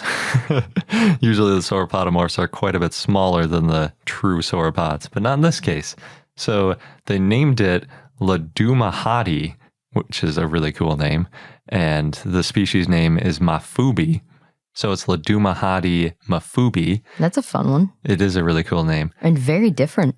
It is, except in some ways it's kind of the same, because Ladumahati is Sessutu for a giant thunderclap. Ooh. Which is just like Brontosaurus, except that Brontosaurus is in Greek for thunder lizard, whereas Ladumahati is Sessutu, which is the language that they speak in Lesotho and South Africa, or at least one of the, I think, a dozen languages that people speak in South Africa. So yeah, it's a local word, so you can guess where it's from. And it weighed about 12 tons, even though it's from the very early Jurassic, which is enormous for a sauropodomorph. And it's by far the largest known dinosaur that existed at the time or any time before it, and therefore is probably the largest land animal that had ever existed at that point in time, which is pretty amazing. Nice. Yeah, so for comparison to Brontosaurus, because it's the obvious comparison to make since it's the other thunder sauropod, Brontosaurus only weighed about 14 to 15 tons, so this weighed almost as much at 12 tons. It's a pretty massive dinosaur. But it looked like a sauropodomorph. Yeah, if you only look at the silhouette that they made of it, without the scale bar, you would just expect it to be one of the other smaller sauropodomorphs from the early Jurassic or late Triassic. I was just thinking an interesting shape for such a large dinosaur. It is, yeah. Well, it's a little, it's starting to adapt, obviously, to its huge body size. So it's a little bit different. It's definitely quadrupedal, so it doesn't have just like regular arms like some of the sauropodomorphs did. But there were other much smaller sauropodomorphs that were still quadrupedal and have a pretty similar stance. So yeah, it's a really interesting dinosaur. It was found in the Upper Elliott Formation, which is, like I said, from the very early Jurassic. It's 195 to 200 million years ago, way before Brontosaurus and these other true sauropods started showing up. And it was found in South Africa, not in Lesotho, but it was less than 60 meters or 200 feet from the Lesotho border. It's like right on the border, essentially. And that's basically where the Elliott Formation is. It's like this rocky outcrop that sort of divides Lesotho from South Africa. So there's Lesothosaurus, which is from the same formation, and a lot of other dinosaurs that have been found there as well. That makes sense, too, for the name. Yep, that is in Sessutu. And the species name, too. Mafubi means dawn. Yeah, I forgot to mention that. That's because, obviously, it's so early for such an enormous dinosaur. So it's like the dawn of the giant monstrosities. Yeah. It's a great name. Yeah, you can combine it and you can have it like Dawn Thunderclap, which is kind of a cool visual. Like in the morning, you've got like this big thunderstorm and a big dinosaur coming out too. Or just the steps it takes is like thunder. Yeah. Yeah, I think that was the idea with Brontosaurus. The story about how it actually got discovered and how it got published now is kind of interesting. So the bones were actually excavated back in 2001 and put into collections. And so this is one of those discoveries which is like a partial, somebody finally noticed that they had something cool. But that's not the entire story, because what happened was years after 2001, a volunteer was moving the collection and pointed out how huge the bones were to a paleontologist who worked there. And then in 2012, a different paleontologist went back to the quarry and found more bones. And then they went there in 2017, and that's when they found a finger bone, which they weren't even like looking for bones in 2017. The paleontologist was like just kind of showing somebody around. And the guy was like, hey, is this an important bone? And he was like, oh yeah, that's got to be the finger bone from this dinosaur. And the finger bone is what shows that it's really a sauropodomorph and not more of a true sauropod, because it has more hand-like hands. So once you see this sort of finger bone and you start to figure out the shape of its hands, you realize, wait a second, this thing weighed 12 tons because we have this enormous femur, but it's really more of a sauropodomorph. And yeah, then I guess he got to work on publishing this paper. So in total, in addition to that finger bone, they found 8 vertebrae. There's 1 from the neck, 2 from the tail, and the rest are from the back. So they got a decent idea about the sort of shape of its body plan. But I think since they didn't find more vertebrae, that might be why they didn't give an overall length estimate. They did say that it was probably about 4 meters or 13 feet tall at the hip, which is pretty tall. It's not enormous. It's a lot taller than me. Yeah, it's taller than, most people. Actually, all people. Yeah, taller than a lot of things. I think taller than most animals. Not taller than a giraffe, but taller than an elephant or anything like that. And that's just the hip. Yes, exactly. So they didn't give the overall height either, but they depict it kind of like a typical sauropodomorph, which means that its neck and its head are in an upward position because they have more hand-like hands, so they kind of think of them as sort of reaching up more, not just kind of evolved for putting all that weight on their front limbs.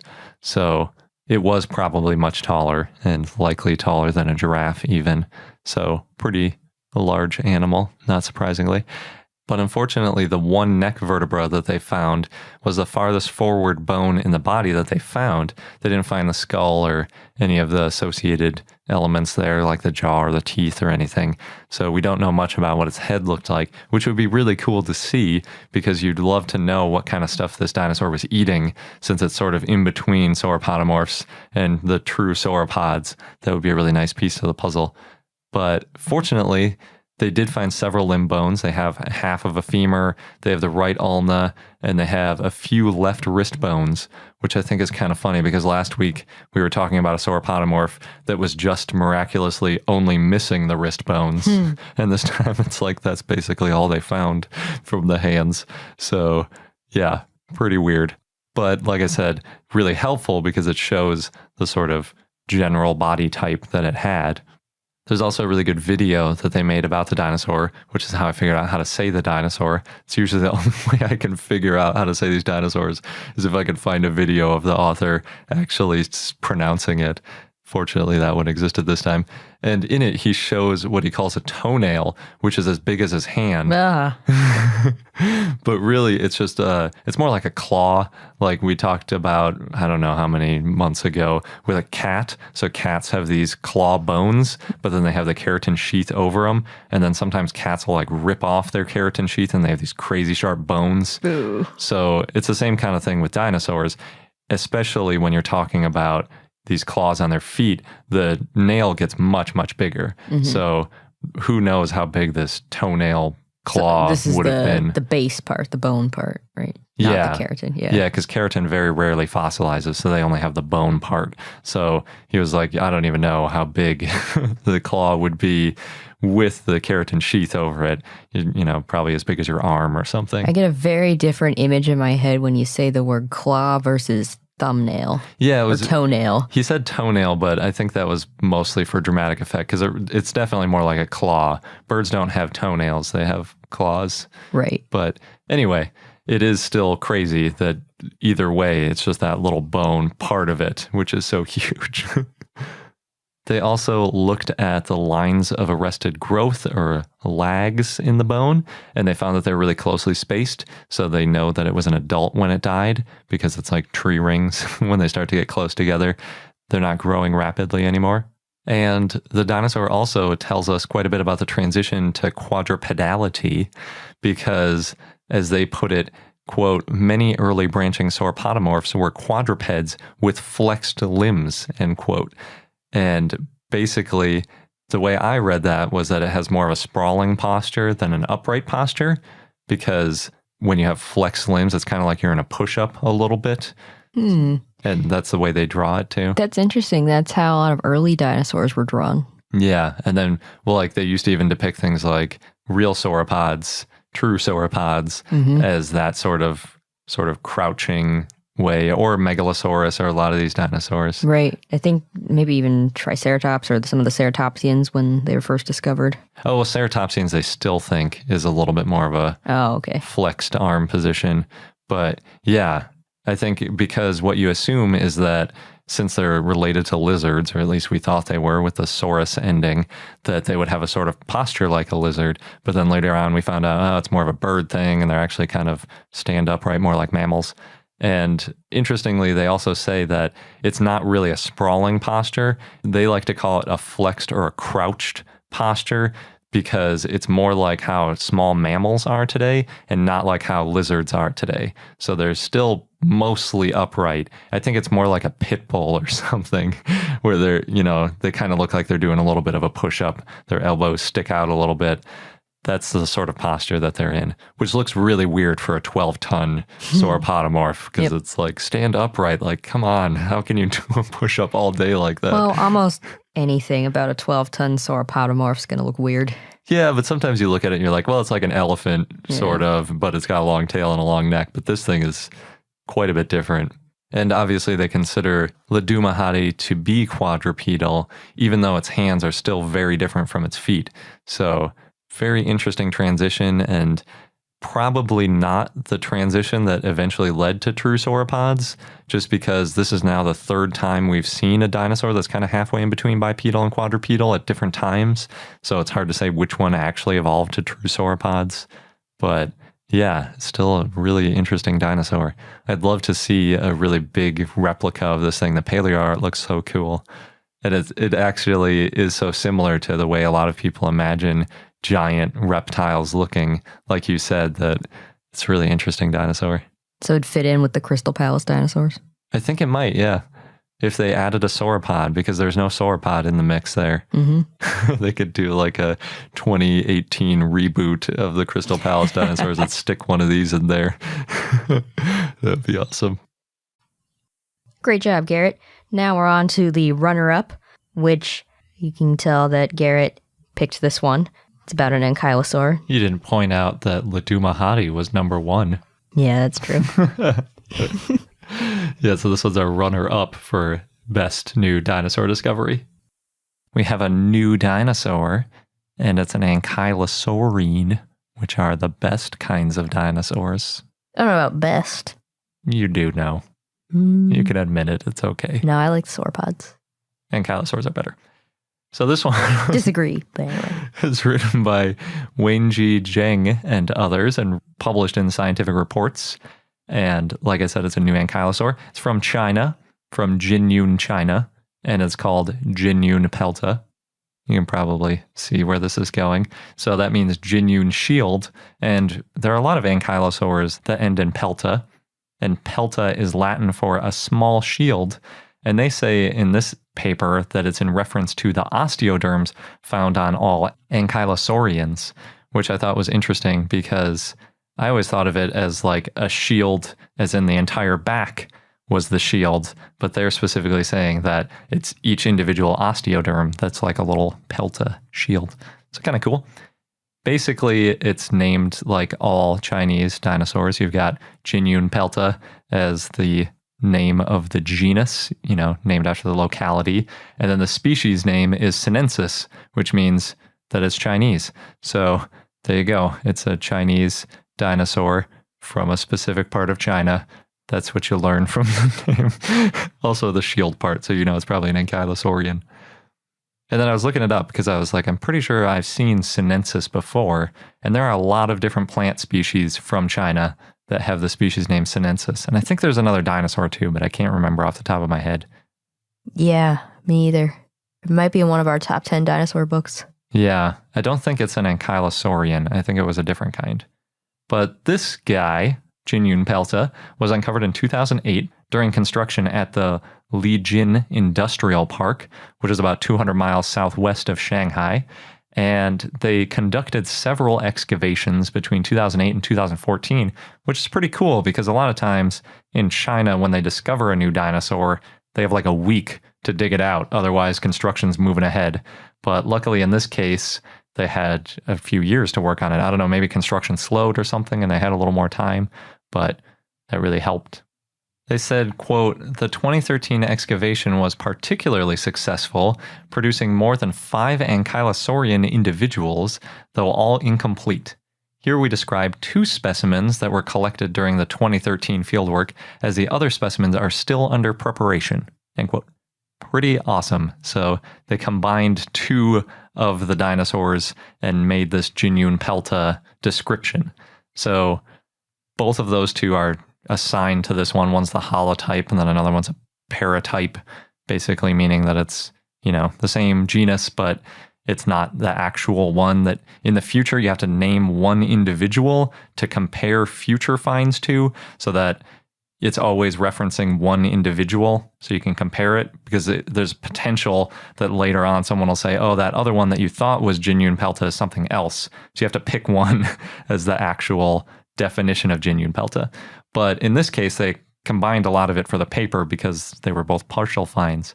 And when you combine them, they had almost a complete skull and tail club, as well as lots of osteoderms and a lot of other stuff that's not usually found, like vertebrae, ribs, a shoulder blade, part of a hand, some leg bones and hip bones. So that's a lot. Yeah, it's pretty, especially for an ankylosaur, it's a good find there. And then with the tail club, they had both the handle and the knob. You know, you've got the stiff part of the tail and then the big club on the end of it. When you add that whole length up, it was 131 centimeters or 4.3 feet long. And the knob itself, the club at the end, was 43 by 46 by 9 centimeters or 17 by 18 by 3.5 inches, which, the way I imagine this combination is like a 17 or 18 inch rim of a car that's a little bit thinner than a car rim. It's only 3.5 inches deep, and then made of solid bone attached roughly to the tip of the end of a baseball bat. That would be like the size of this thing. And then we don't know, but it could be that the end of the knob could have been covered in keratin or something too, so it could have even been a little bit bigger. So that's a pretty formidable weapon if you can imagine something swinging that at a decent speed. Actually, Gnarliest is relatively small for an ankylosaur. It's only 3.5 meters or 11 feet long, so about a third of its length is this tail club. It's pretty awesome. Must be a powerful tail. Yeah. And if you're wondering how big it is compared to other ankylosaurs, this guy's about half the length of Ankylosaurus. So, yeah, quite a bit smaller. It's officially, according to the writers of the paper at least, the oldest ankylosaur with a quote-unquote well-developed tail club knob, meaning that that big club at the end of the tail is, you know, basically large enough to be considered well-developed. And that makes it an ankylosaurid. And more specifically, it is in Ankylosaurinae, which is the group that includes Ankylosaurus, also known as the best group of ankylosaurs. It's not the oldest ankylosaurine. According to the authors, Borealopelta without a tail club knob is just a tiny bit older. And this one's about 100 million years old. So they're saying that these big tail clubs evolved at least 100 million years ago, which is a huge change from what we thought before. Previously, the earliest known was about 20 million years later.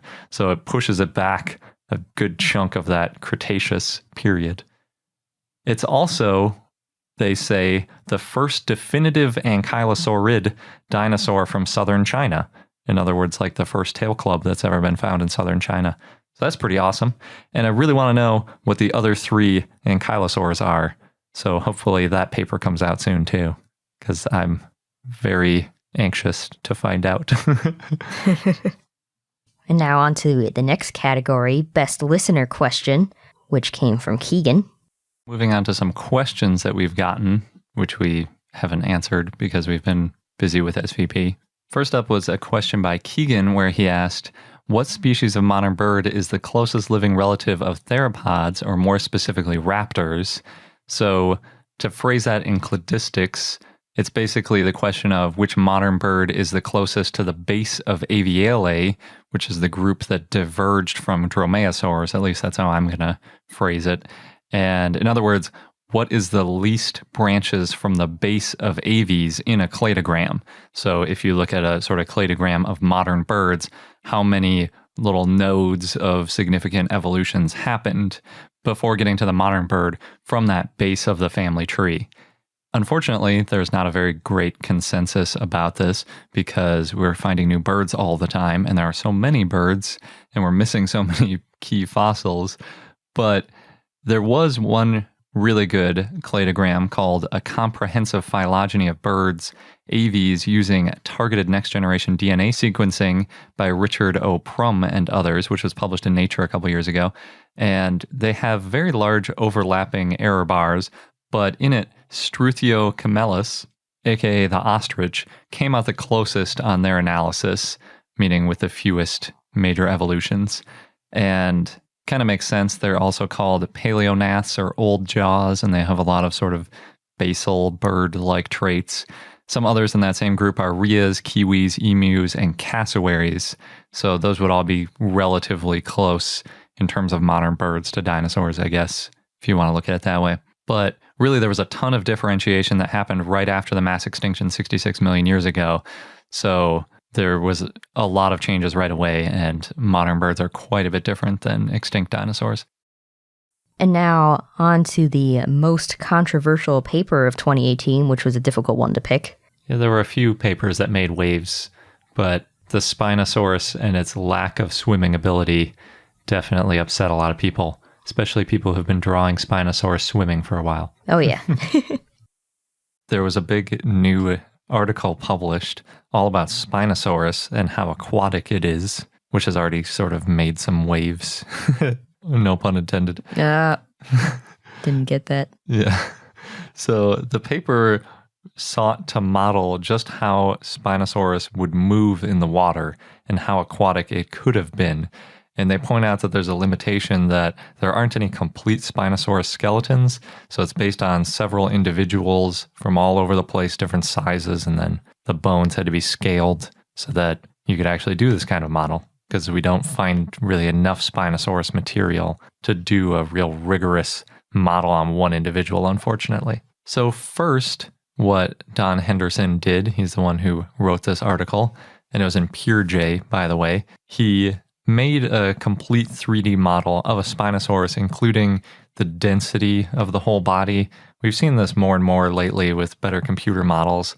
So he included stuff like air sacs and lungs, and that way you kind of have a better idea of the density of the animal, which is important when you're looking at things floating in water.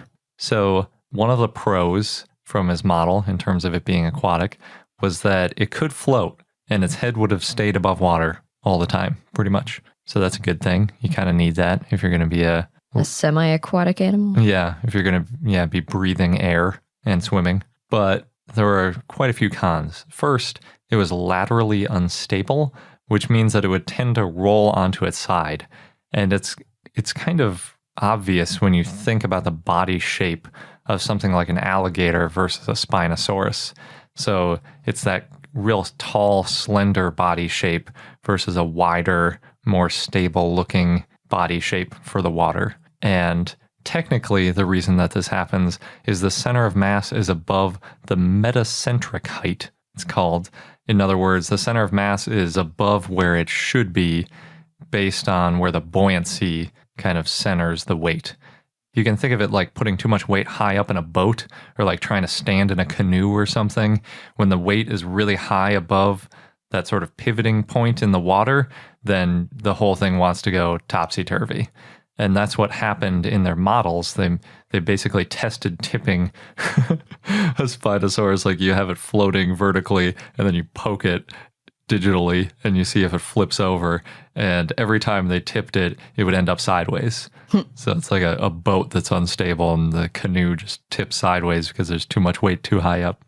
And it also made me think it's a lot like Borealopelta. They did a similar model with ankylosaurs where they were like, why do all these ankylosaurs always end up upside down when they fossilize? And they found the same exact thing. With all the armor on an ankylosaur's back, that center of mass was too high in the water when it was upright, so it wanted to flip upside down. It's the exact same thing. And funny enough, the author, Don Henderson, also worked on Borealopelta. So Maybe that's how he got the idea. Yeah, I'm wondering that too. They tried making the bones more dense to see like, oh, maybe if we made the leg bones really dense, that would bring the center of mass down. But it really only added like a few kilograms to the mass of this huge animal, so it didn't really affect anything. And then just as a thought experiment, I was thinking like, well, what if it is unstable, but it could kind of counteract that with some of its limbs? Like it could just kind of paddle sideways or something.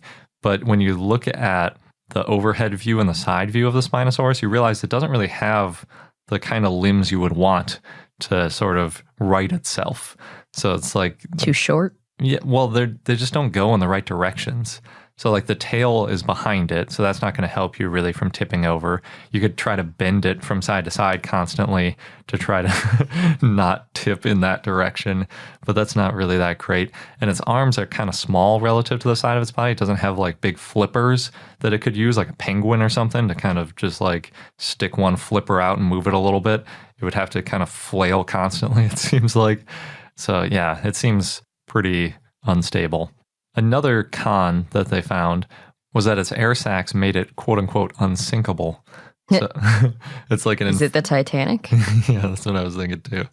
But really what it's more like is like a raft. So it's so full of air that it couldn't sink and it couldn't pursue underwater prey because of that, which makes it seem like it's probably not swimming around looking for fish. If it has to splash around to right itself too, that's not very stealthy. Yeah, that's true.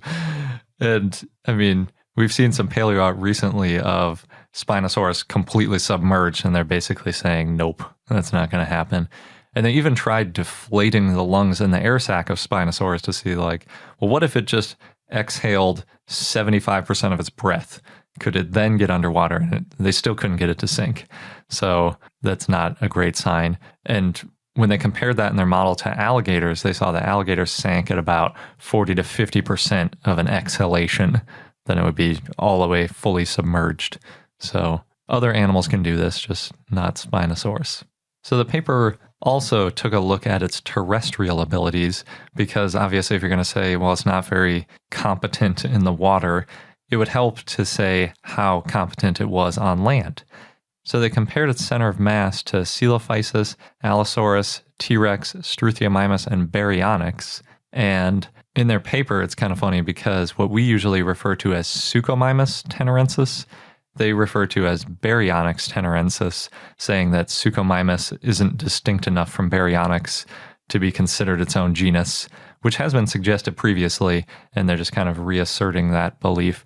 They're both from pretty partial remains, so I think we talked about that in an interview not too long ago, that really Spinosaurs are pretty poorly known, so it's hard to erect these new genus when you find the tip of one skull and the back part of a different skull, and you just kind of assume that they're going to be different. It's not a great place to start.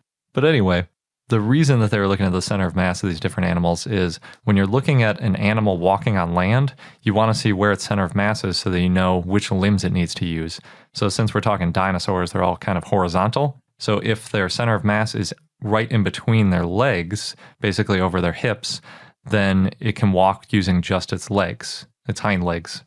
But if you do something like a sauropod, you're going to see its center of mass kind of in between its hind legs and its front legs. And then you think, oh, okay, it must be using all four legs because there's no way that it could balance on just its back legs. Its center of mass is too far forward. When they did their analysis, what they found was that on all of these animals, the center of mass was just a little bit in front of the hips. but it's still in between where the legs would touch on the ground.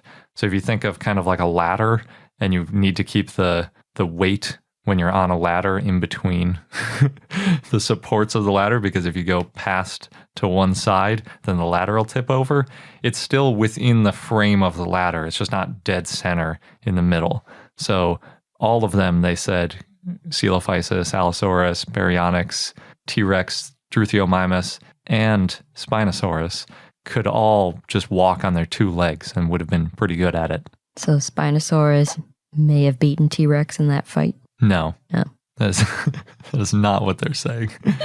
They're saying that... But it's more plausible that it could have even fought on land. Well, yeah, it could have walked at least. They didn't talk at all about its biting force or anything like that, which I think is the biggest issue for that battle. But you're right. It would have been potentially more terrestrial and not just like hiding out underwater, which I guess in Jurassic Park 3, it probably couldn't have snuck up on them from below the water like they did. Oh, true. Oh, when they did these models too, they also found that all of the other animals they tested would have also floated and kept their head above water. So that's not something special to Spinosaurus. It's just kind of something that they say pretty much all terrestrial vertebrates can do. It's just kind of how lungs help you out. They keep your head above water. They didn't talk much about the skull, but they do reference some other articles. They did a good job of reviewing a lot of the previous literature. The skull does really seem to be pretty well geared towards eating fish or being a piscivore. So it's got the pointy teeth for slippery fish, doesn't have serrations for tearing flesh, and it also has long jaws, more like a gharial. Doesn't have that powerful skull like a T-Rex that you would use for crushing bone or something like that. But its body looks more like a typical theropod. So, the kind of thing that you see walking on two legs. And a lot of people have mentioned that as a disconnect before. Like, why does it have this land-living body and aquatic type head? It's very strange. And just like all these previous conclusions, they ended up with the same thing, which is it was probably on the shore or in shallow water most of the time. And then, trying to eat fish without really getting its whole body in the water. But it could have walked around on land and also eaten land animals if it needed to. One thing that I think is interesting about this is it's definitely going to spur a bunch of debate, and people are going to start talking about, well, was Spinosaurus semi-aquatic? And so I started looking into sort of the definition of semi-aquatic, and it includes an incredibly wide range. So at the most water-living end, you've got animals like sea turtles that basically only come on land to breed, and that's it. They spend 99.999% of their life in the water, and then they pop out for one event in their life. Maybe if they're male, it's just swimming into the water that first time, and that's it.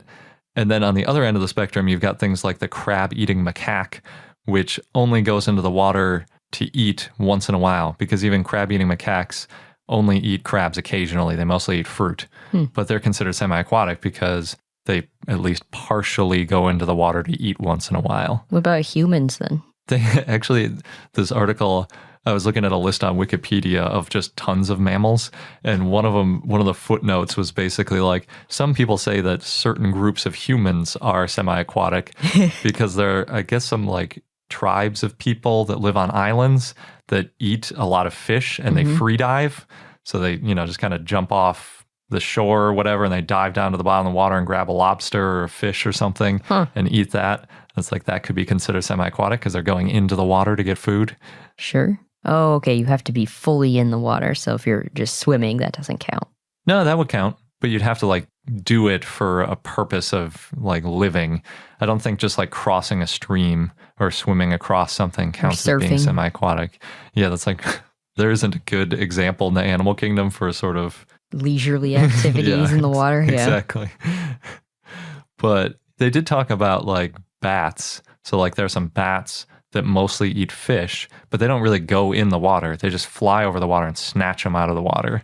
So that is considered semi-aquatic because you're eating these fish. Oh, birds do that too. Yep. Some birds count as semi-aquatic. And then within birds, there's a whole range too. You got penguins, which are in water a ton of the time. And then things like flamingos that just stand in the water but pluck out shrimp or whatever they eat. And then things like hawks, certain hawks that just snatch fish out of the water. So semi-aquatic is very broad, and it's really a question of how aquatic was the semi-aquatic Spinosaurus.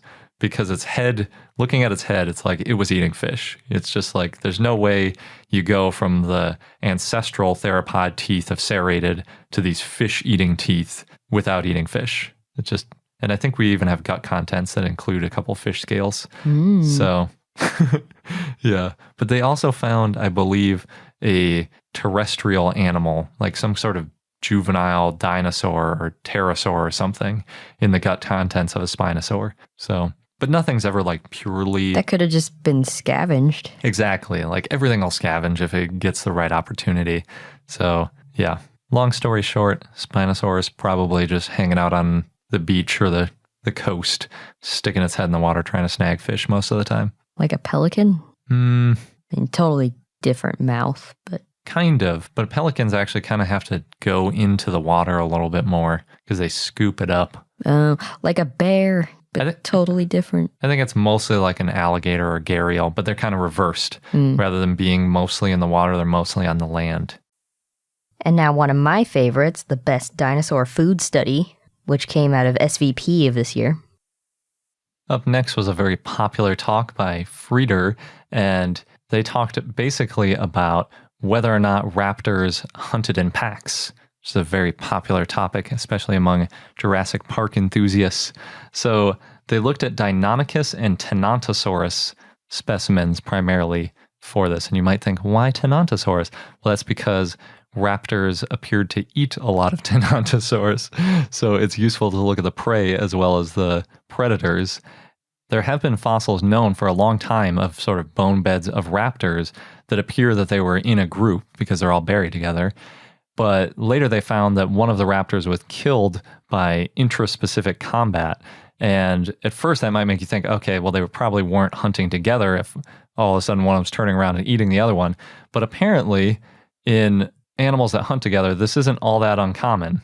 He points out that social animals do sometimes kill each other, as we may know from being humans. So that's not necessarily evidence that they were or weren't hunting together. But there are a lot of benefits to hunting together, even if you do occasionally eat each other. You can get bigger prey, you have higher success rates, you tend to have shorter hunts, you get increased yield from the hunts, basically because they're more successful. And on top of that, you can protect the thing that you ate or are trying to eat from other predators. So something else isn't going to come up and try to scare you away if there's a whole bunch of you potentially. And on top of that, outside a little bit of the social behavior is just protecting the young. So you have more likely to have successful offspring if you're feeding them rather than just kind of ditching them sauropod style. But obviously not all animals do all of these things together. There's a spectrum of pack hunting. So the most advanced type of pack hunting is called cooperation. And that's something that we see with cetaceans, in particular killer whales or orcas, which do something called wave washing. And that's where they sort of all swim in a formation at a little ice flow with a seal on it, for example, and they'll make a wave artificially go up over the thing and wash the seal off to hunt it. And it's really important because they have to be very well coordinated in order to do this, because if any of them are swimming in a different way, then they're not going to make the wave that they're going for. So they have to be cooperating very effectively for this to work. But then there are more simple forms of pack hunting called coordination, synchrony, similarity, and just passive, which can also result in some of these advantages, but may not have the same level of intelligence. So even if we find that they were hunting together, it doesn't necessarily mean that they're hunting together and communicating and doing all sorts of complex behaviors. They might be doing something else. So, for example, people have proposed that maybe they hunted like a Komodo dragon, which is described as an agonistic species, which are aggressive to one another. They practice cannibalism, which is also common in lions, chimps, wolves, killer whales, and capuchin monkeys, apparently. I didn't realize they were all cannibals, sometimes at least. And we could test to see if they're like Komodo dragons based on whether they are eating the same thing, basically, because young Komodo dragons are arboreal, so they eat insects, and then later they become terrestrial. So if there's this ontogenetic niche partitioning, we would see changes in their diet over time. And one way to check that is the carbon-13 isotopes in their fossils. So what we see in Komodo dragons is that the carbon-13 changes over time for these non-social crocodilians, for example, because they're eating different things. So when they're young, they're eating fish, and then as they get older, they start to eat larger prey, and they have different ratios of this carbon in their body. On the contrary, though, we see that social mammals are nearly constant. There's a very slight change in social mammals when they're nursing, because milk has a slightly different carbon ratio than they get from other sources, but obviously dinosaurs didn't nurse, so we would expect to see a really flat level of carbon in dinosaurs if they were pack hunting and they weren't doing this weird ontogenetic partitioning like we see in Komodo dragons. So what they did is they took a bunch of Deinonychus specimens from the Cloverleaf Formation and the Antlers Formation, and they looked at how their carbon-13 ratios compared to Goniopholidid fossils from the same place, and those are crocodilians. So we expect crocodilians to have the same change as modern crocodiles, and that's exactly what they found. So you see that same sort of change in diet because they're not hunting together. So when they're young, they can only hunt certain size of prey, and as they get bigger, they can hunt something larger, and their carbon-13 isotope changes. And they found the exact same thing in Deinonychus. It looks almost exactly the same, but there's a little bit less data, so you don't get as nice of a curve as you do with crocodilians, but it just looks like you'd expect it to look. They're eating different things when they're young and different things when they're older because they can't hunt the larger things by themselves, and they're not hunting in packs. Then what they did, just to be very thorough about it, is they looked at the Tyrannosaurus to see if the prey is different. So maybe one hypothesis could be that, well, young Tyrannosaurus have a different carbon ratio than the adults. And then so if the young ones are eating the young Tyrannosaurus and the old ones are eating the old Tyrannosaurus, but they're hunting together, and it's like they're just training the young ones to hunt on the younger animals, then you'd still see it. But Tyrannosaurus looks pretty much the same, so we're not seeing a big difference there. So it doesn't look like there's any evidence of them eating the young versus the old, and there's also no evidence that the young dromaeosaurs were like up in trees or doing something totally different in terms of spatial separation the way Komodos do. So the simplest answer is that they were probably just asocial, probably hunted on their own, just like we see with most dinosaurs in all of our current depictions. So unfortunately, the best evidence now seems to show that Deinonychus probably was not a pack hunter. And from that, you'd extrapolate that other raptors probably weren't either, unless we find something else new. And now back into our best of 2018. We've got the best biomechanical study.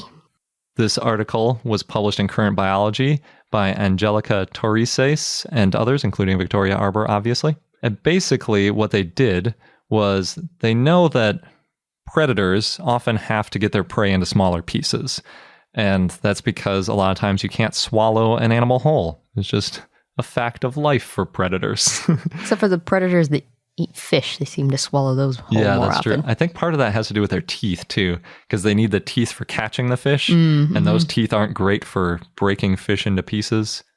Also, it might be kind of hard to chew underwater. Anyway, Tangent. we digress. So if an animal has teeth, then there are kind of a few different methods that they can use. And obviously, in only rare cases do you have something like a T-Rex that can actually digest bone. So a lot of times they're not just chopping through it and eating the bone. So we're going to disregard that crazy T-Rex monster for now. So Victoria on her blog showed a couple cool videos. She had one of hyenas feeding, and really it reminded me a lot of playing tug of war with a dog. If you've ever done that, if you hold something out to a dog and it bites on one side and you pull on the other side, it twists. It tries to twist it out of your hand. And that's really how they chew in the wild too. They sort of use this twisting motion to dig some of their teeth into the animal and rip with a twisting motion. Violent. Yeah. And then another one, this one wasn't on her site, but I've always find it fascinating, is the way that alligators eat. They basically bite and then sort of spin in a death roll, or sometimes they just forcefully fling their prey. There are all these videos of alligators that bite onto something and then just whip their head so hard that most of the animal goes flying either into the river or onto the bank of the river, and then they have the bite-sized piece remaining in their mouth, and they can swallow that. And that's all they eat? Well, then they go back and they try to get it. But if there are other alligators around, they'll come chomp on the full thing, and then they end up fighting over it and stuff. It's, a pretty fascinating way to eat. In this case, though, the most relevant one is the way that Komodo dragons eat. The feeding frenzy? No, not that one. The way that we mentioned it last week, which is the bite and pull.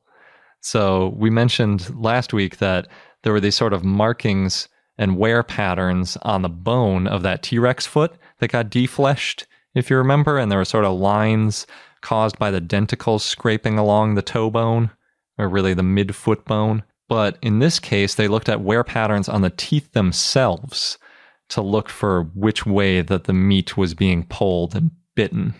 So rather than being at the millimeter scale, which you're at when you're looking at things like scrapes in a foot bone for denticles, they were at the micrometer scale, looking for little tiny scratches in the teeth that show which way the meat was scraping up against the teeth. It's a really interesting idea, and it seemed to work pretty well. So they looked at a Troodon, a Dromaeosaurus, a Saurornitholestes, and a Gorgosaurus, and they compared the different sort of wear marks and the directions of them to figure out how they were biting and otherwise, chewing off pieces of their prey that they couldn't swallow whole. Interestingly, these dinosaurs have relatively different shapes of their denticles. The denticles are those little serrations on their teeth, and the denticles are also different sizes. But they found that the scratches were pretty consistent. There was one set of scratches that sort of run along the side of the tooth. So if you drew a tooth, like I could only draw, just like the silhouette, that sort of V shape, it would be sort of a concentric V, for lack of a better word, sort of along that V line, along the edges of the tooth, sort of parallel to the main surface of the tooth. And then there are also some that are oblique, that sort of go in towards the tooth. And what they did was they compared these markings using some fancy analyses, and they determined that the same conclusion as the paper we talked about last week, that they were using a puncture and pull methodology. Basically what that means is you bite down and then you use your whole neck and head and everything to just pull straight back until you rip off a chunk. Sounds like a lot of force. Yes, but not a lot of force on the jaw. Turns out this doesn't require much jaw muscle effort, but it obviously requires quite a bit of body effort. And I guess you could even get your legs into it, because as long as you're pulling backwards, it doesn't matter what part of your body you're using. You just clamp down and move backwards. And if you have serrated teeth, seems like a pretty good way to go. They also think that the lack of pitting on the teeth support the hypothesis. Essentially, if an animal gnaws on bones, it tends to get sort of these little tiny holes in their teeth. So you can see that in something like I think a hyena might even have that, where they're sort of chewing on the bone. But you don't see that in any of the dinosaurs that they looked at.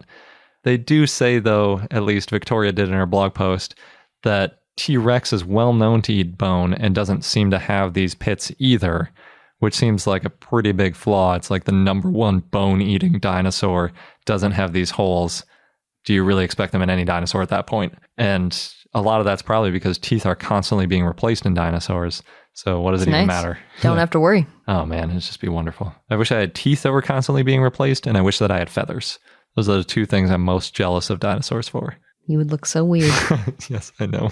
I would have a horrible smile, and I'd look like a monster, but I wouldn't have to worry about sunscreen, and I wouldn't have to worry about braces or brushing my teeth. So there we go.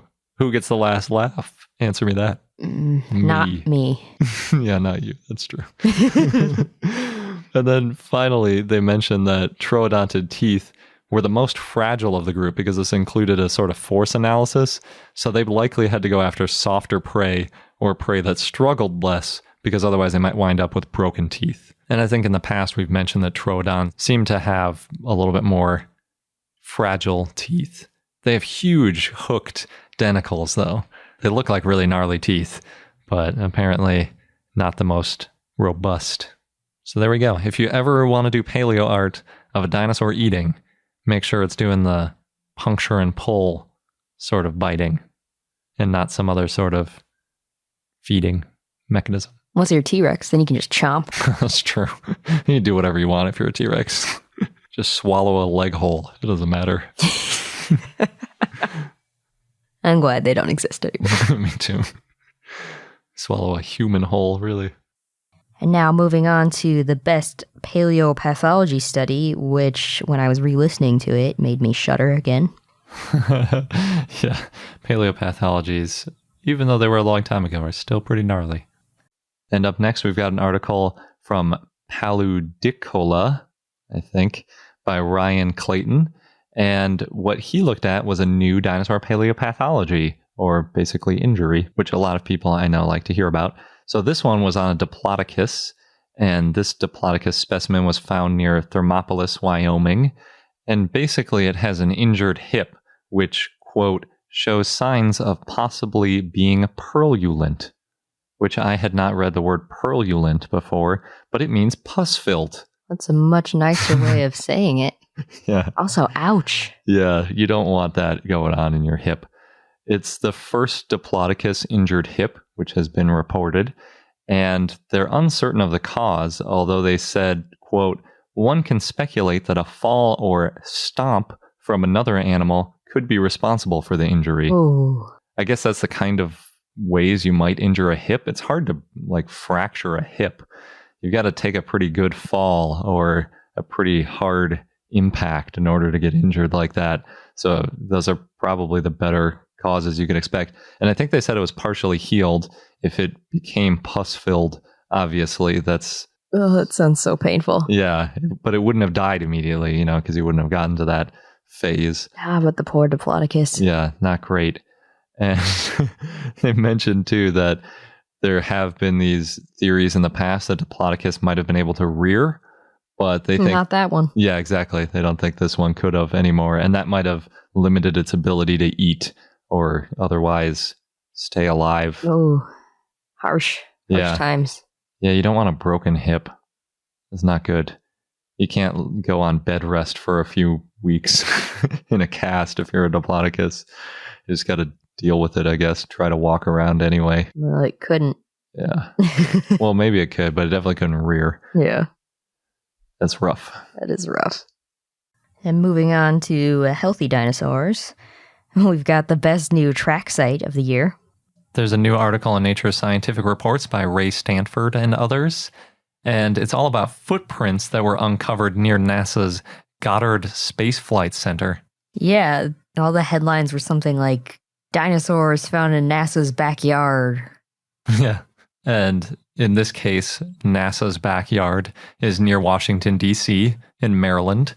And luckily, they stumbled onto these dinosaur tracks before the area was ripped up for a new office building, which was planned to happen. The trackway was really small, and so they could actually just excavate the whole thing. It's not like some of these big sauropod trackways we talk about that are, hundreds of feet long. This one was only about 2 square meters or about 20 square feet total. So I think it was less than 9 feet long. So it's... Won't slow down that office building then. Nope. But even though it was so small, it still had a lot of tracks in it. It had about 70 tracks, in fact, which is a crazy number, including a sauropod print, an adult nodosaur print, several nodosaur baby prints, several sets of theropod tracks, pterosaur prints, and a pterosaur beak mark, potentially, one possible crocodilian print, and a whole bunch of mammalian prints. In fact, it's the second largest number of mammalian prints in any Mesozoic trackway ever found.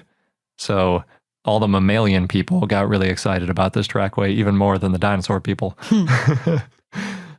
One of the mammalian prints is really interesting because the lead author, Stanford, thinks that some of them look like a squirrel sitting in a way like you would expect a modern squirrel to sit while it's eating a nut. Yeah. It's kind of got its feet parallel, and it looked like it was moving relatively slowly. And That print actually got a new ichnotaxa named after it. So basically a new species based on the print itself. And they call it Sidereoripes godardensis, which sidere is Latin for to be in a sitting position. So that makes sense. And then obviously Goddard is for the NASA site. In this big fossilized slab, it isn't just dinosaur tracks and mammal tracks and potentially pterosaur tracks and beak mark. They also found coprolite, or fossilized poop. They don't know which one might have pooped it, though, as well as an invertebrate fossil that looks like a worm or a larva, and possibly a notosaur osteoderm, which I thought was pretty weird because none of the other stuff was from a dead animal. But are notosaurs just popping off osteoderms while they're walking around? That seems really weird. Maybe something bit it off. Yeah, I guess that could be. There wasn't, I mean, unless it was the sauropod or something. There wasn't anything in the trackway that would have messed with it. I didn't mention it, but the notosaur and the sauropod tracks are both obviously pretty large, but all the other tracks, the mammalian and the theropod tracks, are way smaller. So they're basically the size of like a big bird, like maybe a seagull-sized animal or something. Maybe even smaller. I don't know. Pretty small dinosaurs. Wouldn't expect to be messing with a notosaur. But, this is only a 20 square foot area, so maybe there's something off to the side chomping on it. I don't know. And that possible osteoderm was at the very edge. So maybe there was some huge predator right off the edge chomping at it. I don't know. One of the really cool things about it is that none of the tracks overlap, which they think might mean that they were all laid down right around the same time because maybe they were avoiding one another or avoiding each other's tracks. And they also propose that it might show that dinosaurs were hunting the mammals.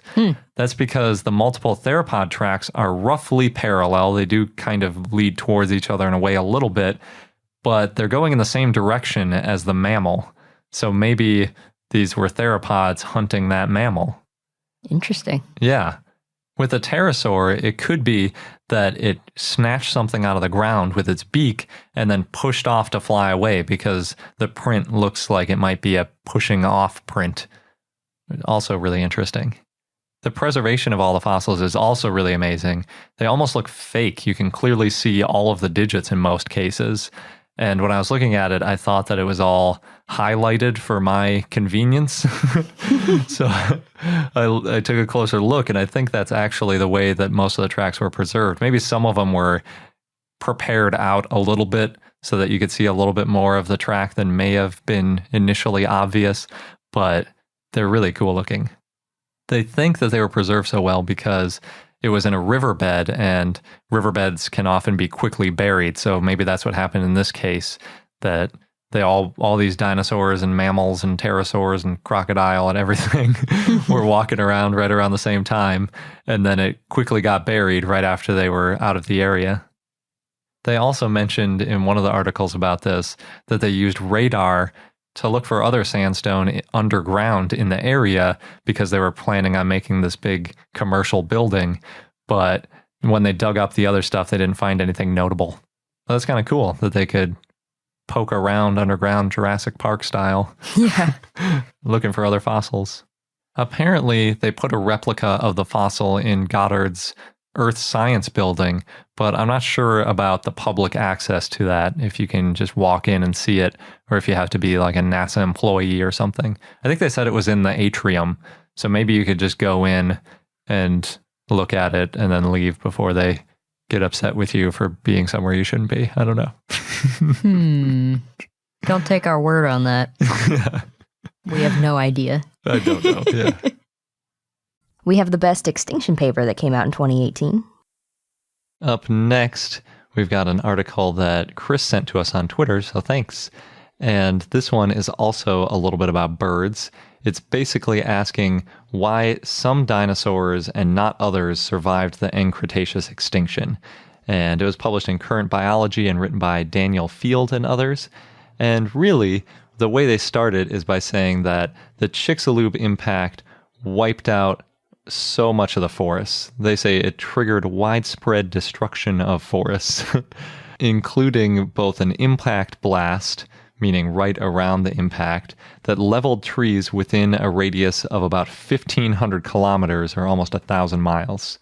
So that's just like this sheer pressure wave caused by the impact of the meteor or asteroid 1,000 miles away. That's how powerful this blast of air was. And then they also said that it likely caused worldwide forest fires, which we've talked about before. Basically, when the asteroid hit and shot all this material up into the upper atmosphere, it would have moved around the Earth, and then when it rained back down, it would have condensed and solidified, which releases a lot of heat, and that could have burst all the forests all over the world into flame.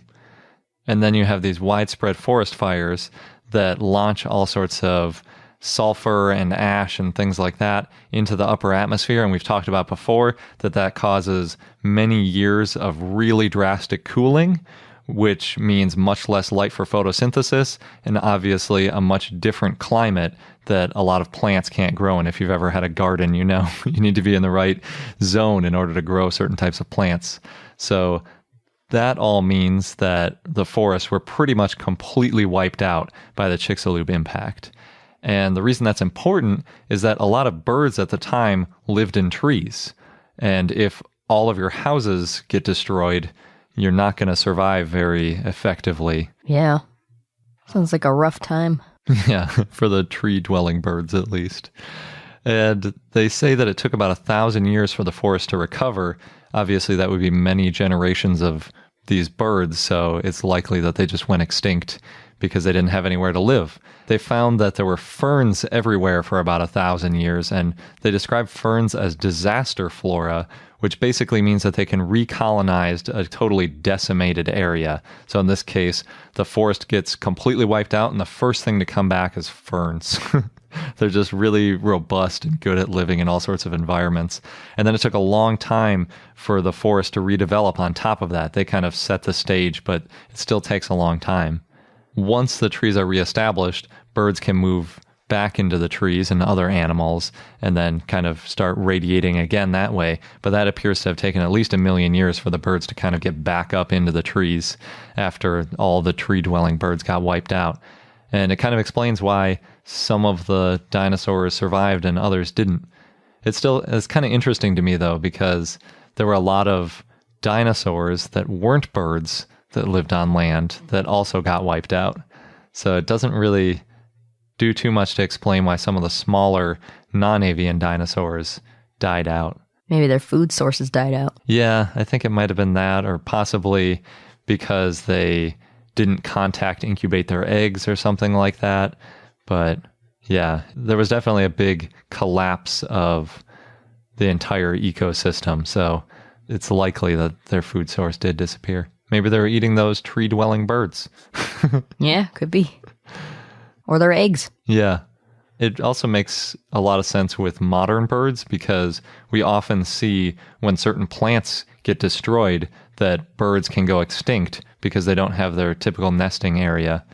And along with a lot of modern birds that are all over the place, like swifts, because they can nest in man-made structures and things that are similar to their natural environment.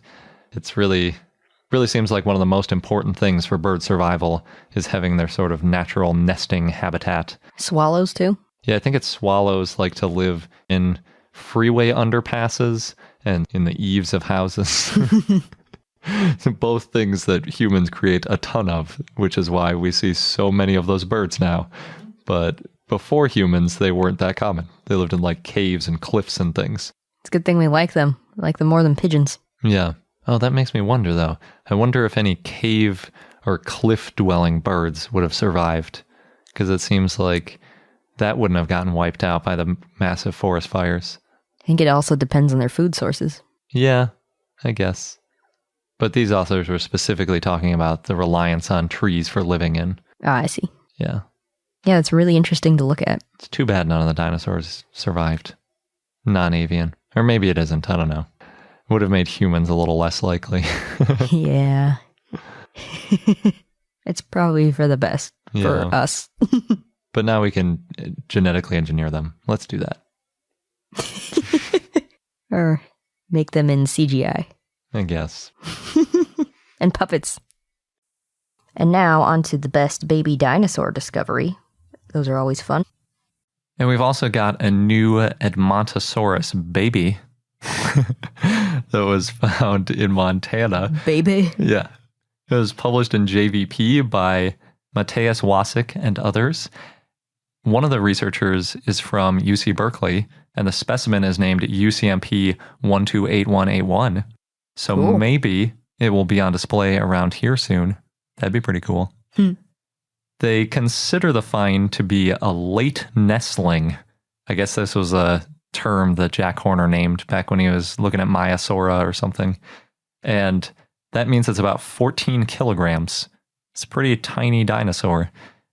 For comparison, a quote-unquote freshly hatched hadrosaurid, they estimated would be about 1 to 4 kilograms, so it's about 10 times that size. And the previous smallest juvenile Edmontosaurus was at the Los Angeles County Museum, weighed about 700 kilograms, obviously much bigger, and a full-sized adult would be about 7,000 kilograms. So 10 times bigger once again. And then in tons, in case you're not familiar with kilograms, an adult would be 7.7 tons. The Los Angeles juvenile would be about 0.77 tons.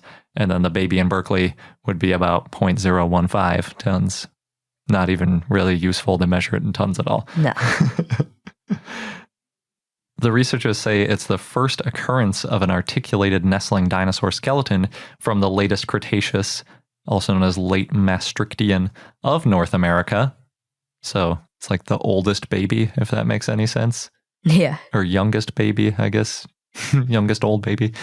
It is pretty well preserved. They got pretty much the shoulder through the base of the tail and the top of the foot. So it's sort of, if you imagine like a lot of dinosaurs are, its tail and its head are sort of in a straight line horizontally, and then the leg goes down perpendicular, and then at the knee it bends straight back, and then you cut it off before it gets into the toe bones. So they got like that chunk of it, kind of a rectangular slab. Unfortunately, that means there aren't any forelimbs, but they say the hind limbs appear to be isometric. I didn't know what that was, so I looked it up. It's the opposite of allometric, which is how humans grow up. And by that, I mean babies have very different proportions to adults, at least in humans. You know, babies, if you scaled up a baby, it would have a huge head compared to the rest of its body. Mm-hmm. Whereas adults, you know, we have relatively much smaller heads and, you know, other proportions change as well. But with this Edmontosaurus, it looks like the bones were effectively the same size and proportions as the adult. And we've talked about that before with sauropods, how they just look like little tiny adults. Yeah, they do. Which might actually make them less cute because they wouldn't have had like big cute eyes. They just had little eyes matching their little heads and all that kind of stuff. They're still adorable. So this Edmontosaurus, the reason they were so interested in it is they were trying to either substantiate or negate the theory that baby Edmontosaurus would have run on their hind limbs, because that's been proposed in the past. It's also been proposed for sauropods. But they think, since the hind limbs look the same in this, you know, barely hatched juvenile, that means that the body didn't change much throughout its life, and it was always set up to be quadrupedal. Like Ducky. I thought Ducky was bipedal. Oh, you're right. Yeah, so not like Ducky. The like opposite Spike. of Ducky. Or Littlefoot. I was thinking because Ducky was a hadrosaur. Yeah, I never knew it was a hadrosaur. Maybe that's why. But Spike and Littlefoot were both quadrupedal, right, when they hatched. So yeah, like those and two. Sarah. Yes. So they would be more isometric, and then they portrayed Ducky as allometric. There we go. And they also followed up by saying that the researchers said that they want to do a biomechanical analysis to sort of demonstrate how it might have walked rather than just looking at proportions. It's really unfortunate they didn't have those forelimbs, because that seems like the key. If the forelimbs were underdeveloped or looked different, that's when you would think it was quadrupedal. If the hind limbs look the same, it doesn't seem quite as informative. But I guess if you look at how the hips are formed, you might be able to, with a biomechanical study, see how what kind of range of motion it has. Like if it could rear up high enough to even be bipedal or something like that. We'll have to see what they do. But maybe there'll be a baby for us to go look at. That'd be nice. It would be. The fossil isn't that cute, though. That's too bad. We'll use our imaginations. Yeah. Moving on to other bests of the year, we've got Best Serendipitous Moment, which I say because we happened to be in Hong Kong to see this T-Rex. It's basically serendipity for us, not for science in general. So before we get into all our episode stuff, we just got to Hong Kong. We've finished our trip to Taiwan, and we're working our way back to the U.S. via Hong Kong. And when we got here, we immediately went to a mall. IFC Mall, to be specific. Yeah, because they have a T-Rex on display. Yeah, his name's Tad. Stands for the American Dragon. Yeah, and Tad is this 39-foot, 12-meter-long T-Rex, and you can see him only until June 27th. So we got very lucky that we were here in this small window. I think it started on the 7th or something of this month. Yeah, we missed a couple other dinosaur things that either ended right before or right after we got to museums, but we got lucky about this one. And it's usually in a private collection, I think. So it's just kind of on loan to this mall for a month, basically. Yeah, this is the first time Tad's on public display ever. So that's pretty cool. It is cool. And there's also a little Edmontosaurus chunk to the side. I think it's part of the tail, it looks like, or part of the back. Yeah, and they found them together in South Dakota. And I think there's some teeth marks on it, they say. We couldn't get that close to it, so we couldn't really see, but I guess we'll take their word for it. Yeah, so the whole exhibit, it's actually an exhibit at a mall. It's called Meet the T-Rex. And IFC Mall and the charity First Initiative Foundation worked together to make it. And it's got 6 stops. Basically, you make a circle around one of the floors of the mall. I'm not sure exactly when the other exhibits are open. When we got to the mall, it was about 10 o'clock at night because it's open 24/7, and the T-Rex was still lit up, so we got some pictures of it.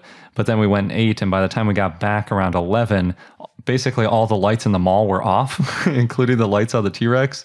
And we didn't check out the other exhibits beforehand, but they were all kind of roped off a little bit and no lights on and stuff. But they were very simple, basically just little information boards about other plants or animals that lived at the same time. Some and things videos, like that. and I think there's a little bit of AR.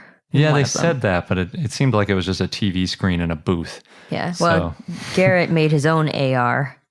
Oh, yeah. I posted a picture on Instagram of one of the dinosaurs in Jurassic World Alive because you can do the little AR move next to the T-Rex. So that was kind of fun. And now on to the best media of 2018. I want to start with the best fiction book, which we think is Bolivar. That was actually published at the end of 2017, but we did get to interview Sean Rubin in 2018, and it's a long interview, so we will just say if you want to listen to it, go over to episode 193. As for the best nonfiction book, we really liked The Rise and Fall of the Dinosaurs by Steve Brusatte, which came out this year and is in audiobook form, which Garrett really likes. I do. In other media, the best board game we think is the Jurassic Park Danger released by Ravensburger. It's really similar to another board game we have for Jurassic Park 3. We talk about it here, but the gist is you can play as a dinosaur. And last, thanks to Derek who shared this one with us, there's a fun review of a tabletop or board game called Jurassic Park Danger. And reading the review, it actually sounds really similar to Hasbro's Jurassic Park 3 Island Survival game, one of Garrett's favorites. That's a good game. Except Jurassic Park Danger is a Ravensburger game. And this game has a bunch of callbacks to the original Jurassic Park movie, including quotes from characters such as Ray Arnold. They have his line, "Hold on to your butts," on the cards. And I'm not sure how many people can play, but one person plays as the dinosaurs. Oh, yeah, that sounds familiar. Yeah. I like to play as the dinosaurs. There you go. You can be T-Rex, Dilophosaurus, or Velociraptor. Actually, you're all of them, if it's anything like Jurassic Park 3 Island Survival. Good. And everyone else plays as the human characters. And then humans have to try to escape the island via helicopter while the dinosaurs have to try to kill the humans. So, yes. That's how you win. And as the dinosaurs, yeah. And the game board, it's set up in a similar way to Settlers of Catan. There's these hexagon-shaped areas that create a circle/island. Do you actually build the map like you do with Settlers of Catan, or is it always the same? I think it's the same. That's how it looks in the pictures. So you can just move in 6 directions rather than just 4. That's cool. I think that might be the same as Jurassic Park 3 too. That had different areas on the board. Yeah, but I think they had 6-sided shapes too, if I remember correctly. Oh, I don't remember. Gotta play it again. And then play this one and compare. Yeah, we should. I can be the dinosaurs both times. I see. I was just about to ask, would you let anyone else try being the dinosaur? I'd let them try. As long as I get to be the dinosaurs often, I'm okay with it. We have an honorable mention for best board game as well. Cluedo, the stolen Stegosaurus mystery game, which we talked about in our holiday gift guide. In board game land, Garrett and I stumbled upon this one when we were visiting the Natural History Museum in London. It's called Cluedo, and it's the Clue mystery board game, the one where you're solving the murder mystery, but it's with a dinosaur twist. So in the game, someone tried to steal Sophie the Stegosaurus, the one in the museum. They failed, but the head and the tail are missing, and it's somewhere in the museum. So you play as one of the 6 suspects. You have to figure out who stole the fossils, where they hid them, and how they got into the museum, which sounds great. So we have ordered our own. We'll be getting it in the next couple of weeks. It costs £30, British pounds, plus shipping, which varies depending on which country you're coming from, but I think it might be worth it. I also really like the game Clue. We don't want to just talk about board games, so we've got Best Video Game, which is Jurassic World Evolution this year. In Jurassic World game news, IGN released a new gameplay video of Jurassic World Evolution, and in it you got Jeff Goldblum, who does some narration. In the game, you can choose to focus on entertainment, science, or security. I think you do that by choosing a character, and you work your way up to tougher missions. You can also upgrade your facilities, expand your park, make improvements to your dinosaurs by giving them things like longer lifespans or make them more easygoing. And the first 4 dinosaurs you can add to your park are Struthiomimus, Edmontosaurus, Ceratosaurus, and Triceratops. Cool. Yeah. I really want to play that game. Well, yeah, there's a whole list of other known dinosaurs in the game. They include Ankylosaurus, Apatosaurus, Brachiosaurus, Indominus Rex, Metriacanthosaurus, Spinosaurus, Stegosaurus, Tyrannosaurus, and Velociraptor. And we'll post a link so you can see the full list. They're also, I think, adding to it as they learn more. Yeah, I know they keep releasing little videos of the different dinosaurs, and they're all very Jurassic Parky. So don't expect realism out of this game. There are other similar park builder games coming out that do have realistic dinosaurs, if that's more your cup of tea. But I expect this one at least to be like really fun, with lots of sort of quests and missions and things like that, whether or not the dinosaurs are perfect. Well, yeah, I doubt they'd be perfect anyway. You can make improvements to them. It fits with the whole genetic engineering thing for sure. Yeah. As an honorable mention to the best video game, we also want to recognize Red Dead Redemption 2 for being a mainstream game that incorporates dinosaurs. And we talked about that in our gift guide as well, so I won't go too much into it here. But moving on to best movie release, obviously that was Jurassic World Fallen Kingdom for 2018. And we talked about it at length in many of our episodes this year. But if you want to hear more in-depth review type thing, then you should check out our episode 187. Not to discount other kinds of videos that came out, we've got for best video live action Jurassic World Fallen Kingdom, and they sponsored a video of parkour scenes from the movie. There's another cool video that came out, and thank you to Stuart who shared this one with us via Facebook. It's really well done, really pretty to watch. It's about 5 minutes. It was sponsored by Jurassic World Fallen Kingdom, and it features Devin Supertramp, which I think is a YouTube channel they've got going, doing parkour and acting out scenes from the movie. It was published on June 1st to let you know that you can buy Jurassic World Fallen Kingdom tickets now. And again, their YouTube channel is Devin Supertramp. It looks like they do this for a lot of movies and shows. So in this one, they actually got to film it on the site of the movie, or at least parts of the sites. And pretty much everyone in the video does parkour, including there's people that are in the inflatable T-Rex and Velociraptor costumes, and they're doing parkour as well. It's really impressive. So most of the video is this T-Rex chasing a guy who's dressed like Owen Grady. And there's also somebody dressed kind of like Claire, but she's not in the video too much.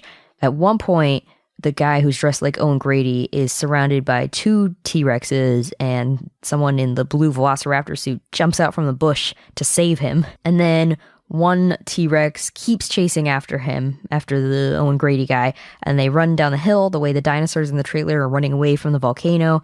The T-Rex also ends up kind of searching for the guy in this abandoned warehouse bunker type thing.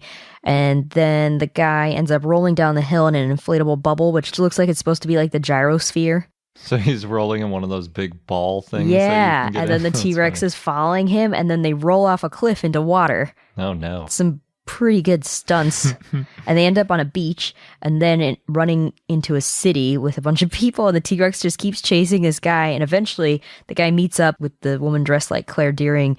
She's shown in the beginning of the video, and they show her again at the end.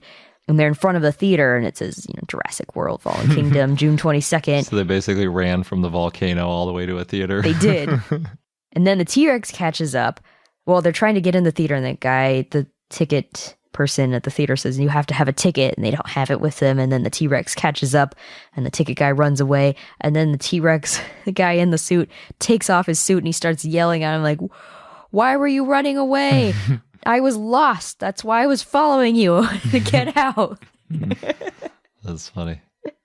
Yeah. And then he keeps yelling at him, why did you jump off that cliff? So really well done. Even though I have explained the entire video, I still recommend watching it if for anything the parkour tricks. There is also a really great animated video. So our best video animated for 2018 is a Jurassic Park parody with other prehistoric creatures.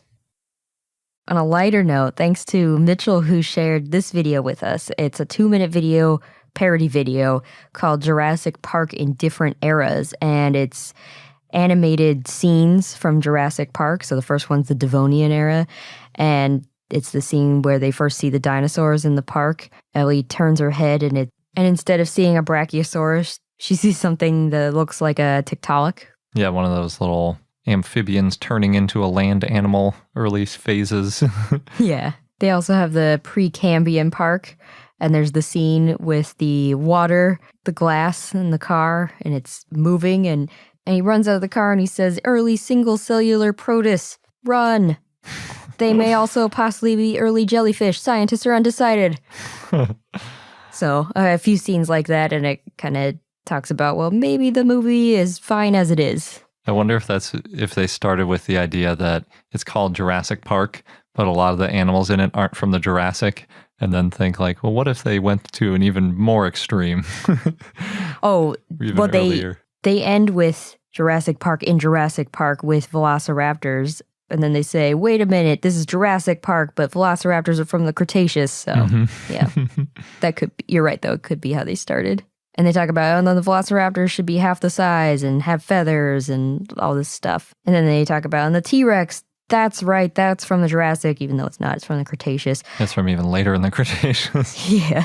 Maybe that's a joke too. But it says, and you're supposed to be a scavenger, not a predator. And this is as the T-Rex is eating Dr. Alan Grant. So, which is also not really true. Well, yeah. But, parody. So it's an enjoyable watch. I also want to add, as an honorable mention for Best Video Animated, the video of Jurassic Park in heels.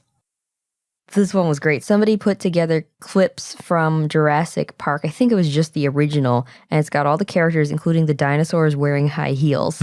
It's only 21 seconds long, but I really enjoyed watching it, and it's very easy to watch on loop. You can see Brachiosaurus in these giant zebra-striped heels. There's Compies in small yellow heels, and then it ends with T-Rex in yellow polka dot heels, and it's roaring as the Jurassic Park banner falls on her. That end scene. Oh, is this just a play on the fact that they're all female dinosaurs? Is that what they're going for? No, because the male characters in the movie are also wearing heels. Oh, even the humans? Yeah, all the humans. Why did they do this? Just for fun.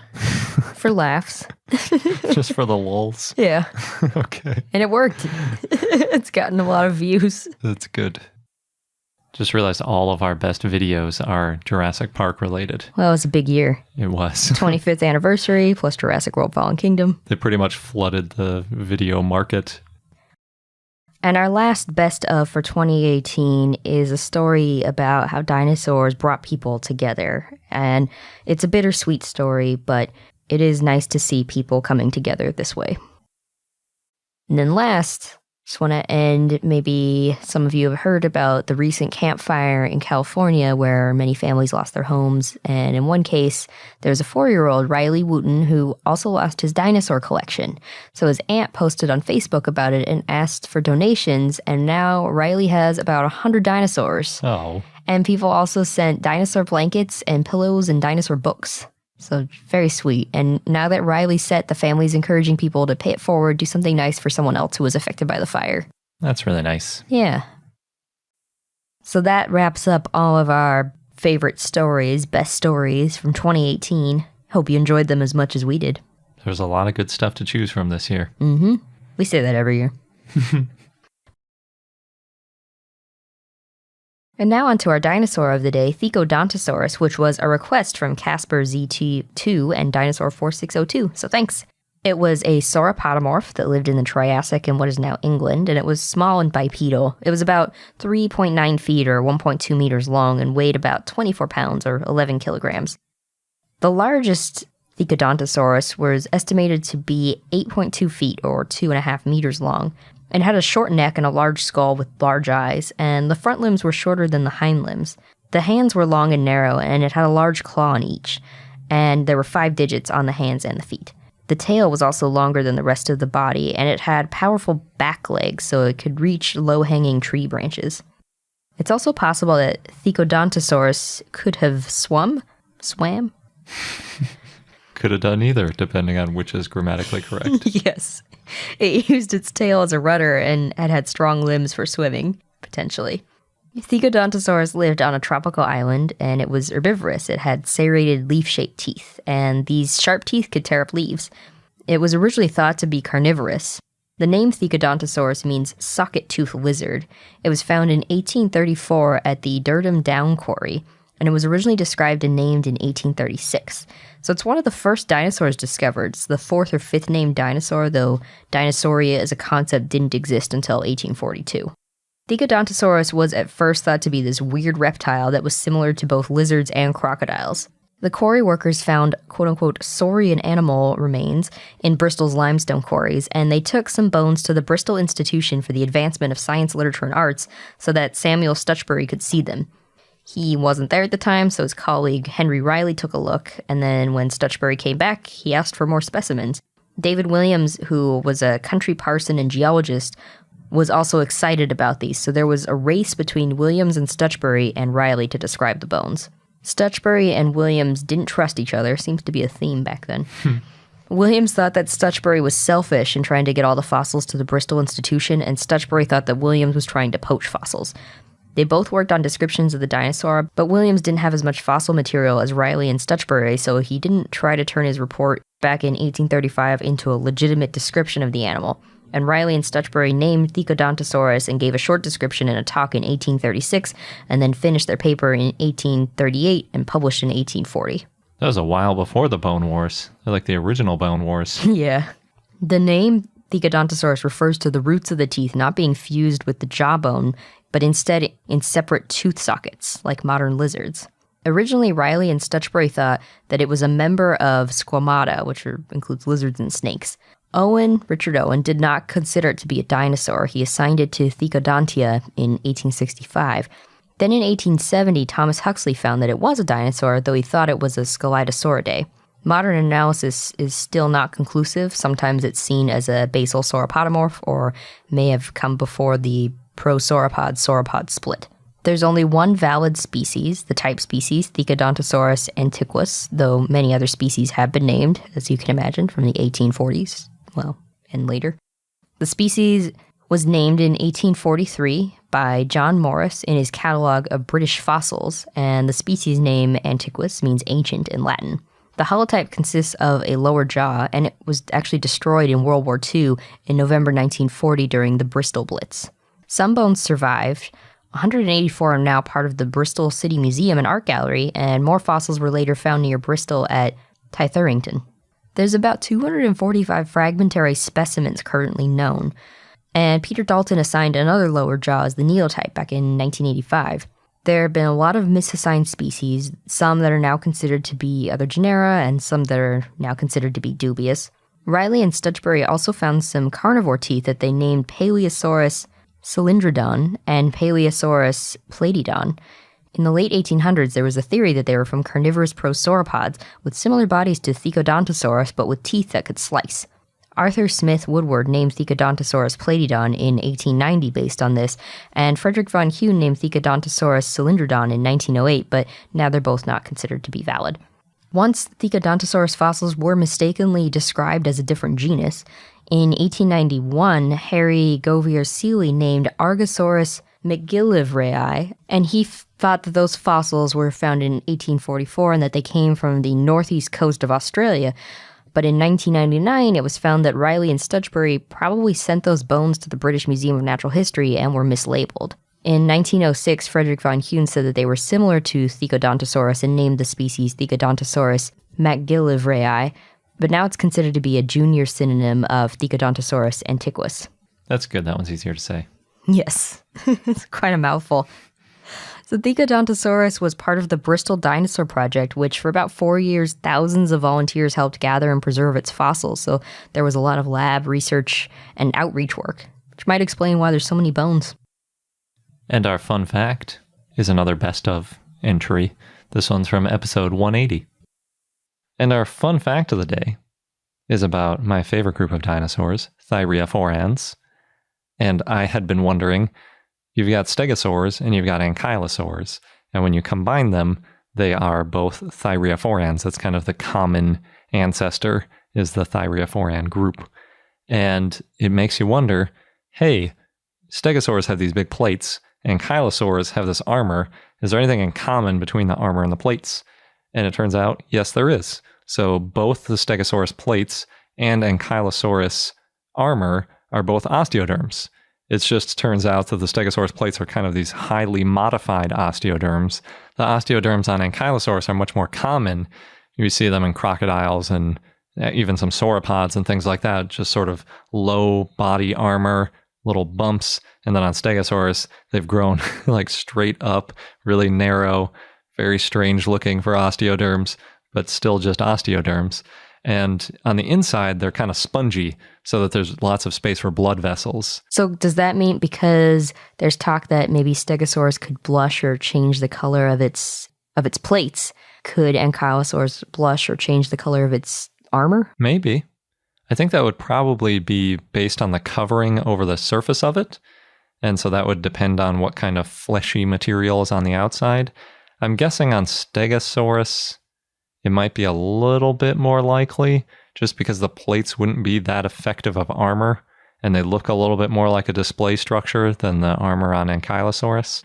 And on the Ankylosaurus, I should say, on the Nodosaur, also known as Borealopelta, we saw some keratin sheaths over the surface of some of its armor, and I don't think any animal could ever make keratin blush, so that one's probably not going to blush, but we don't really know exactly what's over the stegosaur plates. If it's keratin, then it might not be able to blush, but then again, we have keratin over, like our fingernails are made out of it, so you can see skin underneath that if it's real thin. So if they had something similar, Sabrina's shivering, then maybe they could do some sort of display. It's hard to say. All right. And with that last best of tidbit, we hope you enjoyed our best of 2018 episode, plus a new dinosaur of the day. And we look forward to sharing more dinosaur news with you this year in 2019. Thanks again, and until next time. Good day.